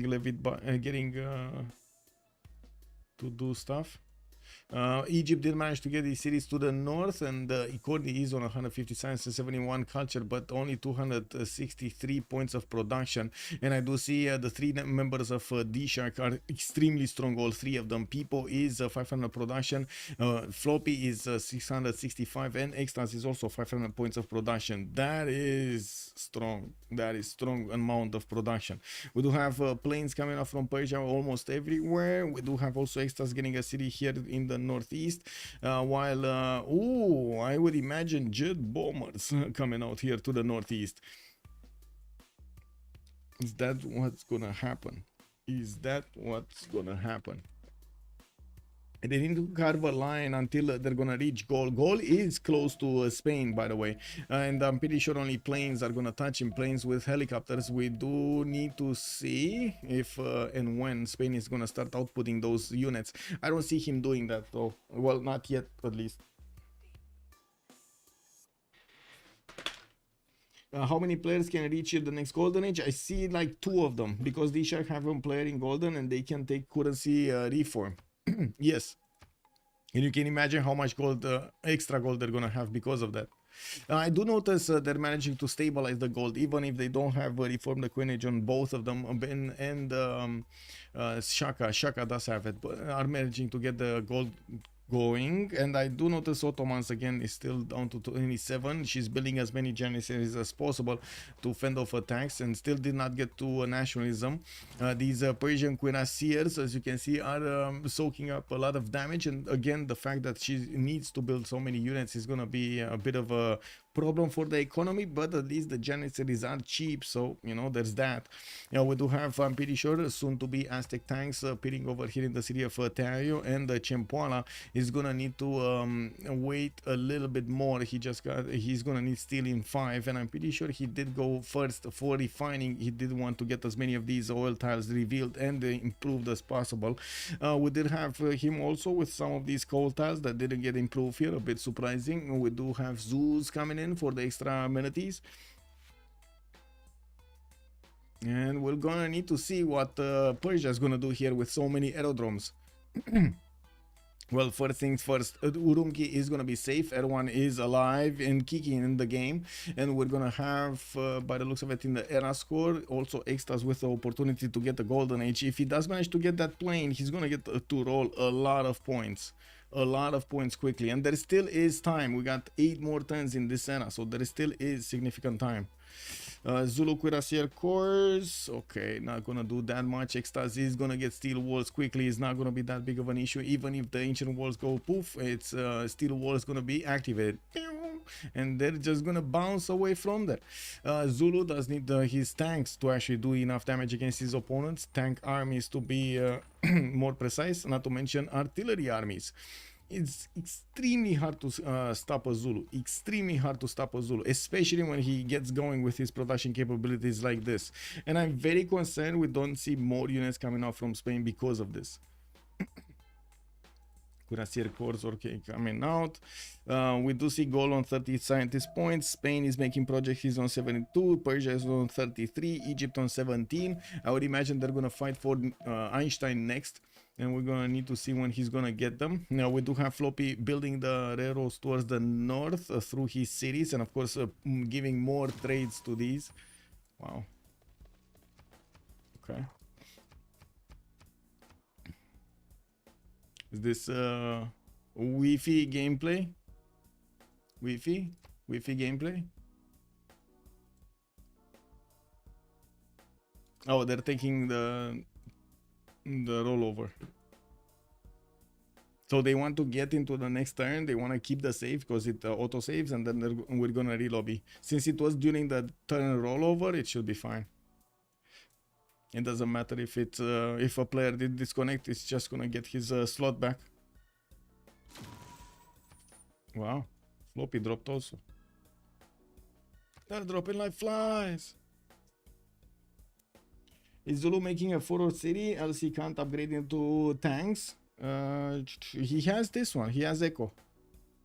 You think he needs another forward city? No, I think what he's gonna do is soak up a little bit of damage and pillage a few tiles to upgrade his units, upgrade a few tanks, come in with the tanks, then go against Toledo, pick up Toledo, and then upgrade the remaining units with Toledo's borders, and keep on going. But as you can see, that relies on a lot of time. That's the problem. Okay.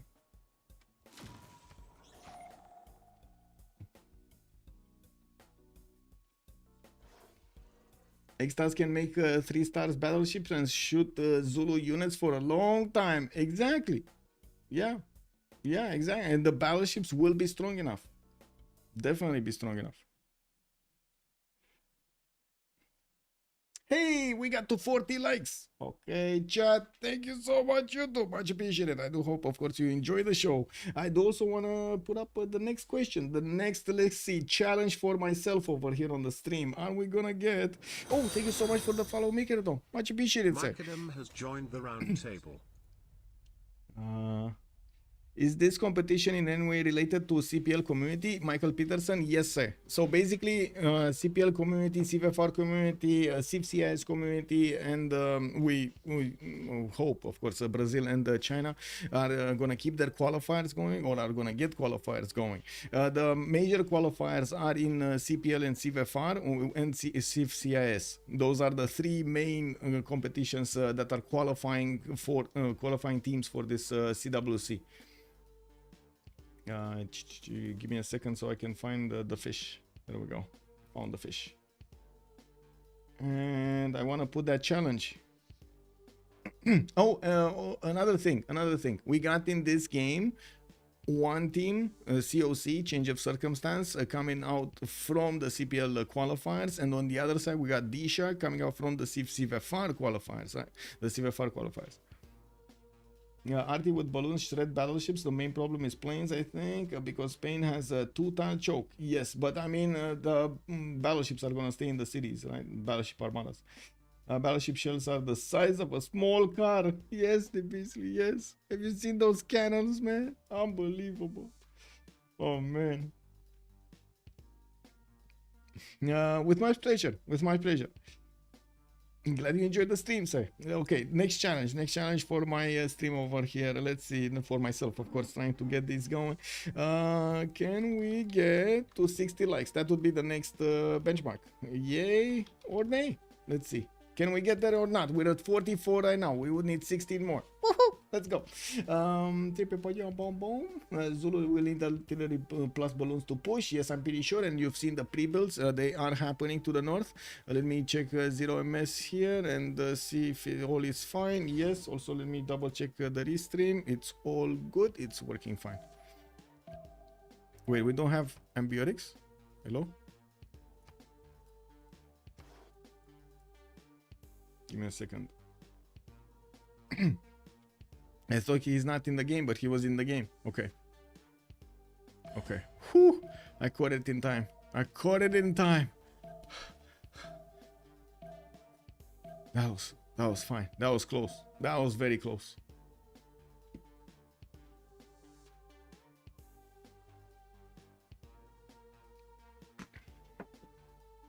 Hey, I don't know lot of coffee. Legends of flying men soared.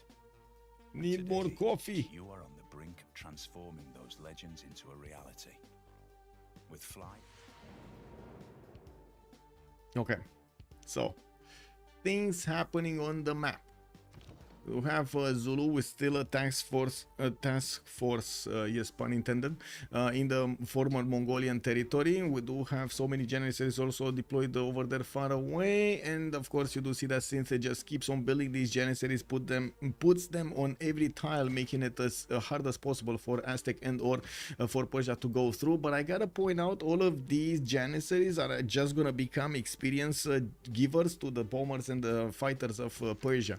I would imagine we're gonna have quite a few of those raising up in the air, and I'm pretty sure these janissaries are gonna be fodder. And of course having experienced fighters is gonna be important in the next part of the game, not to mention bombers. We do need to take a look how this is gonna evolve. Zulu is sending his units first towards the city of Toledo, which yes, it does have ancient walls, it is a strong city, but might not be strong enough to withstand so many units from Zulu. We do have an encampment that is stopping those units from passing through towards Madrid, and I do notice Madrid is one turning Cuirassier Corps. Oh, we got a double loader, and I think we're gonna relobby for relobby, yes, for this probably.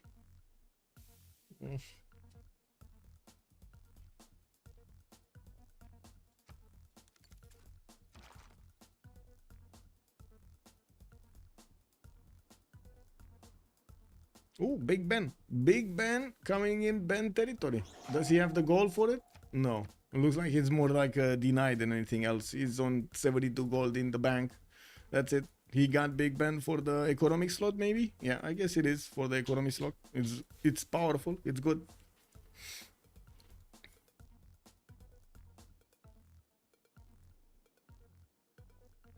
Zulu can't produce a balloon and need the goal.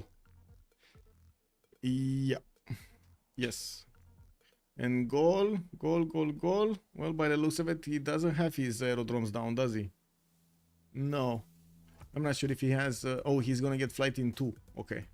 It's gonna take a while until he gets flight, gets the balloon, sends it over, and so on.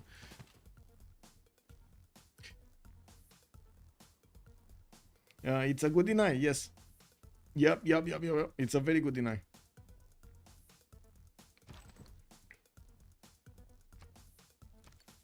Okay, looks like they're gonna try to let Cynth rejoin and see if she desyncs or not. Oh, be right back.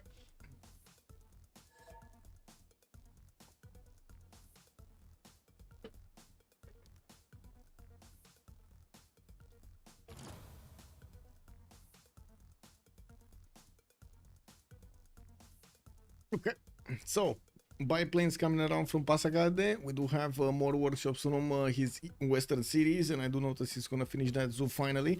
While Persia did only send a few units, it's more to contain Ottomans than actually attack into him. And as you can see, the army of Aztec is starting to get bigger and bigger.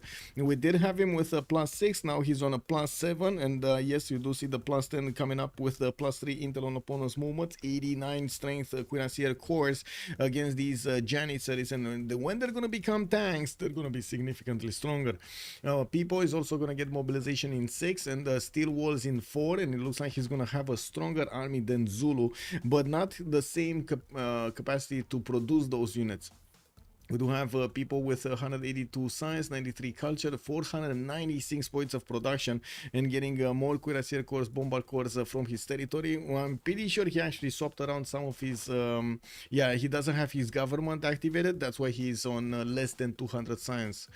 We do have Floppy also about to reach 500 points of science, while Ben is 200 lower. He's barely on 300. Yes, we did have Ben getting to his...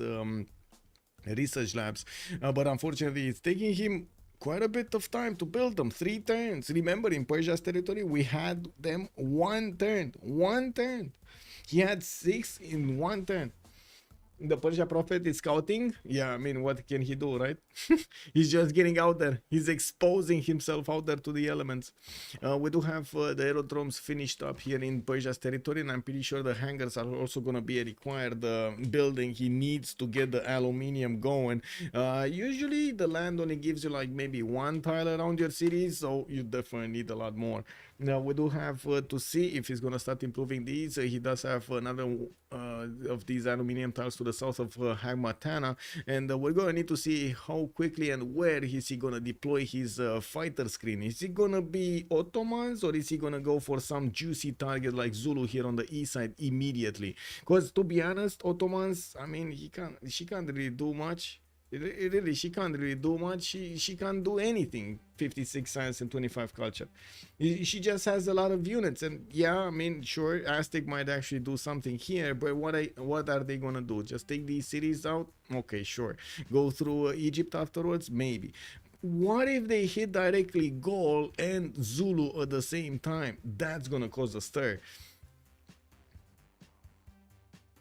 Like a true prophet, yeah. It is Sunday after all. They're basically calling it out. Is it Sunday? Because I don't know, man. On my screen, it's Monday. Is it Sunday on your side? I guess it's Sunday on your side, you know?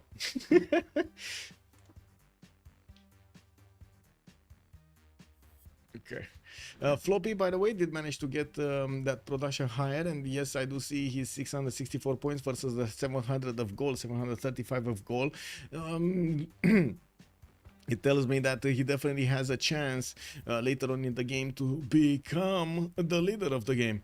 If he is not already. 265 gold a turn, while Extazzz is on 273. We do have so much gold in their bank, while Gaul is going to get 940. He was big in building the biggest band here in Lutetia, which is going to give them a big influx of gold in the next round. They will also get he will also get an extra economic slot, which is going to be extremely valuable.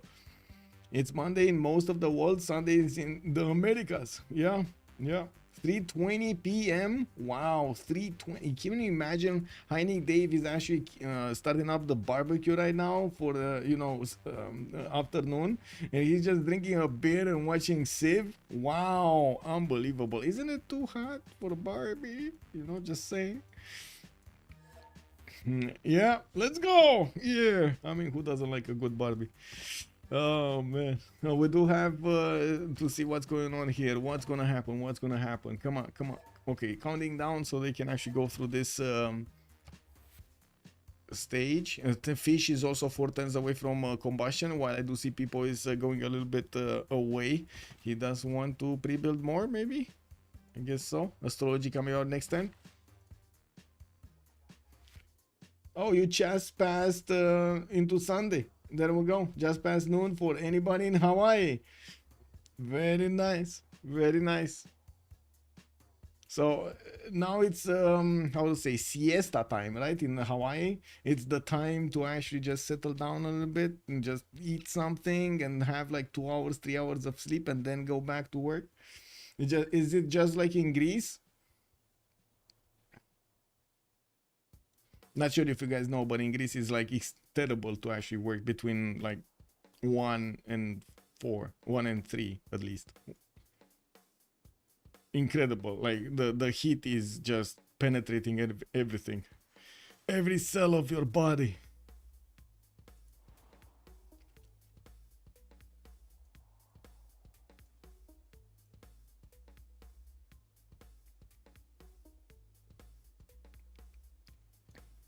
Well, this is a bit of a long rollover.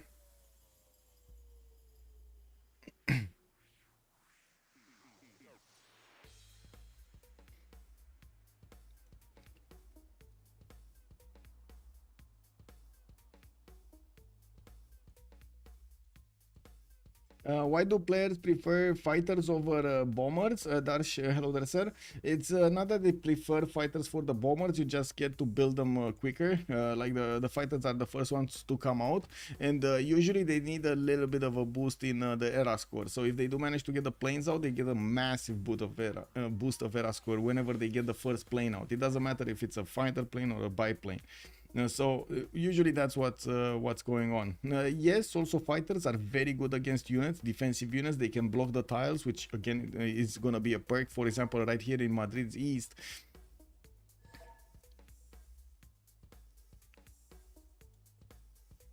What happened to those Mongolian units down south? I think they're coming back. Wait, let me see. Where is it? Here? Yeah. Yeah, they're going towards Muscat, by the way. What is Muscat? Muscat is Floppy City. Okay. But he can't get in. Like, Erwan can't get into the city border because it's not his. Even if it's his ally, he can't get in there. Which is kind of weird. Very, very weird. Okay, we gotta turn it all over. And I guess we're gonna... Yeah, we're gonna reload it really quickly so we can fix this problem.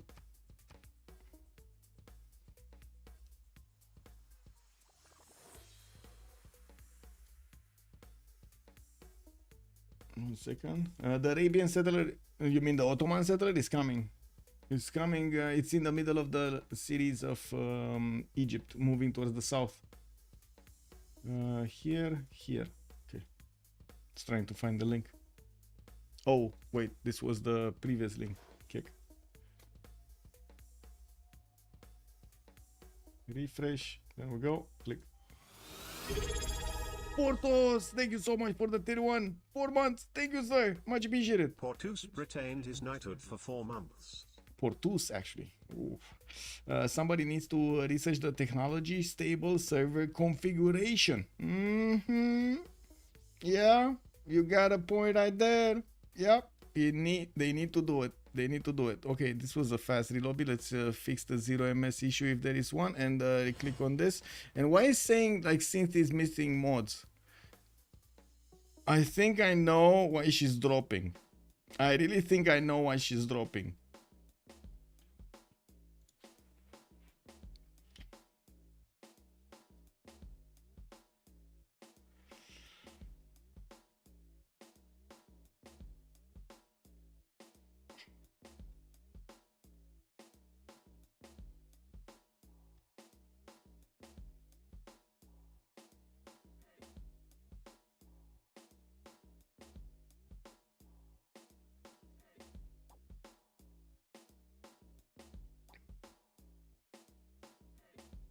Surely Civ7 multiplayer will be stable.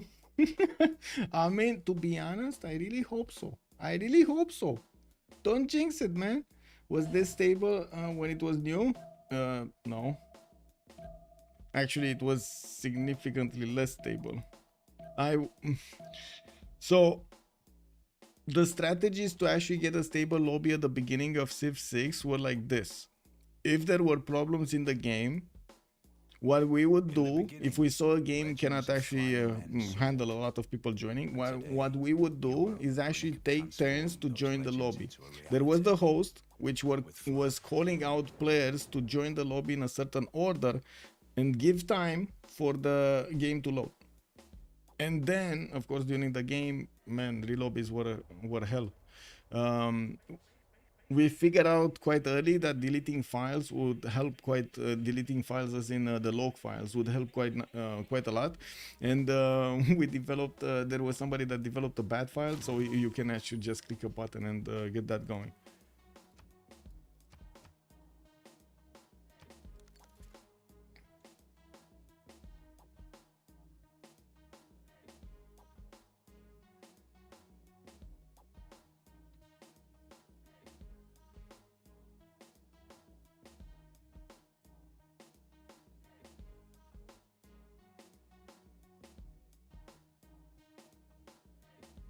What? No. What rebroadcast? Rebroadcast for whom?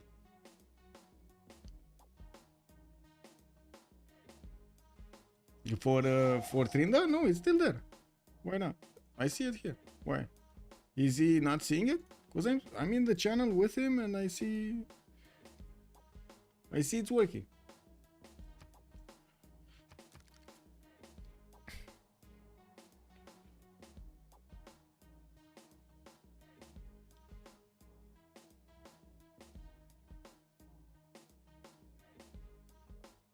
Turn this off.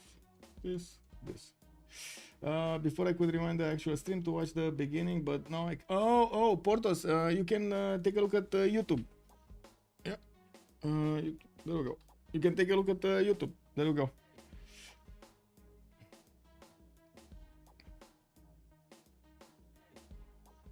I do save my VODs on YouTube because it's much better to actually add all of the descriptions, the chapters and everything.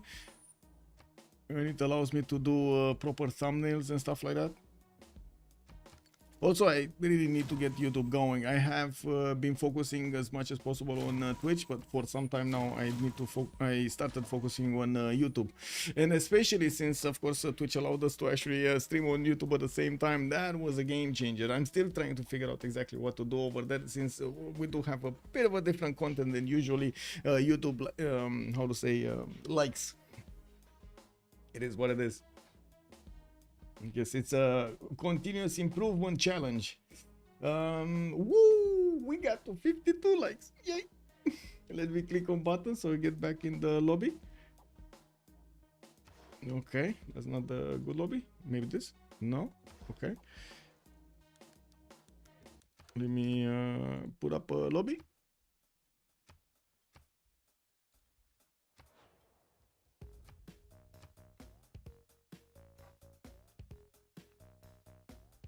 Yeah, there we go. Now it works. Even this, by the way, even this. Why do we need to do this? Right? Like for some reason it creates an error or I don't know what reason. You can't join on somebody. If you create your own lobby and try to join on the same person afterwards, it works.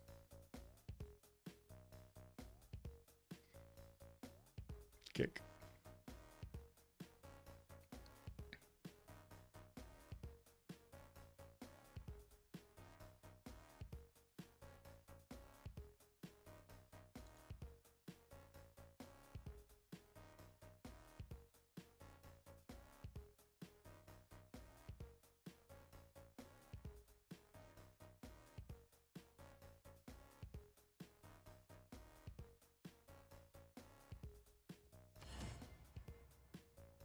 Okay, looks like Cynth doesn't have the error anymore.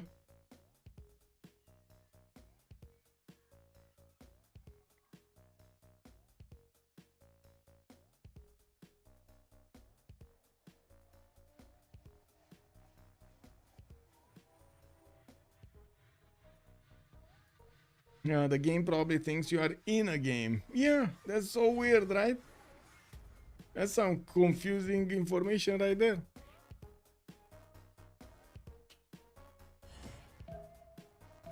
Uh-oh. Oh, Ben rejoining.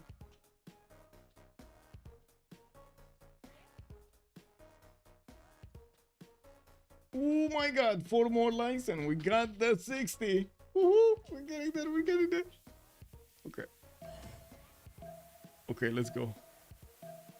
Let's see if this works this time.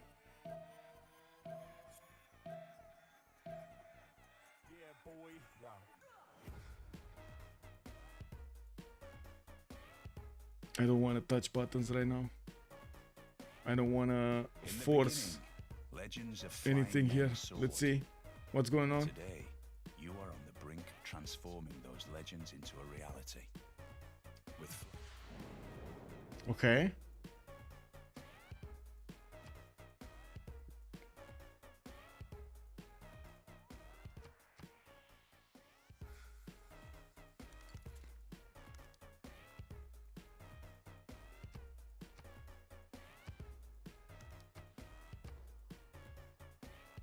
Okay, Cynth looks to be in. Is this ping gonna move? I don't know. Yeah, okay, she's fine. There we go. Wow, mod fix it. Okay, well, let's see what's going on over here. Aerodromes in Sharikumis. We do have a biplane in Pasagarde coming around, and I do notice Floppy is gonna get his hangars out soon for that extra aluminium. We did have also the infrastructure being built towards the northeast by Extazzz, and I would imagine he's actually going to want to put a few units over there to the northeast. He wouldn't have been built Las Palmas if he didn't. Now we did have also these biplanes coming around, while the massive army of Zulu is slowly getting into his borders.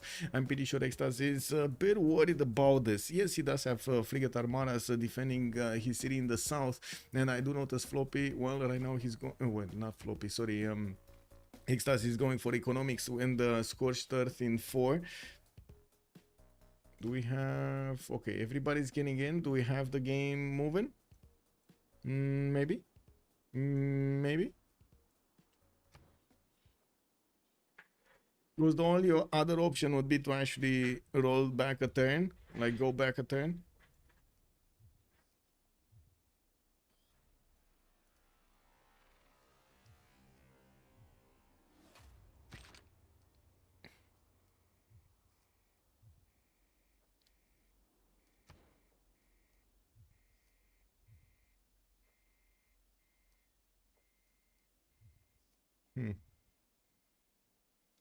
I do have connection to everybody. To myself also. Kick. 2K, yeah. I really hope that for Civ7 they will set up dedicated servers. Yeah, I'm not that convinced that dedicated servers would be the way to go. I've seen a lot of issues in the other games with dedicated servers also, so I'm pretty sure it's more of the other details, so more of the other, obviously, communication between the systems and how the architecture is behind the scenes on the netcode. That would matter quite a bit. Right now it seems like it's a bit too clunky and it causes way too many issues. But I guess we'll see. We'll see how the... If I remember correctly, there was a discussion and then somebody did point out that how to say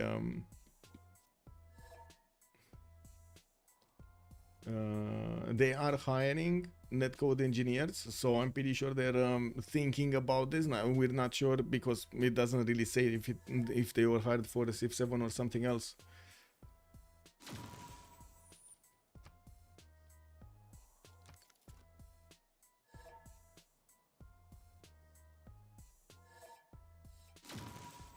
Okay, looks like Pipo's gonna host. How many gap of text between Ben and Extazzz? It was like 6, but I didn't check it for some time now. Give me a second. Okay, just opening up the profile so we can rejoin.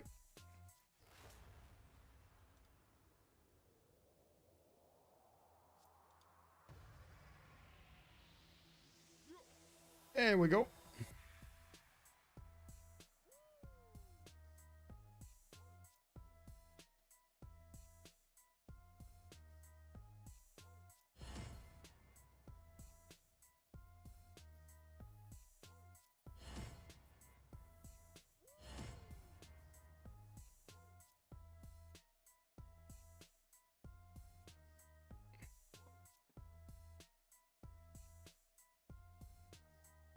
I guess we do see everybody except Khornie. And he's in. Okay, that's fine. So I can ready up and go get a glass of water. Actually, wait a second. I got some juice right here.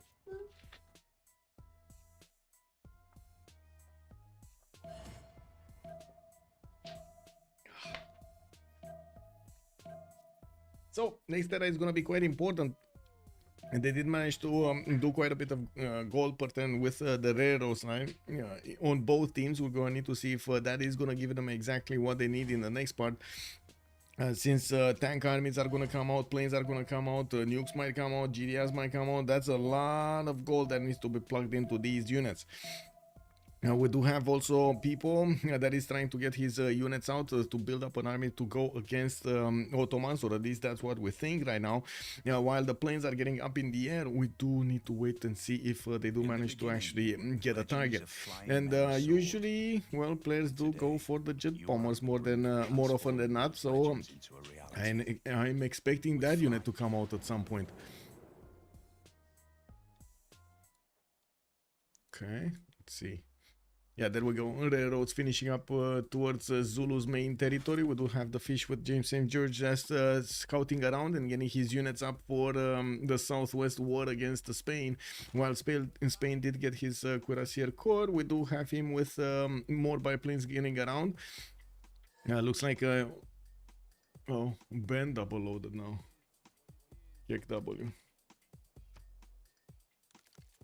Man, wow. It looks like it's becoming pain. Oh, never mind. Okay, that's fine.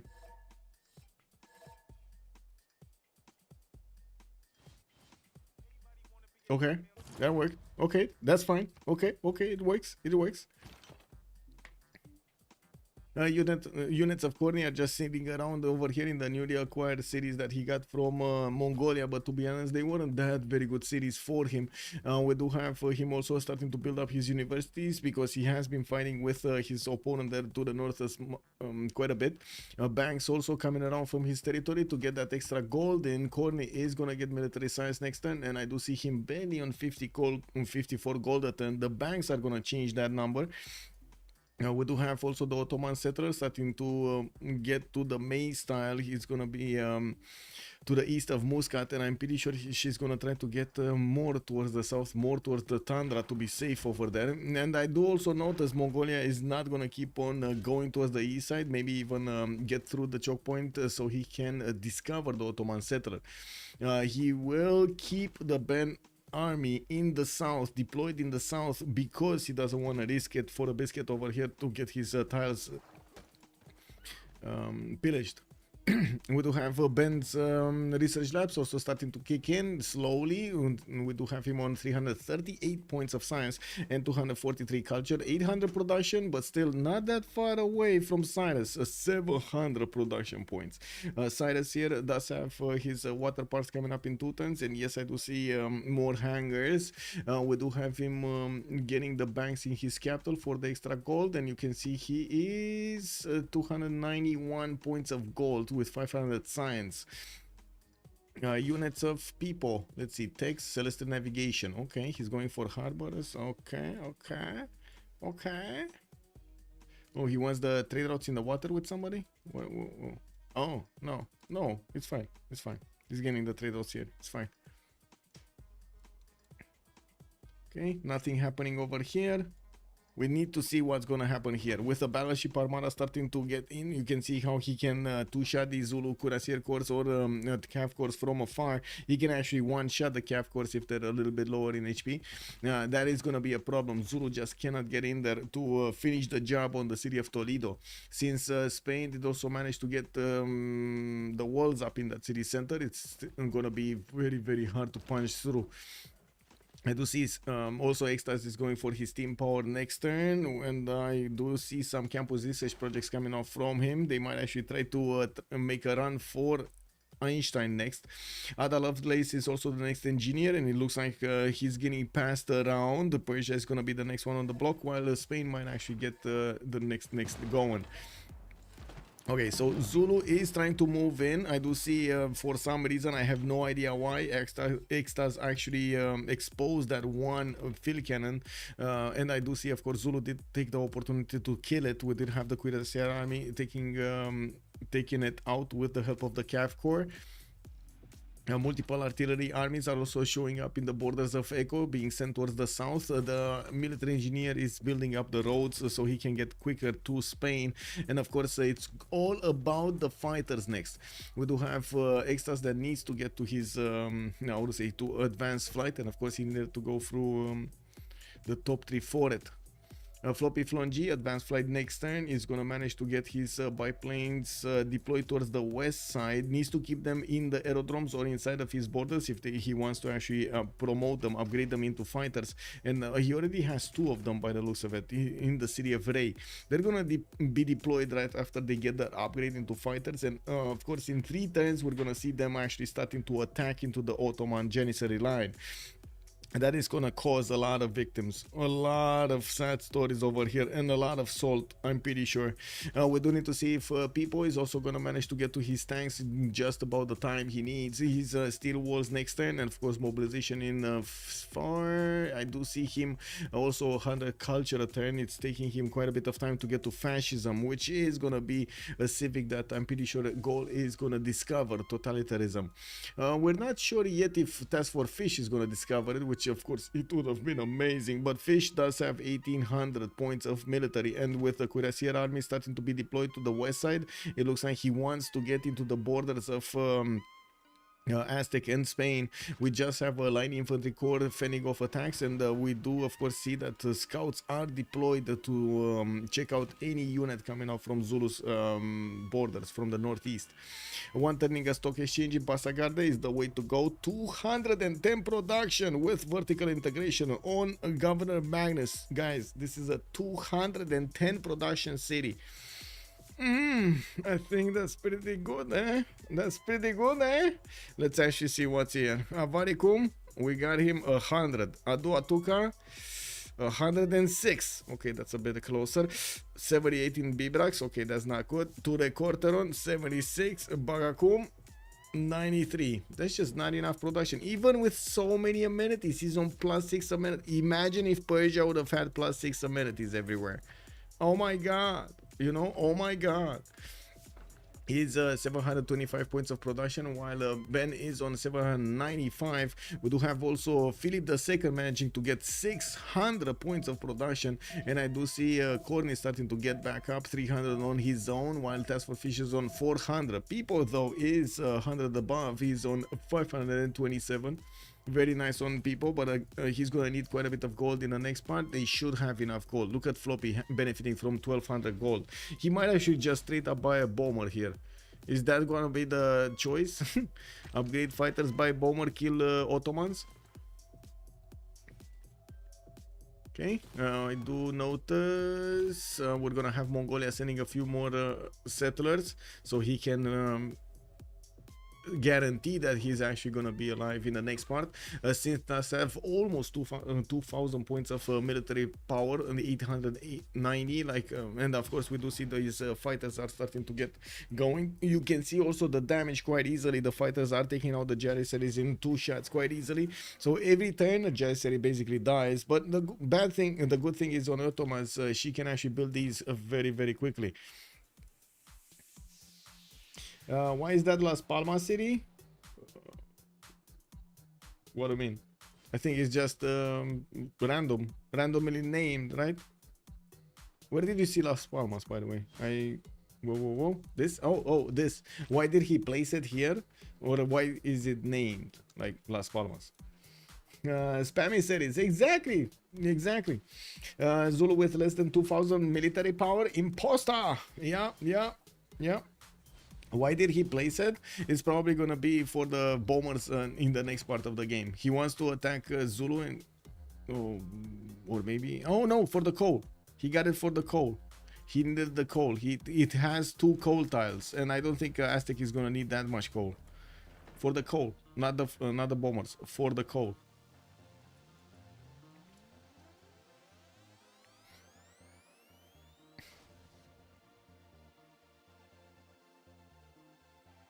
Okay, looks like Zulu got pushed back nicely, and biplanes coming out from multiple cities. Extazzz is even, how to say, doing damage with these against cuirassier armies, and Zulu definitely needs to upgrade tanks to actually affect this war. He's gonna get in Cardiff a few of these units, cuirassier armies ready to go, and of course go towards Las Palmas and Chalco here to the southwest.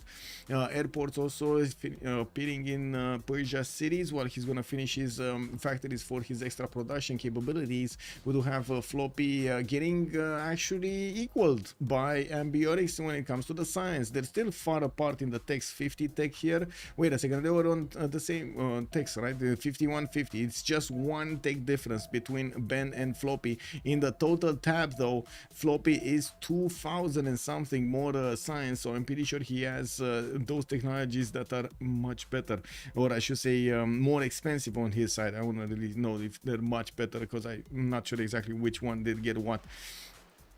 Now we do have the Gallic army being deployed to the south to hunt down the Mongols, and of course not care about them, not worry about them anymore.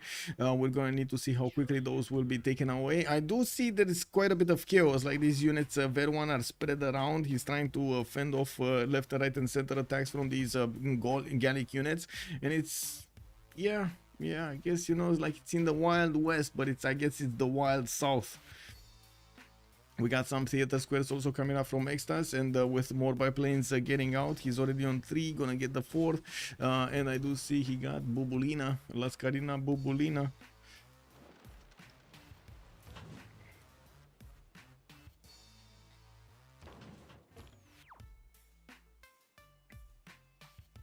Noviodunum just got placed another time. Gaul is gonna get the settler towards the east side so he can connect his economy with Egypt. There is nobody right now to stop them from doing this, but they slowed this down a lot. Now we are talking about TaskForceFish being on 70 gold a turn. I do have to point out he's still in a reform the coinage, and he has a significant amount of trade loss going towards his ally here towards the southeast. That reform the coinage is gonna go poof, and we do need to see if Ben is gonna manage to get enough gold from his next era. He should be in a heroic in the next one. He's 134 out of 128. On the other side, looks like Extazzz is gonna get his golden age. I guess, yeah, Floppy is gonna get his golden age. Even Pipo is gonna get his heroic age. This is gonna be massive, by the way. 3 of them in a heroic, in a golden or heroic age. Biplanes didn't get the opportunity to start attacking yet. They will soon. Commercial hub investments and commercial hub investments. Next one is Mary Catherine Goddard for the extra diplomatic visibility with all other civilizations, and it does seem like Persia is gonna want it badly. And we do have him just getting 192 great merchant points a turn, and you can see how he's one-turning, two-turning these projects from the majority of his cities. Gaul is picking up on this, and no, he's not. Actually, he's doing theater square festivals and industrial zone logistics, not what we want to see. Commercial hub investments are way too slow for Khornie. He's barely getting 2 a turn here. Lahore, by the looks of it, is going to get targeted by Khornie's army, trying to take away another one of the city-states of his opponents, which is giving them a significant amount of diplo favor per turn. We do have more fighters from Persia appearing here, and I'm pretty sure we're gonna start seeing them take out the Ottoman Janissaries soon, next turn probably. Floppy is gonna also get tanks next turn. That means, because he doesn't have that many or say that many pre-builds, he's not actually gonna get to go against anybody. Pipo tanks. Do we have Piponian tanks? We got Piponian tanks. Yep, we do have Piponian tanks. They just need to give him the gold, and to be honest, with how much gold they have right now in the bank, it's not a problem. They have like 4,000 gold, 5,000 gold in the bank. That's more than enough for any number of tanks they want to upgrade here. Ambiorix also in a heroic. I think so. Yeah, he's gonna be in a heroic. Yes, he is dark age right now. He's gonna be heroic age. Yeah. Diplo off the table. We did have Diplo kind of on the table with Floppy getting 10 out of 20. He did manage to cut off COC on getting those points. As you can see, only Ben has like 3 points, and that was about it. It's still gonna be a long time until somebody's gonna get the Diplo victory here with only 10 points a turn 90. Like, you need 2 full congresses, like all of the 5 points that you can get from a congress to get that victory in 40 turns from now. So that's like turn 130-ish. Pipo. We got the tank cores upgraded in the city of Teario, and of course Pipo is gonna start moving them towards Ottomans. I do wanna double check if he did manage to get a general. Yes, he did. Andara is alive and kicking, and I do have to point out he did manage to get a significant amount of artillery cores. It does seem like he did manage to get a stronger army than Zulu. Well, we do have Zulu tank armies going to the west side. The goal is bringing multiple military engineers to help him build the pathways faster towards his opponent. This might be actually discovered because you can see the visibility. Give me a second. Oh no, not this. Oh, they see everything here. They see everything. Spain had a spy in the city of Cardiff. They know everything. They see the tank armies upgraded. Well, they're gonna get the opportunity to get some form of a defense there. We do have more fighters showing up here for Spain, and well, radio is going to come out next turn. He does need advanced flight to upgrade these biplanes into fighters, soon to be fighters, while Pipo is going to go to the northwest. Is he riding along? Oh, he wants an extra continent worth, right? He wants to go on the green continent. Can he get anything done? No, it's only like, can he get anything in the water, like the amber basically, which is the same with this? Lol. Did he get a T-tile here? No. So he could get a T-tile and that's it in a single city? Yeah. Or 2 T-tiles. Well, that is an extra point of combat strength, so still important. And we're going to need to see if he's going to manage to fend off attacks here in that city center from his opponent, Zulu. Okay, so tanks. We do have Persian fighters starting to take out the Ottoman units. You can see how quickly these Janissaries are going down. Even if they are on one tile, they're gonna go down extremely quickly. Pipo is gonna build the road through the forest here with the military engineer and gonna allow these tank corps to move quickly to start hitting the Janissaries immediately. Wow, he actually moved it around. Wow, okay, sure. Move it around, man. Move it around, man. Also, medics deployed on the front line to give to pop the extra heals. We do not have yet a balloon, but I'm pretty sure one will be delivered from Persia.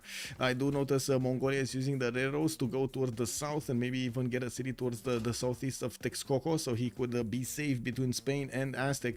While he does have another city in the north, it is kind of exposed. Like if there are some wild Zulu units following him, that city is gonna die. Okay, Gaul getting spies, getting a broadcast center. I do notice we're still 110 away, and I do notice every Pipo is not managing to get his golden.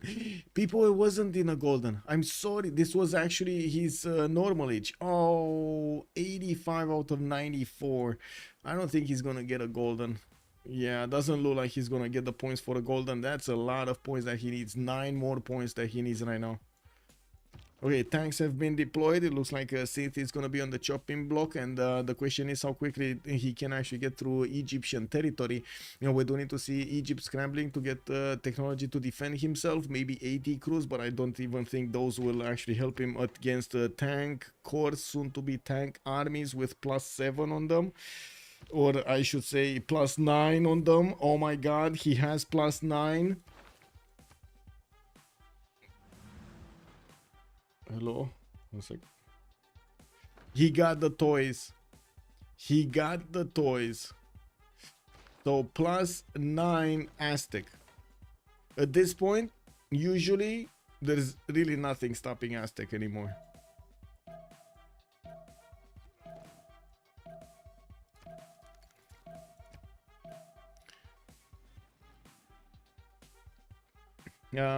Visibility? Yes, Petit Pascal. It's Persia. Persia is gonna get it, or by the looks of it, he's gonna get it. Kind of hard for Gaul to actually get 400 points or 500 points, or Egypt. Egypt is never getting it. Yeah, there we go. Persia got it.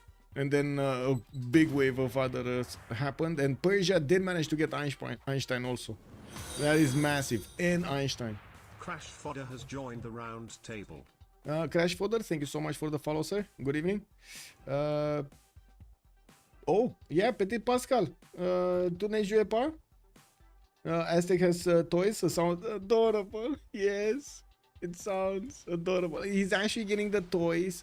That's what's happening right here. You see Salty Capybara. We actually have Aztec trying to get his bucket and his shovel over here. The ones that you go over and how to say the kids play. You know, out on the beaches. Yeah, there we go. Make sand castles and stuff like that. Make some canals over there through the sand. Make some faces, funny faces.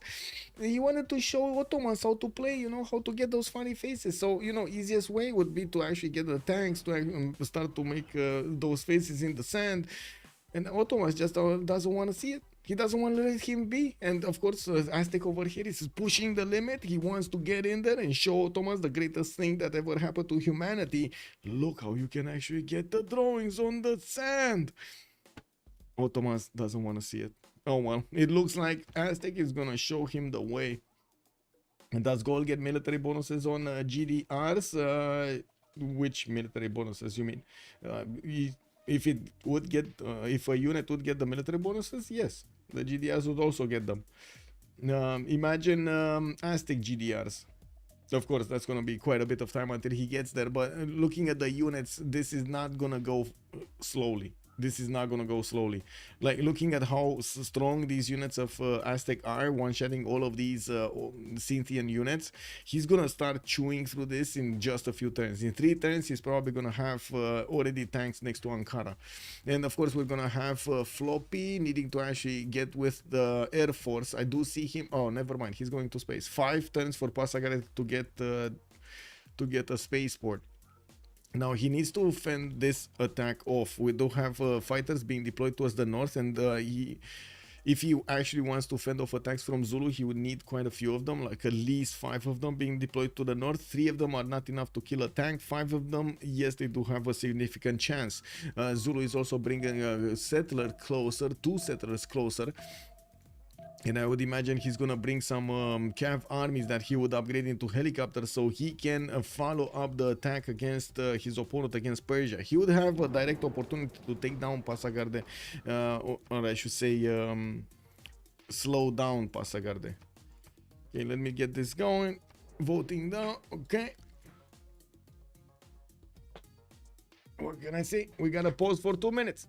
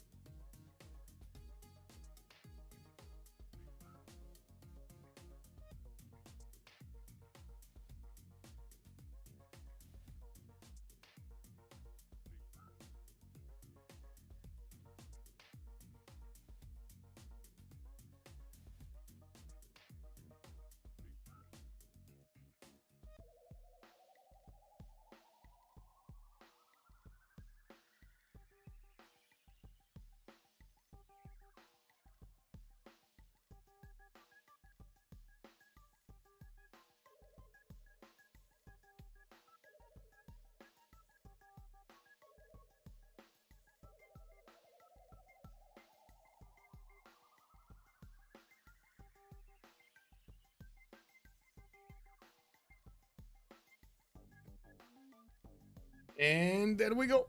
Let's actually see what is +5 or -5. What is it? It's +5 and the calves. And we, of course, we're going to need to see if he's going to get to build some of them. We still have to see a defending army towards the northeast. Floppy is gonna know about Zulu's tank army quite quickly if he doesn't know already, but I don't think so.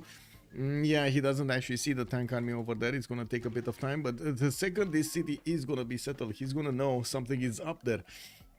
We do have the fish going for his mass production and looking at also their golden ages. Reform the coinage on Extazzz with 300 science and 81 culture, getting his airports going and building up battleship armadas to help him fend off attacks. Of course, deployed, if they are gonna be deployed in Las Palmas, they are gonna help out with the defense.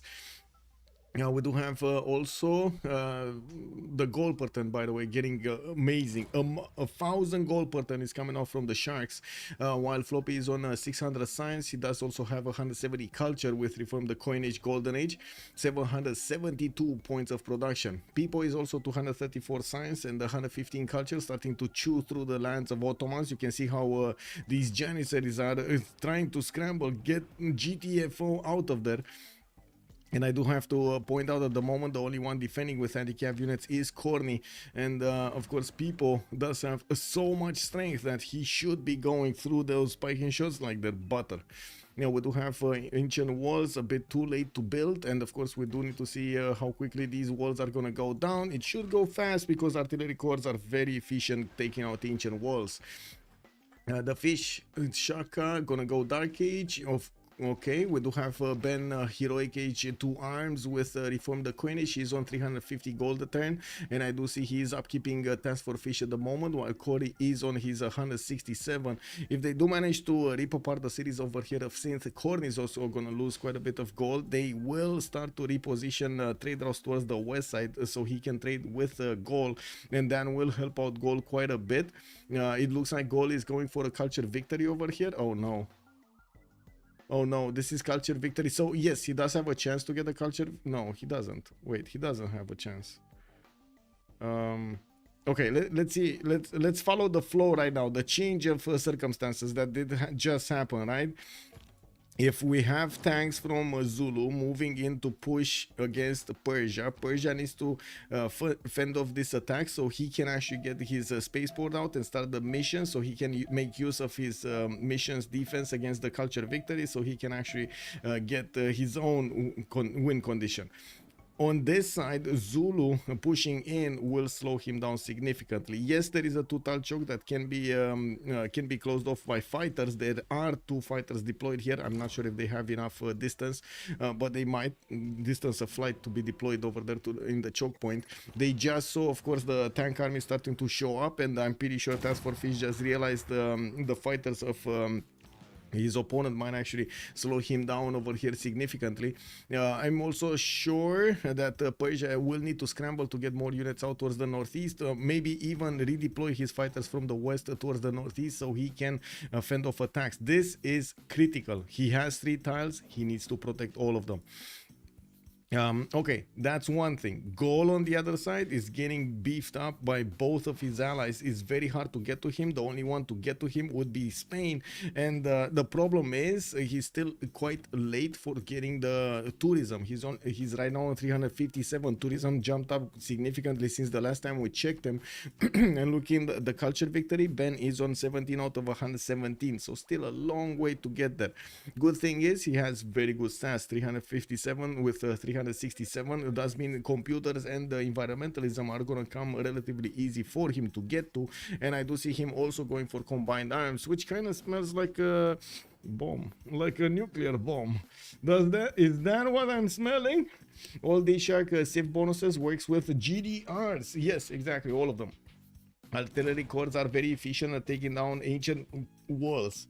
Who would have known? Yeah, I mean, you know, yeah.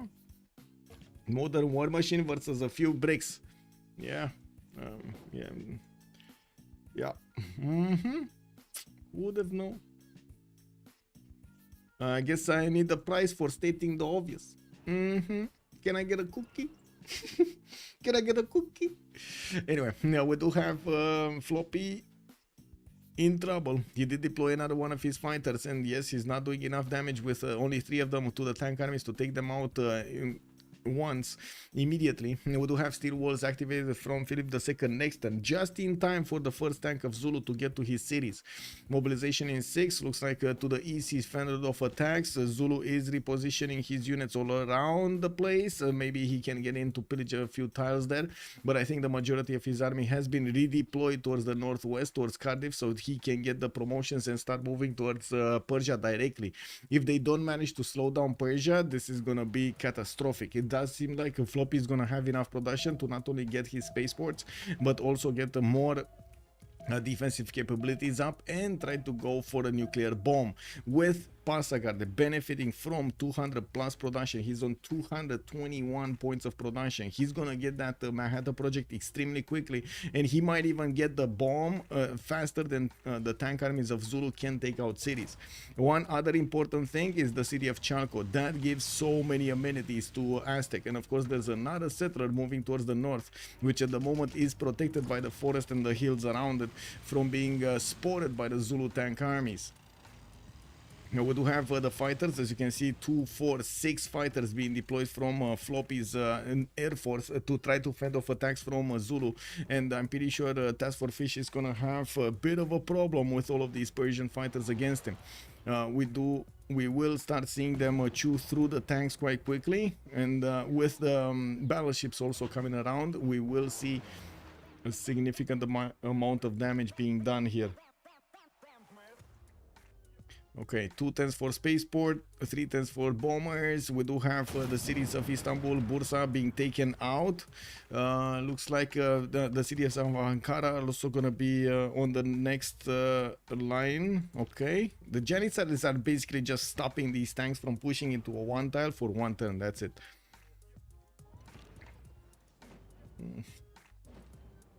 Okay. Pipo, Pipo, Pipo. Okay, and drones coming up from Avaricum. Looks like Ben finishing up that those extra tourism points for 132. He's also on 30 faith at 10.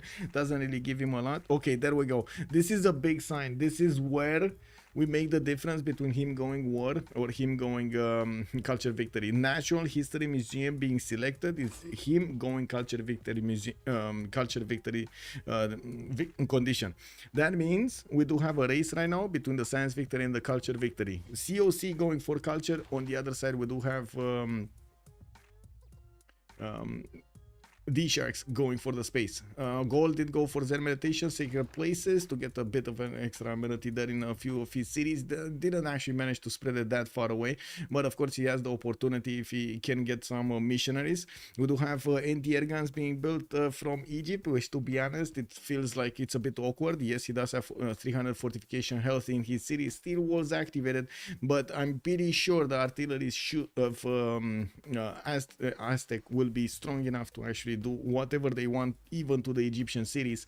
There are quite a few of them, and there will be quite a few of them to also how to say, liberate. Choir, Uraanbaatar, also Kokekota are all cities from former Mongolia. All of them can be liberated, and of course that's going to matter quite a bit for their Diplo favor. The Sharks do have the advantage on the Diplo screen. They can try to get that victory also if the space victory is not going to happen. But to be honest, with the amount of production that Persia is benefiting from right now, I don't think it's that big of a problem. Also, I do notice those 2 tiles we were talking for. Oh my god, it looks like they're gonna get flooded, and it's gonna be harder and harder for these tanks to actually go towards him. Look how many turns he actually needs to spend. Look how many turns he needs to spend. Unbelievable. We do have a lot of Spanish trade routes, which of course are protected by the reformed Aquarianish perk of his golden age. And it looks like there are enough Floppian fighters to do the trick here.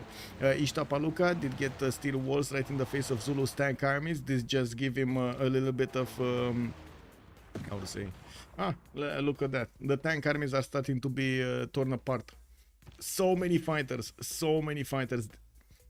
showing up there. Now, broadcast centers, defense. Let's see the defense. What's going on in the defense? So, Spaceport finishing up next turn. The biggest wave of is gonna happen. Defense is gonna happen in the second project, and he's like 4 turns out from getting it.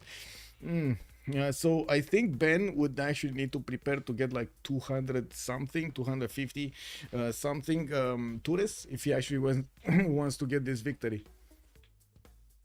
Floppy 574 science right now, 169 culture. He's still very low on culture. It shouldn't be that big of an issue, but he wants to be sure and get his broadcast centers going. I do see also him starting to build encampments over here.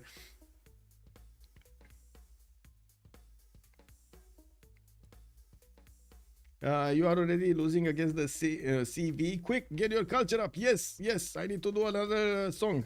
Oh, is that a settle still coming up? Not really. Ishtapaluka did settle. Of course, the tanks did go through the forest and spotted it out. So he just had one single opportunity to save that city, slow it down. Yeah, 19 out of 124. Well, I guess we're gonna need to see. I did take a look at the faith over here at Fanbiorix. He does have a bid for a few rock bands, but it's just not enough. He's gonna need significantly more faith per turn if he wants those rock bands. Eiffel Tower from Dure Quarterom. We do have Theater Square festivals coming up from multiple cities, and of course he wants the musicians. Gaul will need quite a few points, but it looks like he's making enough projects to 100 points for 100 points of great musicians per turn. That's a lot. That is a lot. Mary Leakley is also the next scientist. Doesn't really matter. Okay, nothing extremely important happened over there. Of course, the musicians are important on Gaul for that extra tourism. He's 538, going very quickly on the tourism. He's going very quickly on the tourism. This is scary, by the way. This is scary how fast he's getting this tourism. Cold War finishing up next turn. That means he's also close to environmentalism. We're probably going to be looking at more than 1,000 tourism in just a few turns when he's going to get that environmentalism. Pipo pushing through. He's getting the tiles next to Ankara, and of course the artilleries are going to need to follow up the attacks. You can see how quickly these units are going and how quickly he's also acquiring the general points. We do have Tupac Amaru here. The next one, Aztec, is coming up soon to pick it up. 80 crews. Check this out. Okay, can Aztec go through them or no? No.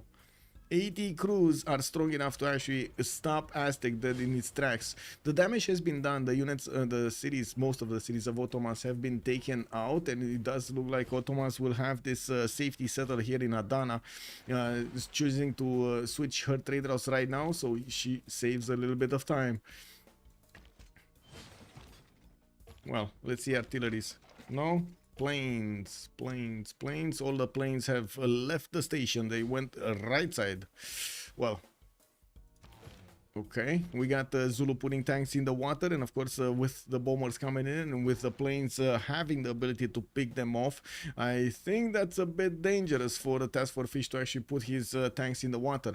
With the spaceport finish, Pasagade has a choice: build Manhattan project right now to get access to the nukes, or go for Earth satellite. Looks like Earth satellite is gonna be the first one coming up in 2 turns there. I do see also Ben is 25 out of 129 points of tourists. With oh my god, that's a lot of jet fighters. That's a lot of jet fighters. With the jet fighters also coming around, you will see a lot more damage being done to these tanks, and it doesn't seem like the tank armies of Zulu are going to be strong enough to fend off the next wave of attacks in 2 turns probably, because it doesn't seem like Floppy did upgrade all of his. Oh, there we go. He's helping Aztec, asking Aztec to buy these tiles so he can upgrade as many of these jet fighters as he can towards the north. I do have to point out, Montezuma doesn't really need to push through Egypt. Doesn't really. They just need to keep away as much as possible anyone from reaching Persia until Persia gets his space victory. And with 562 science and 175 culture, looks like he's well on his way. 800 points of production. Ben did manage to get 968. And of course, you do see how much culture and tourism he's making. The guy is a legend. Is he gonna be fast enough? Ishtapaluka looks like he's taken out by TaskForceFish units, and we do have Floppy needing to do some attacks here. I do also notice Zulu is gonna upgrade all of these helicopter armies towards the north. Kuala Mendlini and Quaducuza are two cities that will help him do just that, upgrade those units. Barsache, Bosomusio, how much tourism on Gaul right now? It was 500 something, right now he's 569. 569. Wait.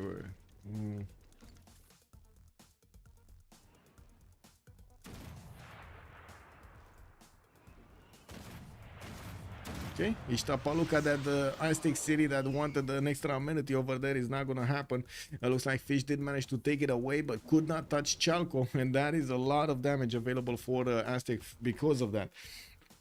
Okay, he did manage to take Ankara down and working towards Edirne. It does have a tank core right in its face, but I do see the 80 crews of Khornie are strong enough to actually attack into the tanks directly. They're not gonna be as easy to be pushed back.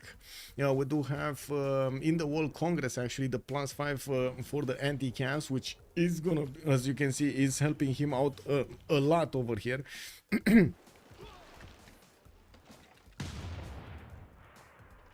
Can he actually take... No, he can't. Like, if he would have had like 3 bombers maybe, yes, no, but not right now. Balloons coming up from Persia, gonna be sent to the south, or launch Earth satellite is gonna finish next turn. And I do have to point out the production of Passagarde. It's 214 in that city center, and he's in content right now. He doesn't have any extra bonus.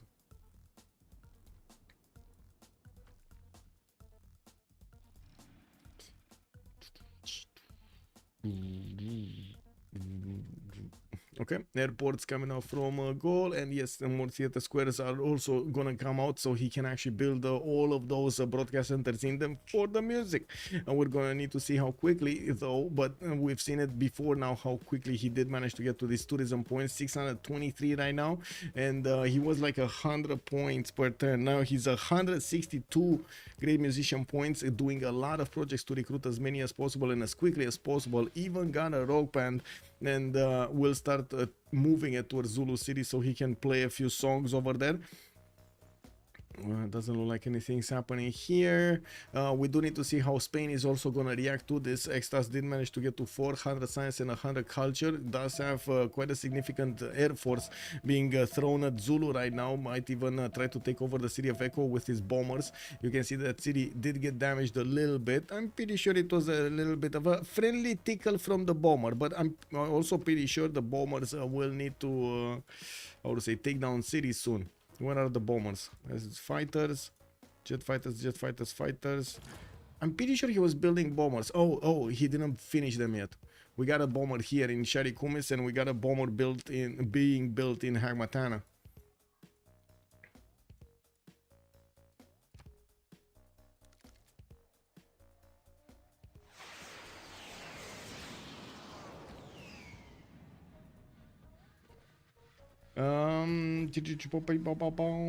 He has Moksha cap. You mean or say you mean Gaul? Yes. Can get to 1500 tourism within 5-6 turns. Yes, that is so true. We do have in conservation 1 turn, nuclear fission also coming up next turn, and of course he's gonna get environmentalism soon. I think he still needs 1 from the bottom, from the mid tree, but anyway, we'll see. We do have also these units of Zulu starting to be a bit disconnected. They did army up these cav armies, but weren't there a lot more here? What happened? Did they all go back? Because it looks like there are quite a few of them coming back to the city of Charlie. Where are they going? What are they planning? You see, a lot of them did come back because they couldn't do anything about Floppy. And it looks like Floppy deploying his jet fighters towards the northeast to catch these moving from the right to the left. It's gonna be a problem. He can two-shot these cav army from afar. Apadana getting music plus card plus echo. Yes, DShark has also no high culture player. But they do have the culture, the science victor over here in Passagarde. They did get the first project. Now 29 out of 135. The project, of course, the second one is gonna matter quite a bit. Floppy going satellites in 2, and I do see fascism is also coming out in 3 turns from him. That's gonna be an extra +5 that he's gonna get to flex against Zulu for some time. I'm pretty sure Zulu is quite far away. Colonialism coming up only in 2 turns from TaskForceFish's empire. We do have more spies also coming out from Persia, and keeps on building these bombers. It looks like it's jet bombers. Yeah, look at the jet bombers coming in, man. Floppy is also gonna have the choice of using his production of the capital to get that Manhattan, and I guess, you know, we would be quite happy to see some tic-tacs, to see some mushroom clouds, you know what I mean. Yeah, let's see what's going on.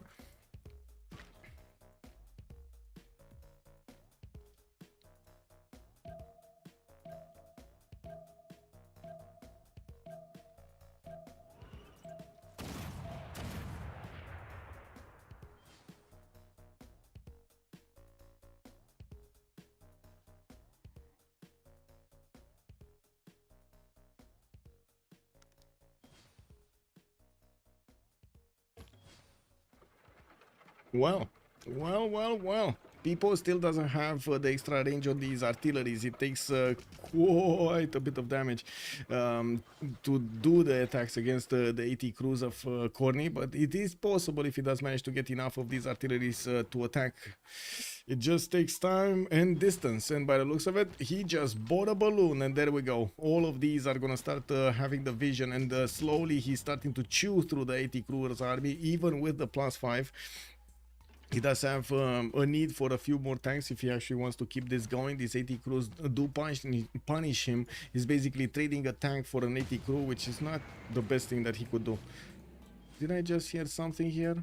Okay, looks like Persia did deploy his fighters even northward, and he's picking off the artillery armies of Zulu while they are going somewhere. They probably are trying to get to Urumqi to delete another one of the settlers of Mongolia. While Mongolia did manage to get a safety settler here in between Persia and Aztec, that should be fine. He's safe. He's safe. On Spain, we do have Theater Square festivals. Looks like he might actually try to pick up the mantle of defense here, but it's I mean, sorry, but that ship has sailed a long time ago. I'm pretty sure Extazzz is a bit too low in his culture, so he can pick up right now the culture defense. It's still gonna be Floppy that needs to actually put off the defense. And there we go. Manhattan project coming up in 3 turns from his capital. He did manage to get foreign ministry with the Oceans Chamber, and soon he's gonna get totalitarianism. Oh, wait a second, didn't he get totalitarianism? I'm pretty sure he got it because he's working in Cold War. Or did he go around it? He might have gotten around it. I don't know. Maybe he didn't switch governments. Something. Kick. Okay, where are the fighters going? Where are the helicopters going of Zulu? Not here, not here, not here, not here, not here, not... Oh! Oh, I see. They're going to the west side here. Okay, they're gonna try to get into the borders of Spain. Okay, I mean, I guess we're gonna need to see what's gonna happen here. It's not like Spain doesn't have quite a bit of production, but if he's not prepared, if he's getting caught off guard, that is gonna be an issue. We got some rock bands starting to play in the lands of Zulu, and I do see the first one did get 80 album sales. Very nice, very nice. Is there a second one, or that's the only one? The one and only. Yeah, that's the only one. We got some more fighters, of course, for some defense. Eiffel Tower coming up from Gaul. He is on 713 tourism, and this is before his environmentalism and the computers. He does have lasers coming out in 3 turns, though. Or did he manage to get computers? Because, well, he did have quite a bit of science. I don't think so. That's still not enough. Okay, so Edirne is gonna be the proper target of Pipo. He just wants to take those down, and of course he just sacrificed one of his artillery corps to do the damage. We got another one moving in the same spot and taking out that 80 crew of Khornie. And it looks like Edirne is just gonna be yeah, an Aztec city. It's gonna be an Aztec city.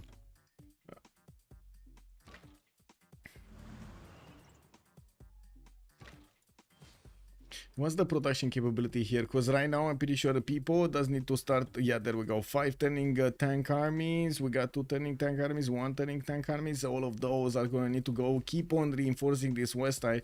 While as you can see, the only thing happening here in Egypt territory is getting AT crews out of his own cities, so he can keep up the defense and reinforce the ones that are dying on the front line.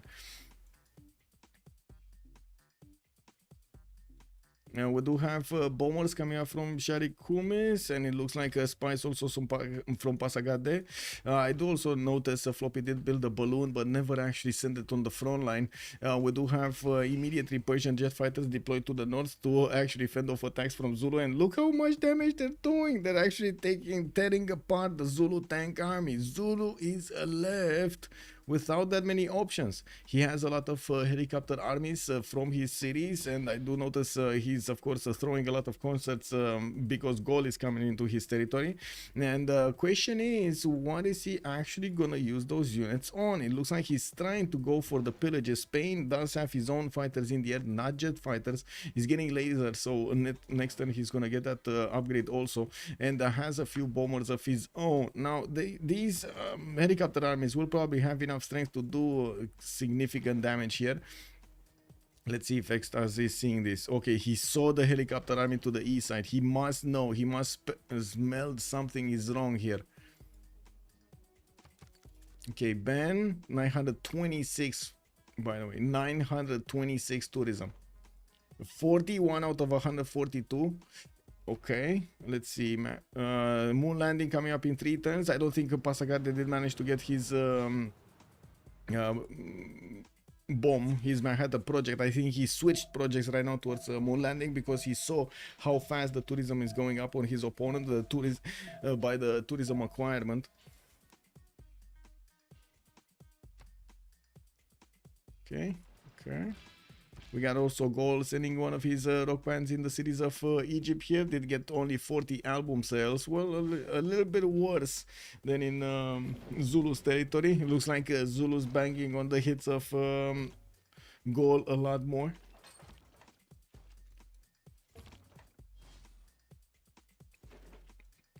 And another one goes down. These artilleries are just gold over here for people, allowing him to push through these AT crews. Very nice, because his tanks are definitely not strong enough. The new tank armies need to appear on the front line, and with infantry armies also being deployed, you can see how they can two-shot easily the AT crews. This is gonna be a painful ending over here for Khornie. Yeah, we do need to see also Zulu. So Zulu's gonna lose the city of Echo by the looks of it, and yes, even with his helicopter armies are gonna be torn to shreds by the jet fighters. It would be just a matter of getting into next to them, with Spain's jet fighters actually managing to get first of all the upgrade button for the jet fighters, and second of all the promotion for dogfighting. They're gonna be quite successful in fending off any kind of Gallic pressure, but also go into Gallic territory if need be. He will need to start building up his infrastructure if he wants to do this, and you do see his 2 turning cav armies from his capital city. While we did have Persia build up a lot of bombers, we do need to see where is he gonna send them. He could go against Zulu to the east, but is that his choice though? I don't think it's his choice. Okay, 2 turns for moon landing. Let's actually see. 48 out of 148 for Ben. Ben did reach over 1,000. No, not yet. 992. Very close. Very close. What is Spain doing? He has to go Gaul. Yeah, he does. I think he's gonna start going Gaul. It's just a matter of time. He's just upgraded his jet fighters. He's getting his bombers. He's gonna want to do that. And maybe that's exactly why TaskForceFish is positioning his early helicopters here, the early warning system. But to be honest, that's not nearly enough units to fend off attacks. These jet fighters are gonna start quadruple shotting them, and then they are enough to take 1 helicopter army a turn. Okay, more fighters coming out from Gaul. He did get 1,058, by the way. 1,058 tourism. In the capital, he did manage to get his theater square with the broadcast center with some works, and of course he does have a lot of works from Apadana, not to mention his palace. He did get the Natural History Museum also in the government plaza for a lot more works. You can see 4 of them did get placed over there. Pipo, fascism in 3 turns. That is gonna be a civic that will probably tilt the balance of power towards him completely. Pipo's Aztec tanks will not only have the +9 luxury attack bonus, but also a +5 from fascism going against Egypt here.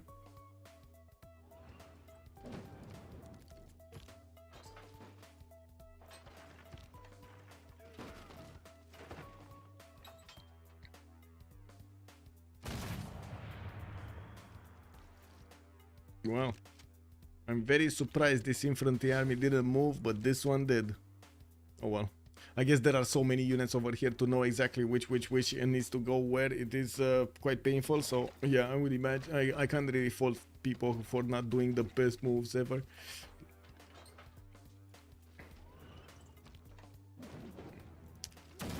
Bam! Machine gun corps.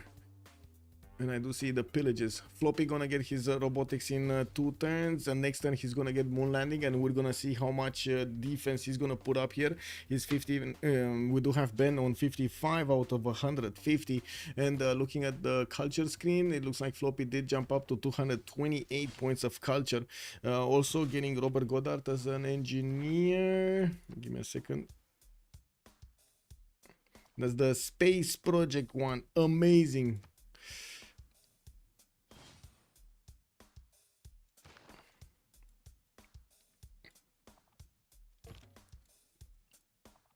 Yeah, doesn't seem like Zulu's getting anywhere with these tanks. The close whenever he gets closest to the jet fighters are making a fool of themselves. Of them, actually, not themselves, of them. We do have helicopters actually getting in. Zulu's trying to get a few tiles here, but by the looks of it, he did suffer quite a bit of damage. I do see this helicopter is probably going to be taken, but not before he manages to pillage the aerodrome. That won't actually take out any planes because it's 0 out of 3, but it will slow down I would say the efforts of Spain of actually going towards Gaul. We do need to see also if we're gonna have nukes appearing anytime soon. We did have Persia start off on his Manhattan project, but he really needed to get moon landing in between so he can actually keep up the defense on the culture screen. 212 points of production there. Looks like Aztec is managing to keep up his advantage against his opponent, and even if Egypt does have a few units next to the city of Choir, it will soon fall anyway, I'm pretty sure. We will have infantry armies also coming out from Aztec, switching his production capabilities to the counter unit. Direct counter unit of his opponent is also going to give him an advantage. These tanks were hard countered by the AT crews, and now when he's bringing the infantry armies on the battlefield, these infantry armies will hard counter the anti-cavs, the AT crews. How is it going on diplomacy? Let's check it out again. We're talking about 10 out of 20. 10 out of 20 points for Floppy. Lumatics also, good evening, sir. Chipo, good evening, sir. Does Floppy have any other spaceport other than Cap? No, but I would say he's gonna get to build them. Usually that's what happens, by the way. You do see players getting to the 3rd and the 4th project, and then they're gonna start building up those spaceports, because it takes like what, 7 to 9 turns to build a spaceport or something like that, between 5 and 10 turns to build a spaceport in your other cities. So you have kind of the time between the 3rd and the to get the 3rd and the 4th project. Let's see, culture, looks like we didn't get the role of massive defense here. We got 63 out of 153. The extra culture will start rolling in soon. Okay, 3 turns Manhattan project, there we go. The tic-tacs are gonna appear soon. Looks like also the spaceport actually got out alive. And we do have Zulu just sending his units toward the south. He can't really pass through the waters to the south of Spain because of the ice, so that's not going to be an option for him. In the east side, Ben, well, I guess it doesn't really matter what he has on the east side because Ben is here. We do have Zulu deploying the majority of his units towards Ben's territory to try to help him fend off any kind of attack. Ben still needs to get that culture victory. We got jet fighters also rising up in the air from Gaul, being built as quickly as possible with anti-air guns being deployed, so he can fend off attacks from a possible Spanish incursion. With Theater Square Festival projects coming in here from Spain, looks like, wait, there might be another option. There might be in Spain making the projects for Gaul, so for Persia, so Persia gets the works. Gets to fill up his theater squares. I think that's what they're doing here. I think that's what they're doing. Ben 1460 tourism. I gotta say this is starting to be quite a problem. 1460 before, by the way, before environmentalism. That is a problem. Rapid deployment finishing up next turn. He should actually get access to environmentalism afterwards. And did he get? I think he got computers. I think he got computers. That he's so far ahead in tourism. I don't think that, I mean, there is a way to get 1400, more than 1400, but I think it's with computers at this point. Probably take it back 5 to 10 turns. If Cynth fully dies, does that harm? Yes, yes, it does. It does, Chipolo. It slows it down. It slows it down significantly. Oh, okay. Also, Romok says, good evening, sir, and welcome. Dash also, hello there, sir. Why do players prefer I did answer that, okay. Green Ghost, hello, good evening, sir. How are you doing? Rock bands seem to do good. They seem to do good. It doesn't seem like they're dying out of nowhere.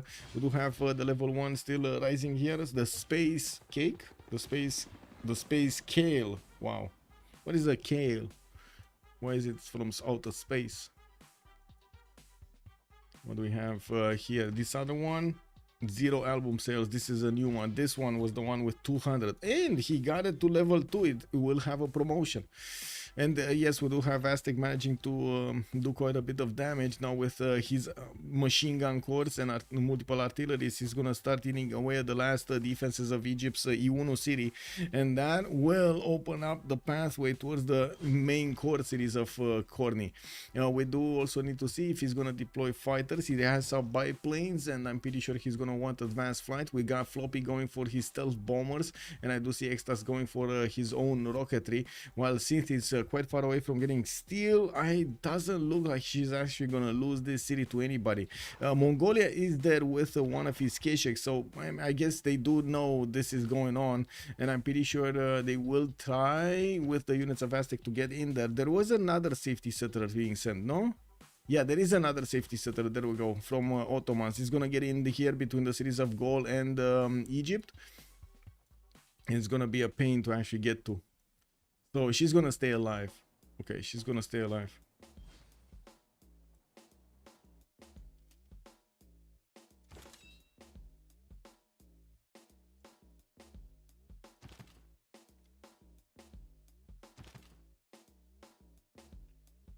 Nuke the player with the win condition. Exactly, that's what's happening, right? Getting the jet bombers, getting the nukes ready to go. Also, oh, never mind. Oh, give me a second. He has GDRs, man. He has GDRs, man. Wait, did he actually get a GDR? Because I don't see a GDR. He's how much gold? Okay, he's 1400 gold. That seems like they will need quite a few turns, like 3 turns, 4 turns to get the GDR. Like just straight up buy one. That's what I mean. Straight up buy one. And where would be the perfect location to actually get that GDR? Now, I do see helicopter armies from Spain are going to start taking cities from Zulu, chewing through his opponent here. We do have broadcast center also coming up from Madrid and getting a few more Theater Square festivals. Looks like Ben is 78 out of 174 over here, and the computer is telling us a victory in 12 turns. Well, we're going to need to see. GDRs are quite quick, but they don't really have the infrastructure to go quickly towards goal and be, how to say, quick enough to do damage. Even if they're GDRs, they're gonna take a while to get in there. But can he build a GDS before the culture victory? That's a question. That is a serious question, especially after, okay, I do see more defense, 85 out of 182 being built up there, but still we have Zulu doing some counter attacks. So we do have 5 turns for GDR to come out from Zranka, and Manhattan project is going to finish next turn with multiple bombers. We do have him starting to build the infrastructure towards the west side, and it looks like he's going to start chewing through the cities of Egypt, the former cities of Mongolia, to liberate them.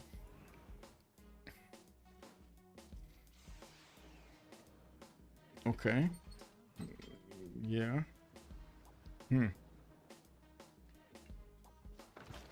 Well, it looks like King Kamodini Uno is down. We don't really have a standing army for Egypt in that city center. We do have some new of these infantries coming around in machine gun corps, but they're kind of late to the party. Definitely Aztec had the upper hand over here with its extra damage, +9, and fascism at the same time. That was what tipped the balance here. You know, we did have the formers in the Ottomans starting to sit in the south of Egypt, and of course they got discovered by Mongolia's Keshek, and also the satellites in the space. You know, they saw there is a Ottoman city, a wild city in the tundra. How did that go? Well, now we do need to see if Spain is gonna start getting his tic-tac-y. Still going for helicopter corps and helicopters to army them up, and I do see campus research projects moving a few units to the south just to stop. Oh, and ice started melting, so all of these is going to be available for these helicopters to actually go through from the east to the west. Persia is improving his railroads. I think he kind of finished, and of course the GDRs might be a bit too late. Actually, might be a bit too late. We'll see. We'll see how quickly, of course, Ben can manage to get the tourism. 1566 environmentalism next turns. Guidance system is in 2 turns, and I would imagine he's gonna pop over 2000 next turn. That's a lot, and depending on what kind of high roll he's gonna have on these rock bands, that might be just enough to get the victory condition before he can actually be taken out from the game, or of course his opponent wins with the space victory. We also need to see Passagarde get the next project if he wants to keep up with the defense, the necessary defense, with the GDRs coming around quite quickly from his other cities, and a lot of them. We got 2, 4, 5 GDRs coming out in the next 6 turns, 5 to 6 turns. How quickly can... Oh, wait. Did Zulu just connect the railroad for the GDRs to come knocking directly to his capital? Do I see this correctly? Zulu just created a pathway, a railroad, a choo-choo to go towards Zulu's capital. Wow, that's... I guess he wanted to party together, and yeah, he found a solution. City of Echo is gonna get pillaged and razed to the ground. Extazzz is gonna get his revenge against Zulu. He just took away that forward city of his, and it looks like he's pushing back the remaining helicopters of Zulu away from his territory. Spain is too passive. Yeah, they got satellites, so they know position of escape settlers. Yes, Ram, that's true. How much tourism does Ben have now? Second by hack. Good evening, sir. Han, I mean, we do have him on 2000, 2100, 2100. Yep. Okay, more jet fighters from Ben. He needs to plug the chokeholds on the west side and get the massive defense in Aduatuca. That series can still be nuked though, especially on that Apadana from what I do see the position. We do have bombers, not jet bombers yet, but I'm pretty sure Floppy does have the technology. It's just he didn't upgrade them or something. It looks like also War Department coming out from Passagarde, getting 1 turn. He's still not going for the projects, which might come back to haunt him. 97 out of 189 for Ben to get the culture victory. This is well over the halfway mark, which of course Ben is, well, from now on, he's probably just gonna get more and more and more and more.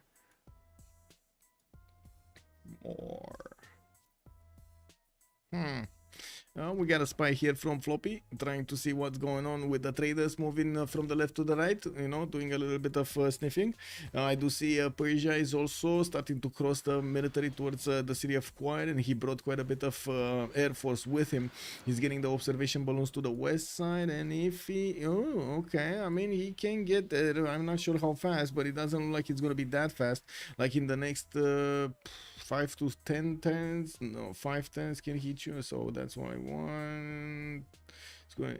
How many bombers? Oh, he has a lot. He has a lot. Oh wait, he's coming with a lot of jet fighters alongside bombers. No, he has only one bomber. That's gonna be slow. It's gonna be slow. Okay, I get back my initial prediction. That's gonna be like 15 turns or something to get to Gallic cities, to Candy, for example, to hit Candy. That's a long time, 10-15 turns. Okay, helicopters, water parks, more amenities, seaports coming around here, and I do notice they did not keep the gold. It does seem like they're spending the gold on something, and Persia is gonna want to hard build these GDRs and not buy one immediately. I don't see one roaming around, so I would imagine he doesn't have one. He can make 6 resorts next turn in the tundra. Yes, kick. Anyway, can he? Let's see. 1, 2, 3. Yes. Oh, there are quite a few ski resorts actually. Those are decent mountain ranges. Okay, which one is playing? This one played. This one played 320. Okay, this one played. That means he didn't play with the ones in Zulu's territory. Does he have any? Yes. He does have the space scale over here with a level 1. That's 200 album sales and a space rock. He's probably gonna go on this campus and play. It's only a +1 campus though. Not really the best location. But what can you do? You know, what can you do? Nowhere near enough gold to buy a GDR. Yes, yes, yes. But like 3 turns ago, if they wanted to keep it, you would have had enough gold. Please check the tech tree. Sure.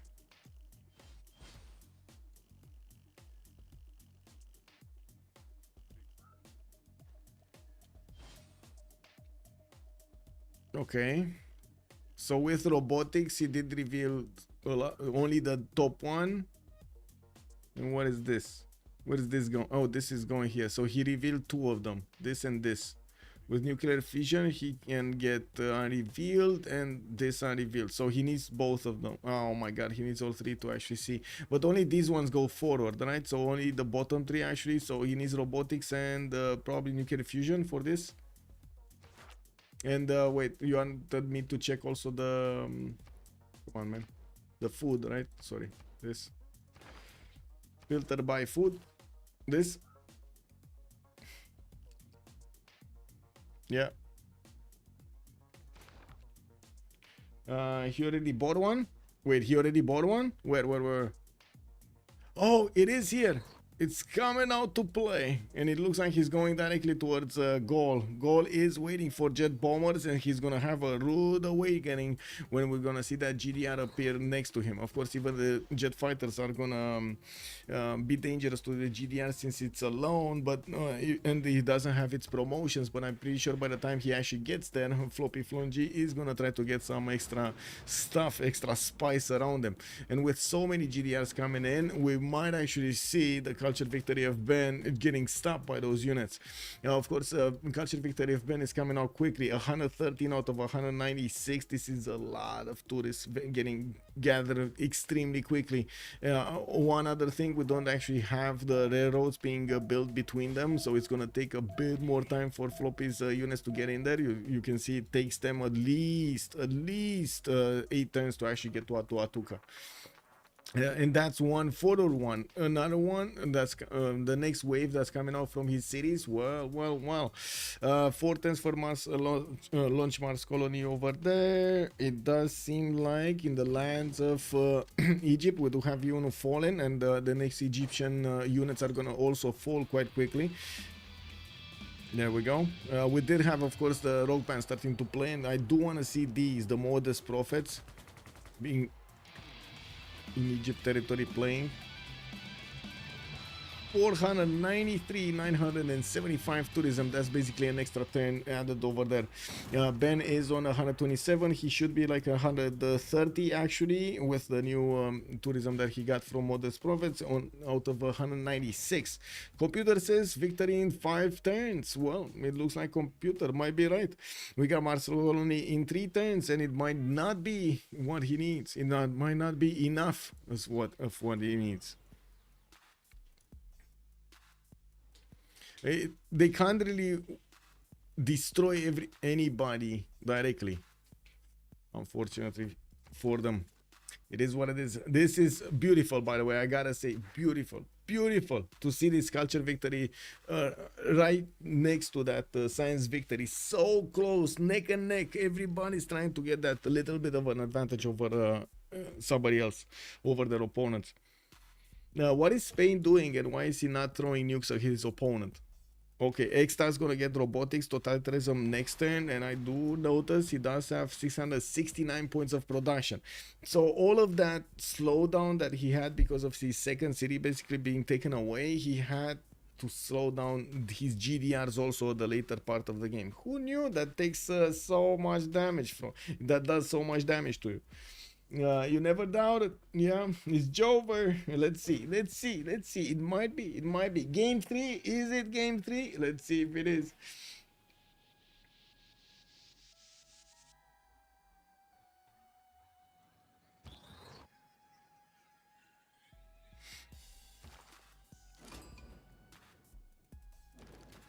Okay, we got the stadiums coming out from the goal. Okay.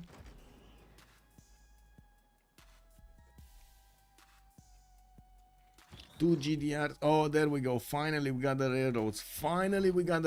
Okay. So the GDRs are going to be much faster than we initially thought over there, with the Spanish also helicopters in check. They're still not going to be that fast. They're still going to take time. And when are the upgrades? No, Floppy going to get still stealth tech, jet bombers. North, nothing to worry about. Yeah, some cities of Zulu that he could try to get. Don't think he cares. West side, is he sending a GDR? I don't see a GDR, but he might actually send one so he can start liberating these cities. You can see the Persian tank horse are doing amazing stuff over here with the help of the bombers and the jet fighters to take out the walls, while the southwest, it does seem like Aztec does manage to punch through Egyptian territory relatively quickly. But looking at what's going on here, we do have Ben 144 out of 204, and looking at this, is still 2 turns to launch Mars colony, while we do have the GDRs closing in on Gaul. We're gonna need to see if they're gonna be strong enough to punch through this defense, since we do have so many jet fighters started to come out of the cities of Gaul, plugging in these chokes to the west side. This is gonna be extremely painful to walk around them. We do have Floppy that needs to get the jump, advanced cells, or whatever they're called over here for Cyrus. We do have Persia starting to take out actually the Gallic units, and I do notice these modern armors might actually survive 2 shots from these, well, survive 1 shot from these GDRs, and the second one they die. And looking at how many GDR, oh my god, this is gonna go quick. As in, if Ben is not gonna get his own GDRs here, this is gonna be a significant problem. Ben is on 1100 military, and I do see him getting more jet fighters with mobile SAMs. His GDRs are also discovered in 3 turns, and of course Ben is gonna get the opportunity to start building them. We're gonna need to see how fast and how many he can get. Yeah, this game isn't over, Hassan. Good evening, sir. Welcome back. Also, your cherry bit not quick enough. Let's see if it's gonna be quick enough. Gold culture victory expected. It looks like it, yeah, the culture victory. We're waiting for the culture victory. Only the jump ability can get past the planes, I think so, or a few nukes. But with mobile SAMs over there, I doubt they're gonna fall.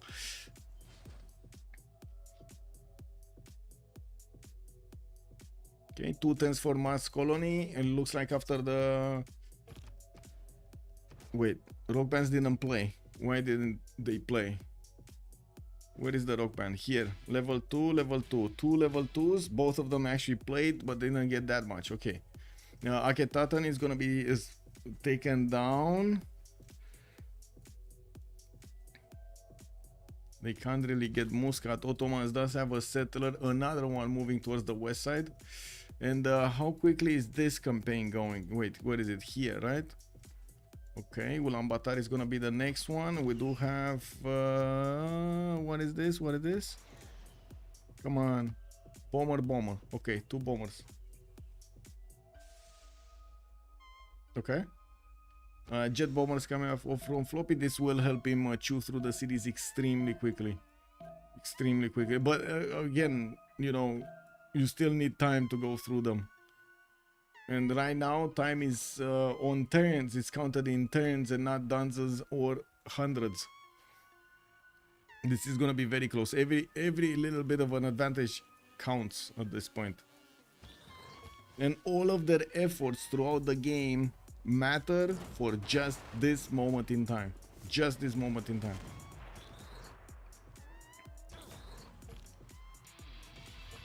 Well, Floppy needs to go forward. Of course, does he want to actually expose his GDRs to the jet fighters? I guess right now he doesn't care. We do have also TaskForceFish putting a body blocking these GDRs. We're gonna need to see if that's gonna be enough.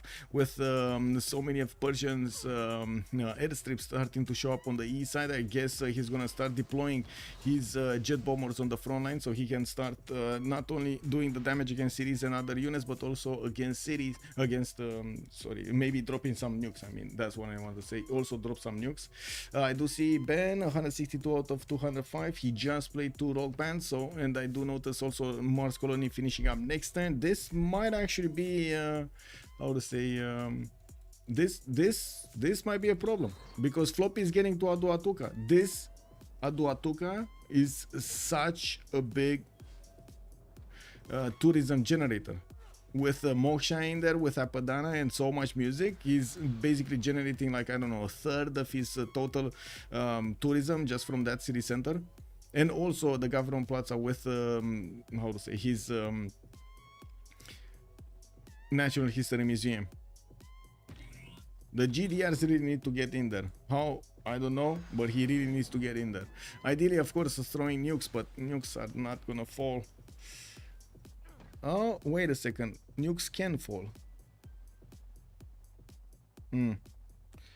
Actually, no, they can't. Yes, they can fall. So a nuke placed over here would take out the jet fighter, and then the GDR can get the slot right next to the city center, because it open. This tile is not protected by a plane,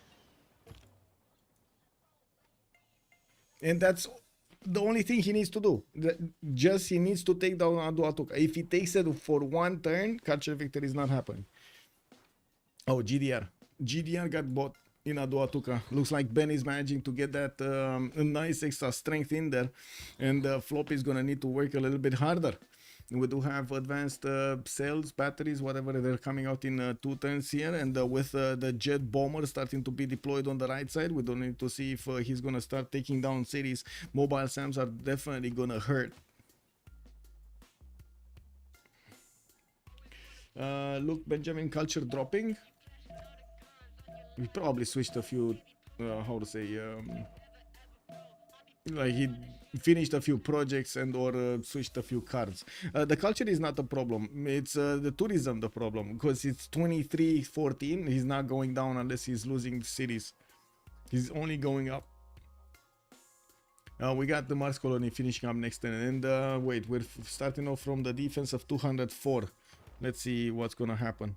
He needs another project afterwards. Exoplanet Expedition.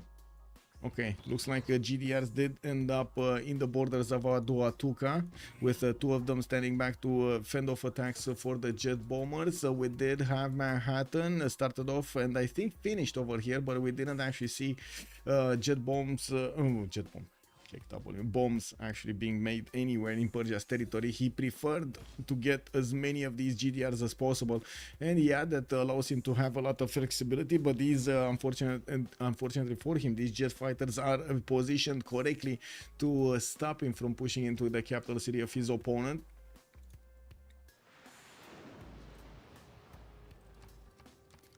Let's see. 177 out of 210. Doesn't seem like that culture victory defense is there, is it? But as you've seen in the last project, it's probably going to take 1 or 2 turns to roll in. And of course, we're going to also need to see how much and what's going to happen here. Pipo chewing through. Actually, Pipo might actually start to go through Gallic cities as well. He's taking Sheret down, Senat down. Wait a second, there's no safety settle for... there is a safety settle here for Khornie. Can they take him down quickly enough, though? Oh, not really, is it? Because Floppy is more focusing on the right side than this side. He does have a jet bomber deployed. Oh, multiple. Okay, it's fine. So he should be able to take 2 cities and then another 2 cities. Okay, that's 1, 2... and a 3, and he's gonna, there we go, 1, 2 on Ulaanbaatar. Or what is he attacking? Abydos. He's attacking Abydos. Okay, and that's it. He had like, he does have another jet bomber. Wait a second, where did he attack? Okay, there we go, Abydos.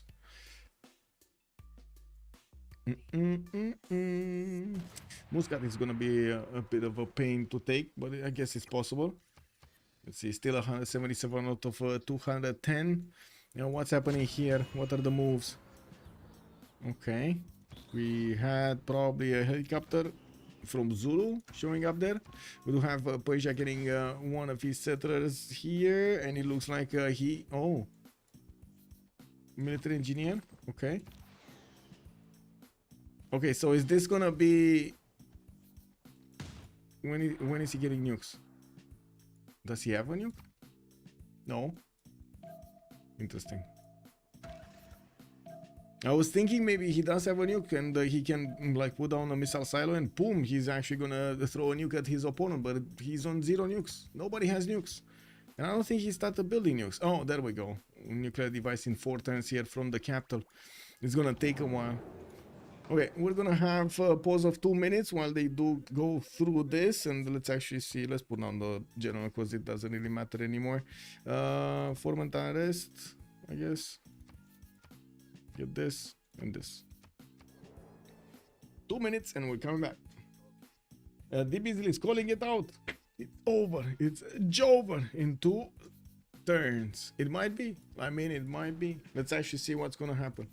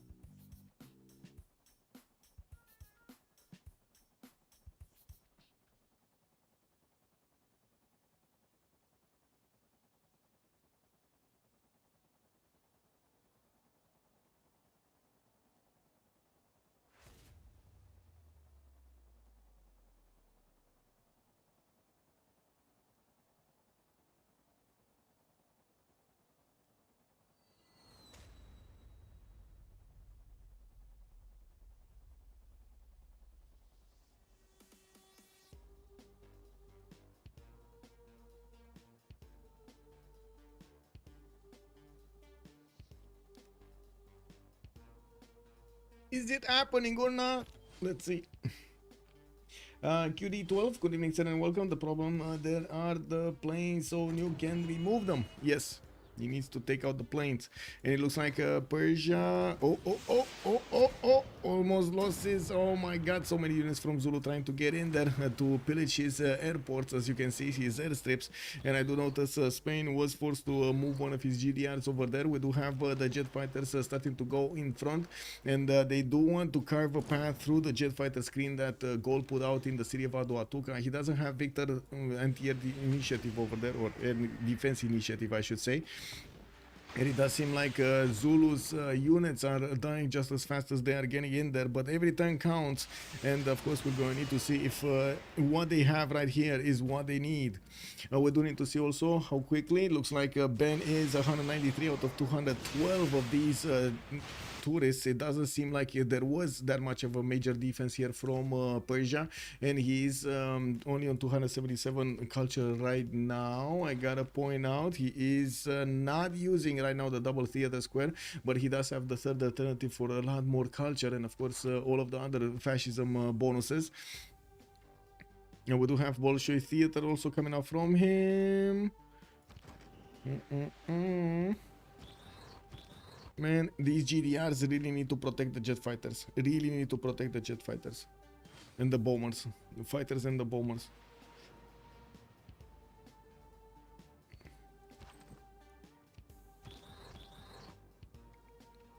Okay, what's going on here? Abydos, Ulaanbaatar is probably going to be taken, but Persia does need a turn to actually take it with his own tank. Abydos is going to fall right now. Pipo is just going to raise it, and will probably start chewing through the cities of Gaul soon. We do have him going towards Cleopatra with a few of his units, so he can liberate those two towns as well. While we do have some fighters over here from Gaul starting to take out the Aztec units. It looks like Aztec does have enough of them to move around. We also did have this city, Urfa. I don't know what that means. URFA something. We do have Cynth going on the west side with another settler, and she's gonna try to settle to the west of Muscat, which is probably gonna be the next target of Aztec. They do want to totally take out as quickly as possible Egypt. If they do manage to do it in the next I guess one turn, this will happen, but unfortunately it looks like he has way too many cities, and he slowed them down enough with the anti-camp units, with the AT crews, that it's not happening. Looking at the Gallic, whoa, surprise, surprise. Is it gonna be enough though? We do have all of the jet fighters of Spain attacking into the jet fighters of Gaul, and it looks like Spain did get an extra +5, right? Gaul did manage to make the make the mistake of getting a religion. So jet fighters of Spain do have a +6 intel, fascism, a +3 when attacking, military alliance. Yeah, they're just chewing through these cities so quickly. Look at the Aduatuca. Those are the jet bombers starting to attack into the city center. They're just throwing everything at it. We do have the city center not yet able to be taken down by the GDRs of full strength. You can see body slamming is not gonna take them down slow enough.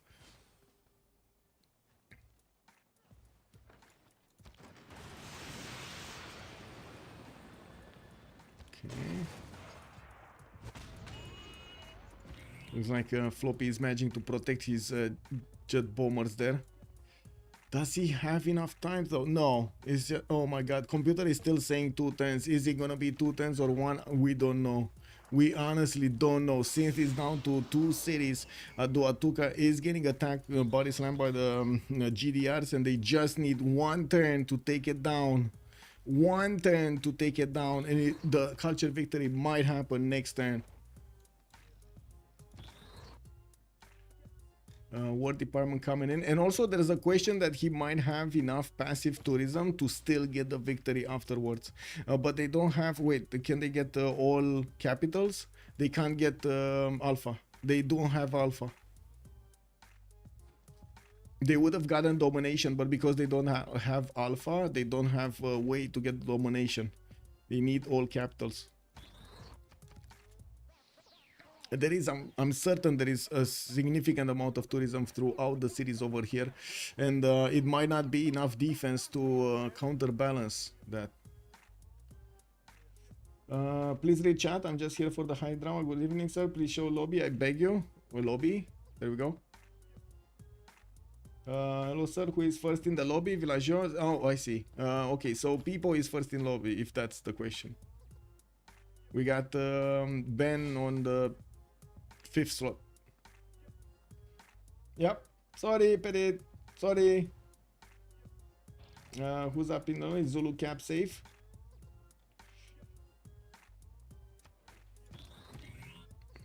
Zulu cap is safe, yes. Congress, no points in the musicians. Spice, disrupt rocketry, and Cyrus gaining 2 diplo points. Cyrus is on, if you wanna check this, is on 14 out of 20. He would need he would need the full Congress. And to be honest, if they do manage to take out 2 players out, they will of course have that. But it's too late. I mean, we're talking about 10 dozens of turns instead of like 1 or 2 turns. This is all boiling down to if Gaul is gonna get his culture victory next turn or 2 turns after that. And that's it. COC managed to get this victory. COC got the victory. Gaul showing up big. Ben managed to break his opponents there in the culture. Oh my god. Oh my god. Who would have known? Wow. Wow, wow, wow. Wow, that was quick, that was fast, that was just genius. Genius, even with so many units. Oh, they calculated this the how to say the millisecond. Unbelievable, unbelievable. Beautiful, beautiful. Let's hear a bit of post-game chat here. Let's see what they have to say, because I'm pretty sure after this they're gonna be oh my, oh my. To be honest, Gaul got lucky with the rock bands. Nutia, hello there, sir. He did. I gotta say he did. There's gonna be a 3rd game on Tuesday, by the way. Actually, it looks like Tuesday is gonna be quite a busy day, because we're gonna have also the finals for the Royal Rumble during the day. Okay, let me go debrief and switch settings.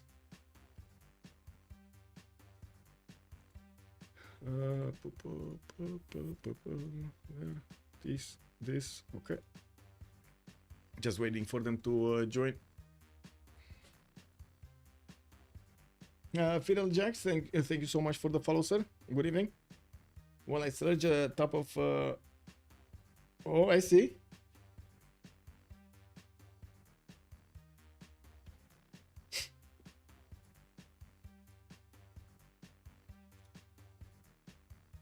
Change of circumstance winning this. Unbelievable. There you go. Feral Jack has joined the round table. Oh, that was quite a bit laggy. Tuesday 1830 Pebbles. Tuesday 1830.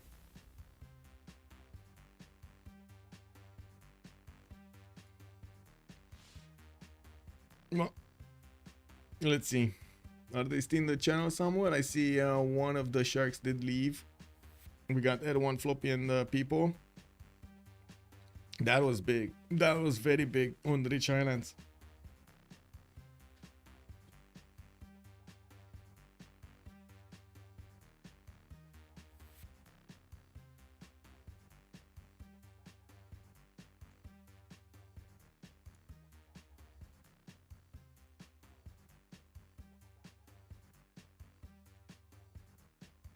Hope on the Fringe team stays in the winner bracket. Oh, let's see what's happening. Yeah, I have not seen the results. I'm gonna need to update them soon after I finish the stream. Well, it looks like we're not gonna have right now the post-game chat. It is what it is. Or should we wait? Let me actually ask.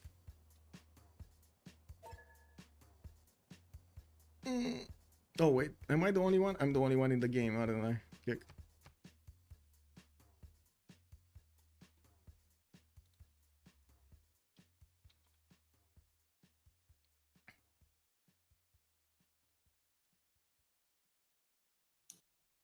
Oh, GG, well played.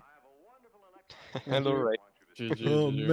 man. You played with all of our hearts over here, from one side to the other. What is going on? I was actually losing my mind towards the end. It was so stressful to play. Imagine. Like micromanaging like CV improvements on every tile and like playing rock bands and doing all the fucking theming the great works, putting on the CV cards while I also have to set up Yeah. defense not to die on 2 minute time is so fucking difficult. Yeah, Yeah. it was, but you pull it off. Yeah, I don't know, I realized I'm like too behind in text to contest space or GDR, so I just decided to pivot into CV on like 1085 or something. Floppy. Why only 200 culture? Why not a bit more culture? Defend. Because we called the culture victory very late, and I didn't have the slots anymore. Oh, I see. Yeah. I mean, I went really late for it. Like I realized I was talking about it, and then after flight, I had 170 tourism already, just from like 100 I had before, I think, from Wonders. Then I got 70 from like having culture and mines. So I'm like 170. I'm like, I can probably get this up to like 300 pretty quickly, and then actually try for this, because I'm pretty sure if I just contest space or GDRs, we can't win. Yeah. So like I'm not sure if we win if I do this, but I'm pretty sure if I do something else we can't win, so I have to try for this anyway. And you had pop for some reason in a lot of cities, right, for theater at that I mean, time? my cities didn't have that many districts because my trader setup took me so long to develop, so my cities only had like 8 pop, 9 pop, and then once traders came in, and I actually had districts to build. Yeah, how many traders did you have actually? I was wondering. 10, I think. 10, okay, I mean, it's still quite a lot, yeah, for Gaul. Yeah, but like I got really late, like I don't know, my spawn felt really slow. Yeah, I mean, for Rich Highlands at least, it felt like a scam, kinda.